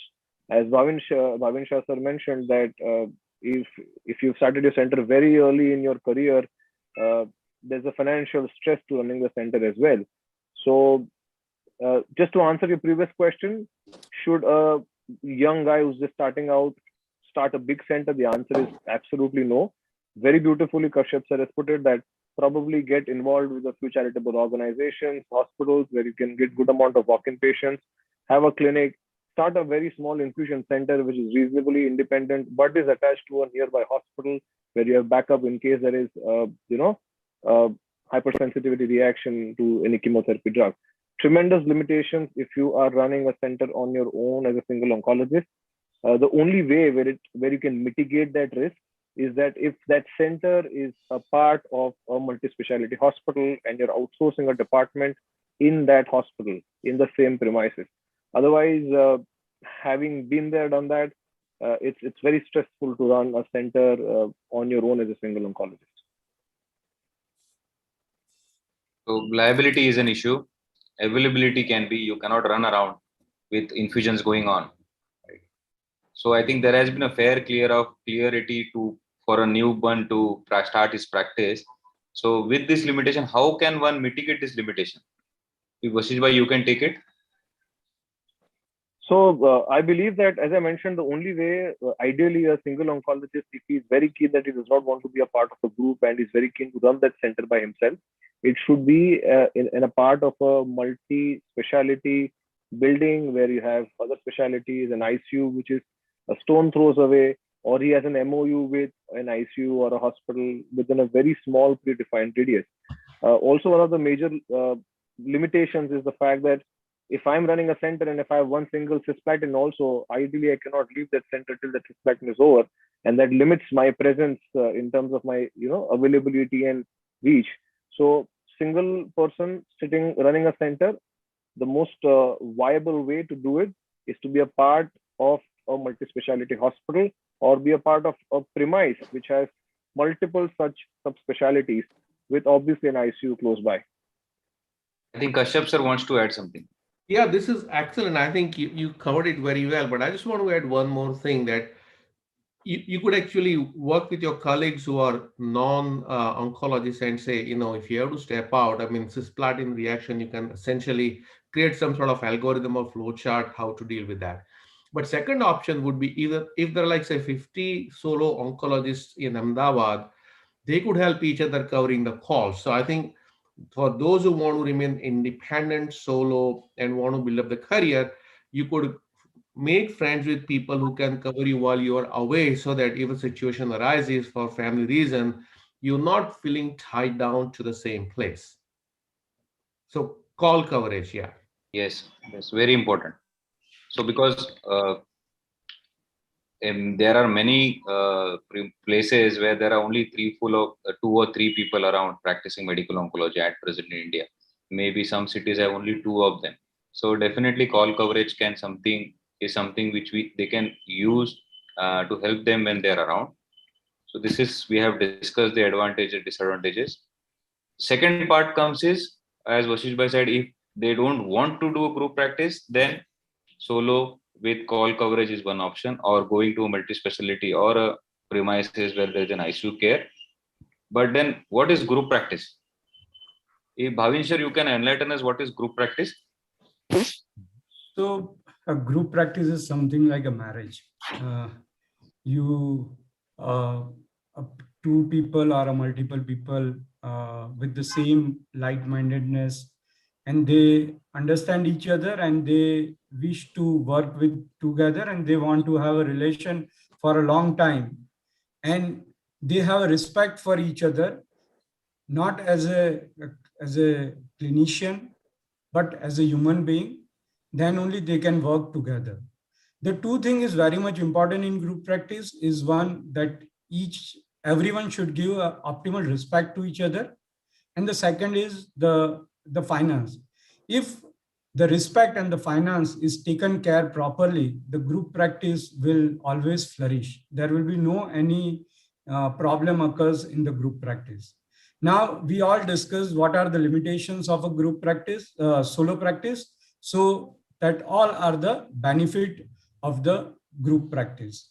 The most important thing is the quality of life. The quality of life includes everything. Like, you can have a better clinical judgment because there are somebody who can give you a check mechanism. If I am looking after one patient, and if we are discussing Dr. Talati or Dr. Chirag Bhai have some suggestion that will improve my clinical judgment, it will improve the overall care of the patient. It will definitely give a financial advantages because you can run around. If we are sitting in 2-3 people, we are sitting in the same premises, there are patients, I can move around, I can see any emergency. If there is any emergency references there, I can go there and I can come back. If any patient had any emergency at a hospital where we admit our patient, I can go there and the rest of my patients can be taken care of. It will give you a social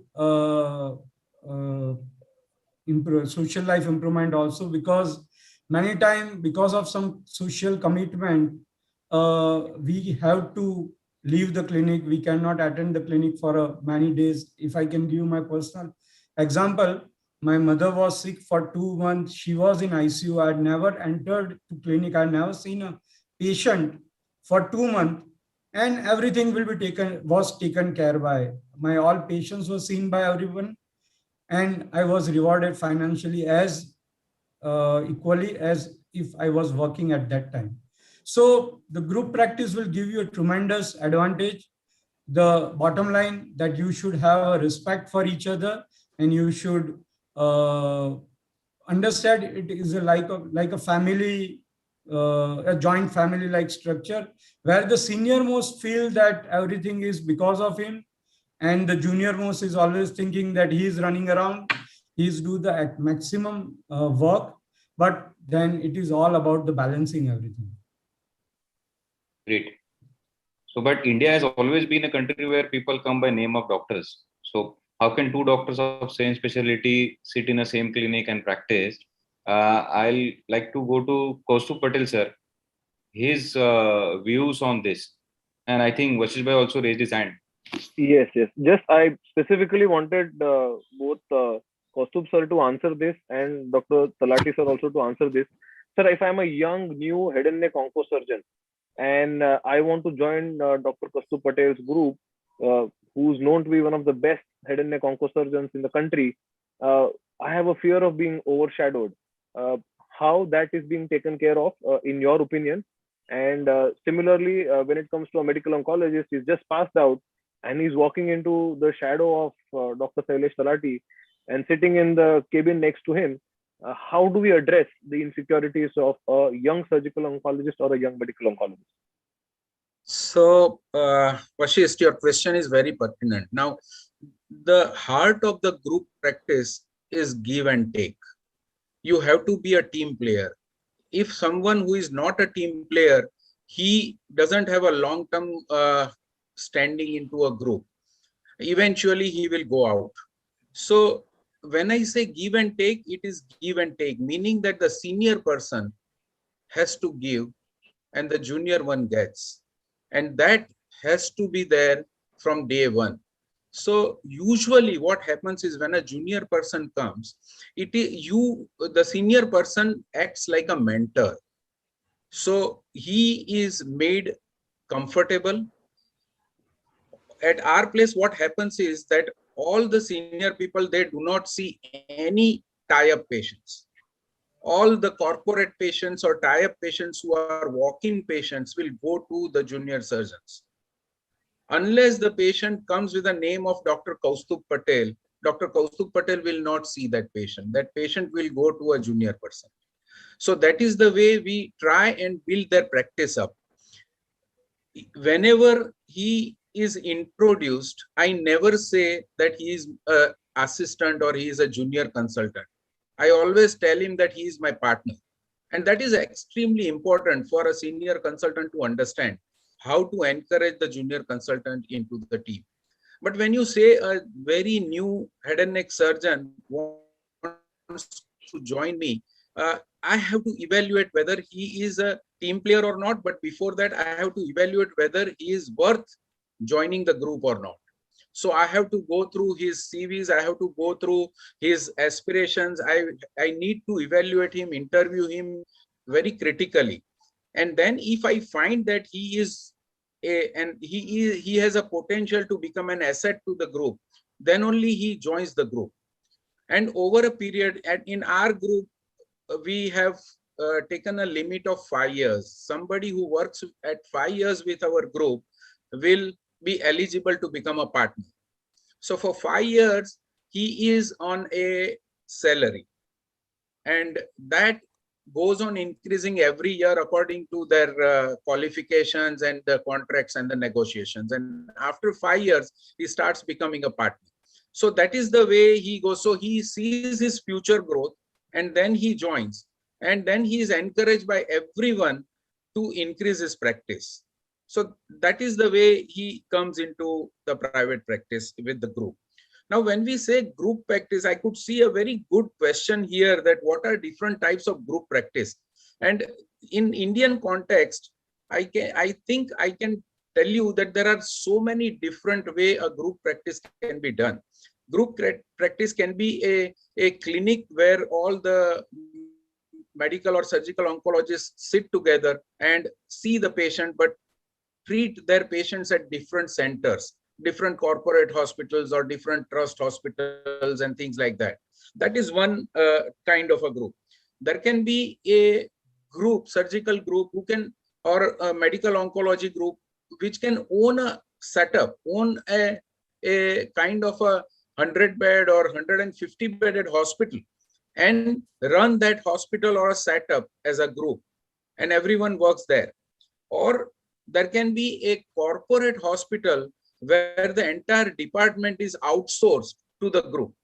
So a medical oncology group is taking care of entire medical oncology services at that corporate hospital, if you can negotiate that kind of a contract with that.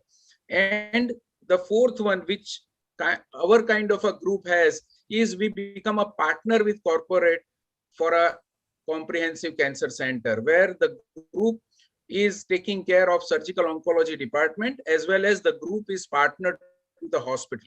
So we are stakeholders, shareholders of the center, as well as we are the surgical oncologist to that department. So there are many ways we can have the group practice in India.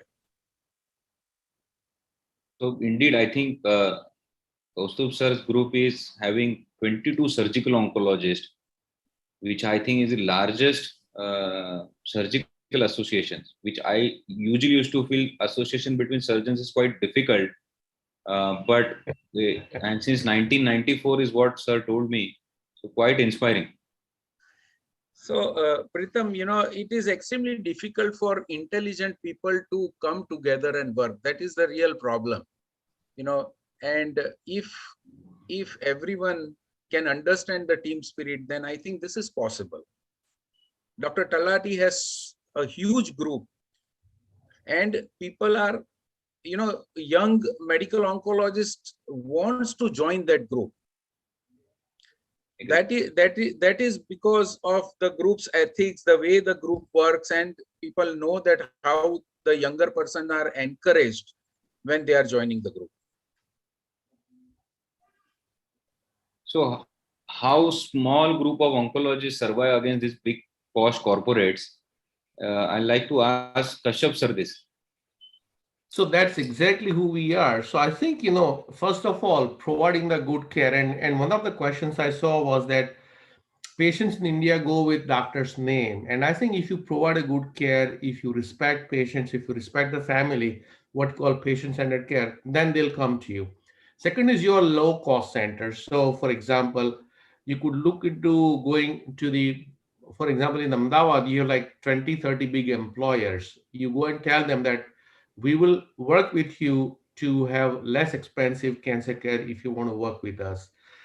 And at the end of the day, I just want to go back to one previous question, which was, how do people come to a new doctor? And I really liked Kaustubh's remarks that we have the same philosophy that patients, even if they want to see me, I'll encourage them to see my colleagues. And the way I tell them that is, every year the world recycles 100 million people. So that means as we are talking right now, maybe 5,000 people might have died and I could be one of them. So no one is indispensable in this universe. Everyone's going to die.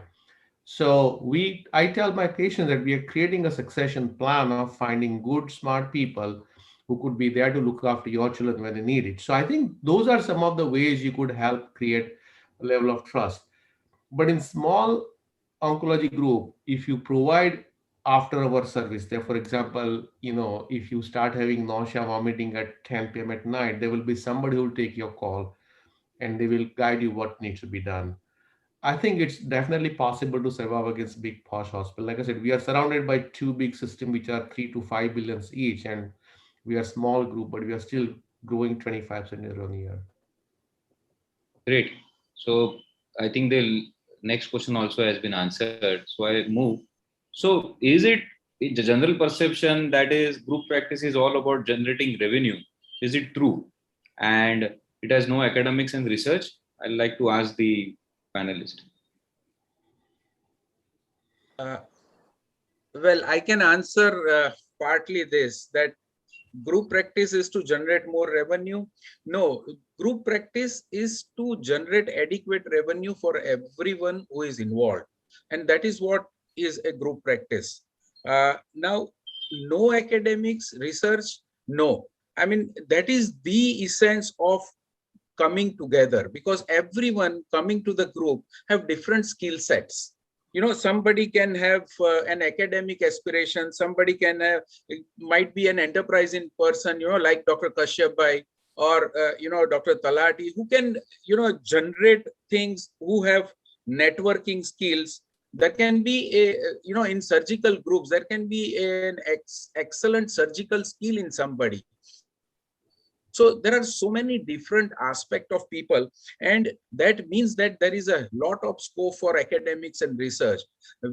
At our center, with our surgical oncology group, we publish minimum 11 to 15 international publications every year. And that is because the advantage is that you generate volume, you generate lot of patient data, which can be analyzed by people and can be published. Academic and research avenues can open very well. And then now with DNB, all these hospitals can have residents and fellows. We have created a foundation for head and neck oncology, which is a national head and neck oncology body. At this level, we have a head and neck fellowship, which is throughout the country, and there are 28 institutes, which are all private institutes, which are participating into it. And the fellows have entrance exam, exit exam, exactly based on American Head and Neck Society fellowship program. So the curriculum, syllabus, everything is like that. So you can always do what you really want to do when you are in a group practice, because you have time for your academics, you have time for your research, because you are in a group. So you can take that advantage, and definitely a group practice can have academics and research. There is no doubt about it. Talati sir, any comments from your side? Yeah. I think it should be possible because you have data and you have people with that bent of mindset. In our group, Chirag has tremendous orientation toward clinical trials, and also because of his previous affiliation, we are getting so many good clinical trials at our center. So I think it is essentially pulling up all your resources, all your goodwill, and all your patient pool. You can do umpteen number of things. And I think today's time, because of the technological advancement and other things, most of the things that were possible only because of being in one geography or in one building is now possible for our kind of separately placed clinics also. So you can always collaborate and corroborate and etc. So I mean, different people with different skill set, like Kaustubh said, it's complementing each other's skill.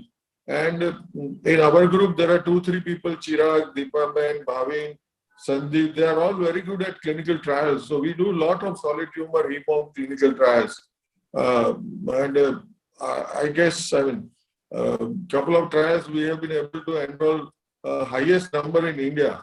I think that was for that CML, Bhavin, no? CML trial. After It was published in Blood. CML, yeah. Great. So we move on to the next part. So in group practice, there are no tumor boards.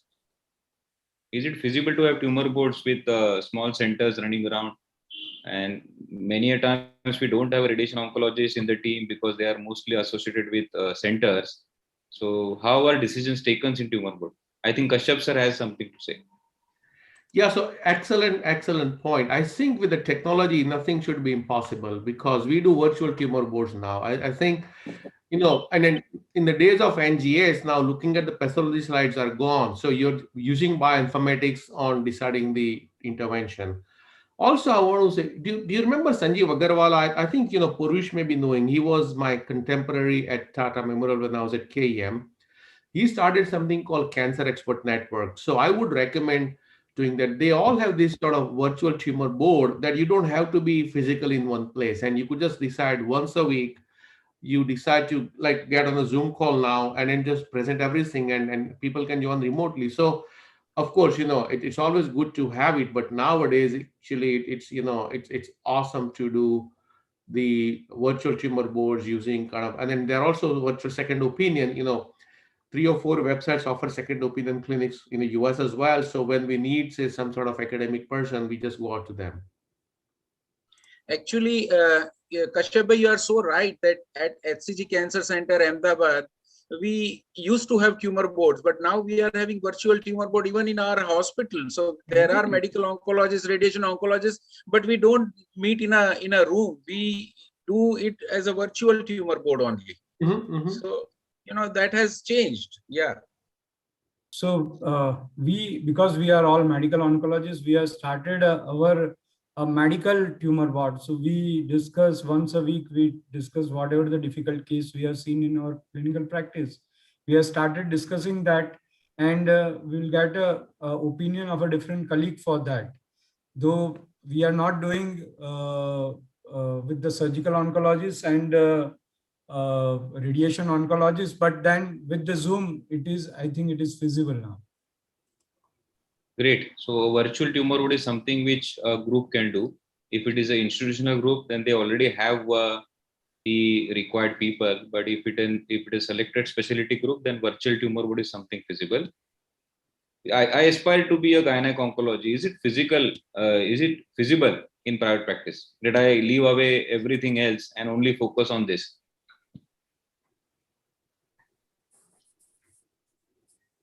Anybody can take that in a group practice? Yes. Pritam, at Asta Oncology Associates, which is our group, from day one, it is at entry level only. There is a condition that if you want to do a subspecialty practice, then only you will join Asta Oncology Associates. So we have dedicated head and neck surgeons, dedicated GI, dedicated breast, dedicated so everybody is doing a specialty practice only.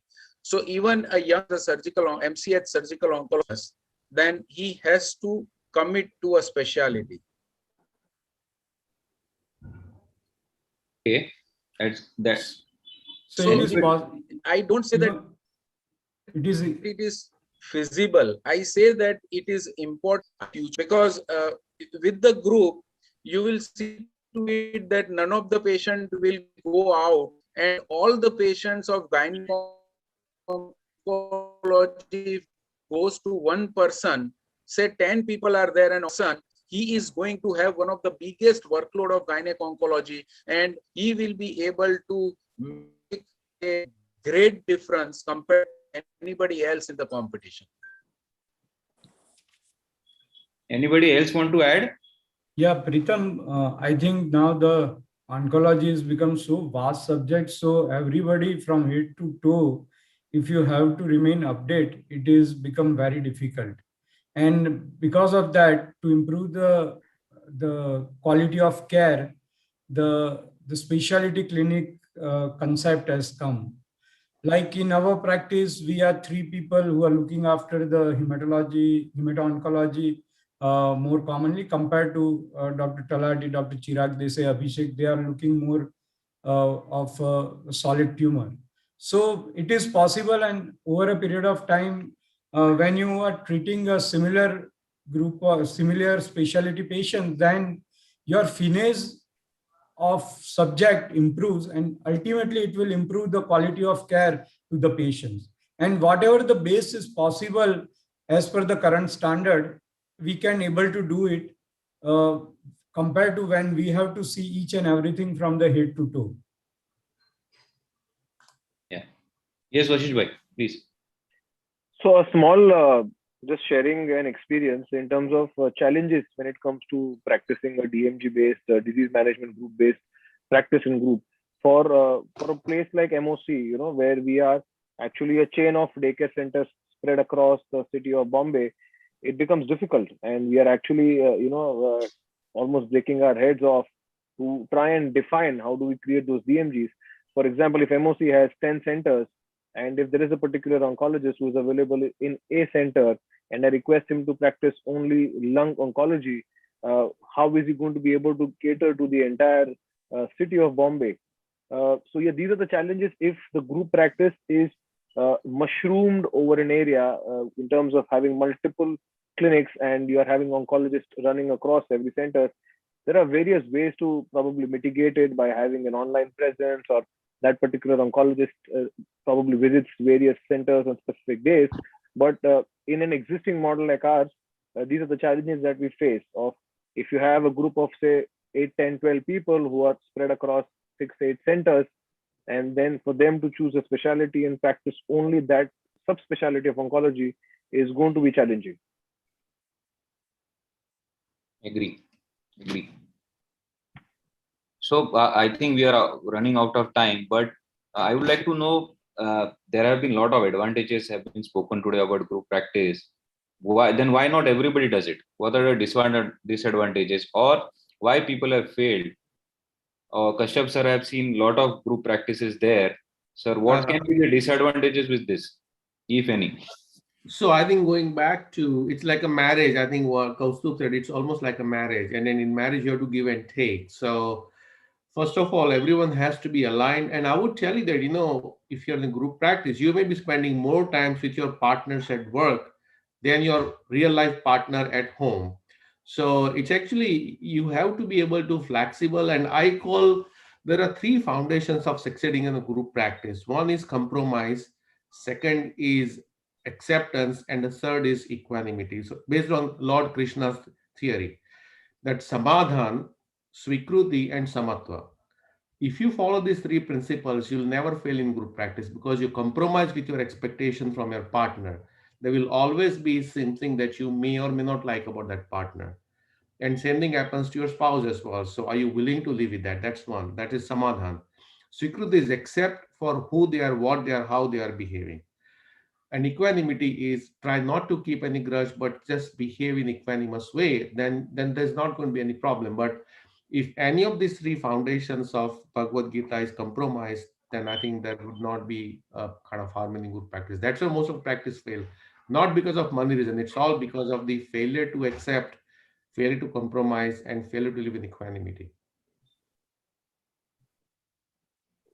Great, sir. So any other thoughts? I think that sums up for group practice. It's difficult to better that thought which Kashyap bhai has left us with. It's something that all of us can ruminate for days. So I thank all the panelists to be here, especially Kashyap sir for joining us from that part of the world. And thank you all for your valuable inputs. It will definitely help. Thank you. Lovely. Thank you. Thank you all. It's always to be part of this team. Thank you. All right. Bye-bye. Bye. Thank you. Thank you so much. Bye. Thank you. So I apologize the organizers. It has been slightly delayed in terms of the moderation time. I'll request Kashish to take it over. Thank you so much, sir. I wish to remind our participants, we've had a great day 3 of the workshop, but I would request our participants to also join us tomorrow at 1 p.m. It's the day 3 of the 44th ICON main conference, the last day. We have wonderful sessions planned tomorrow. We have the sessions on breast cancer, on gynecological cancer as well, and we hope to see you tomorrow.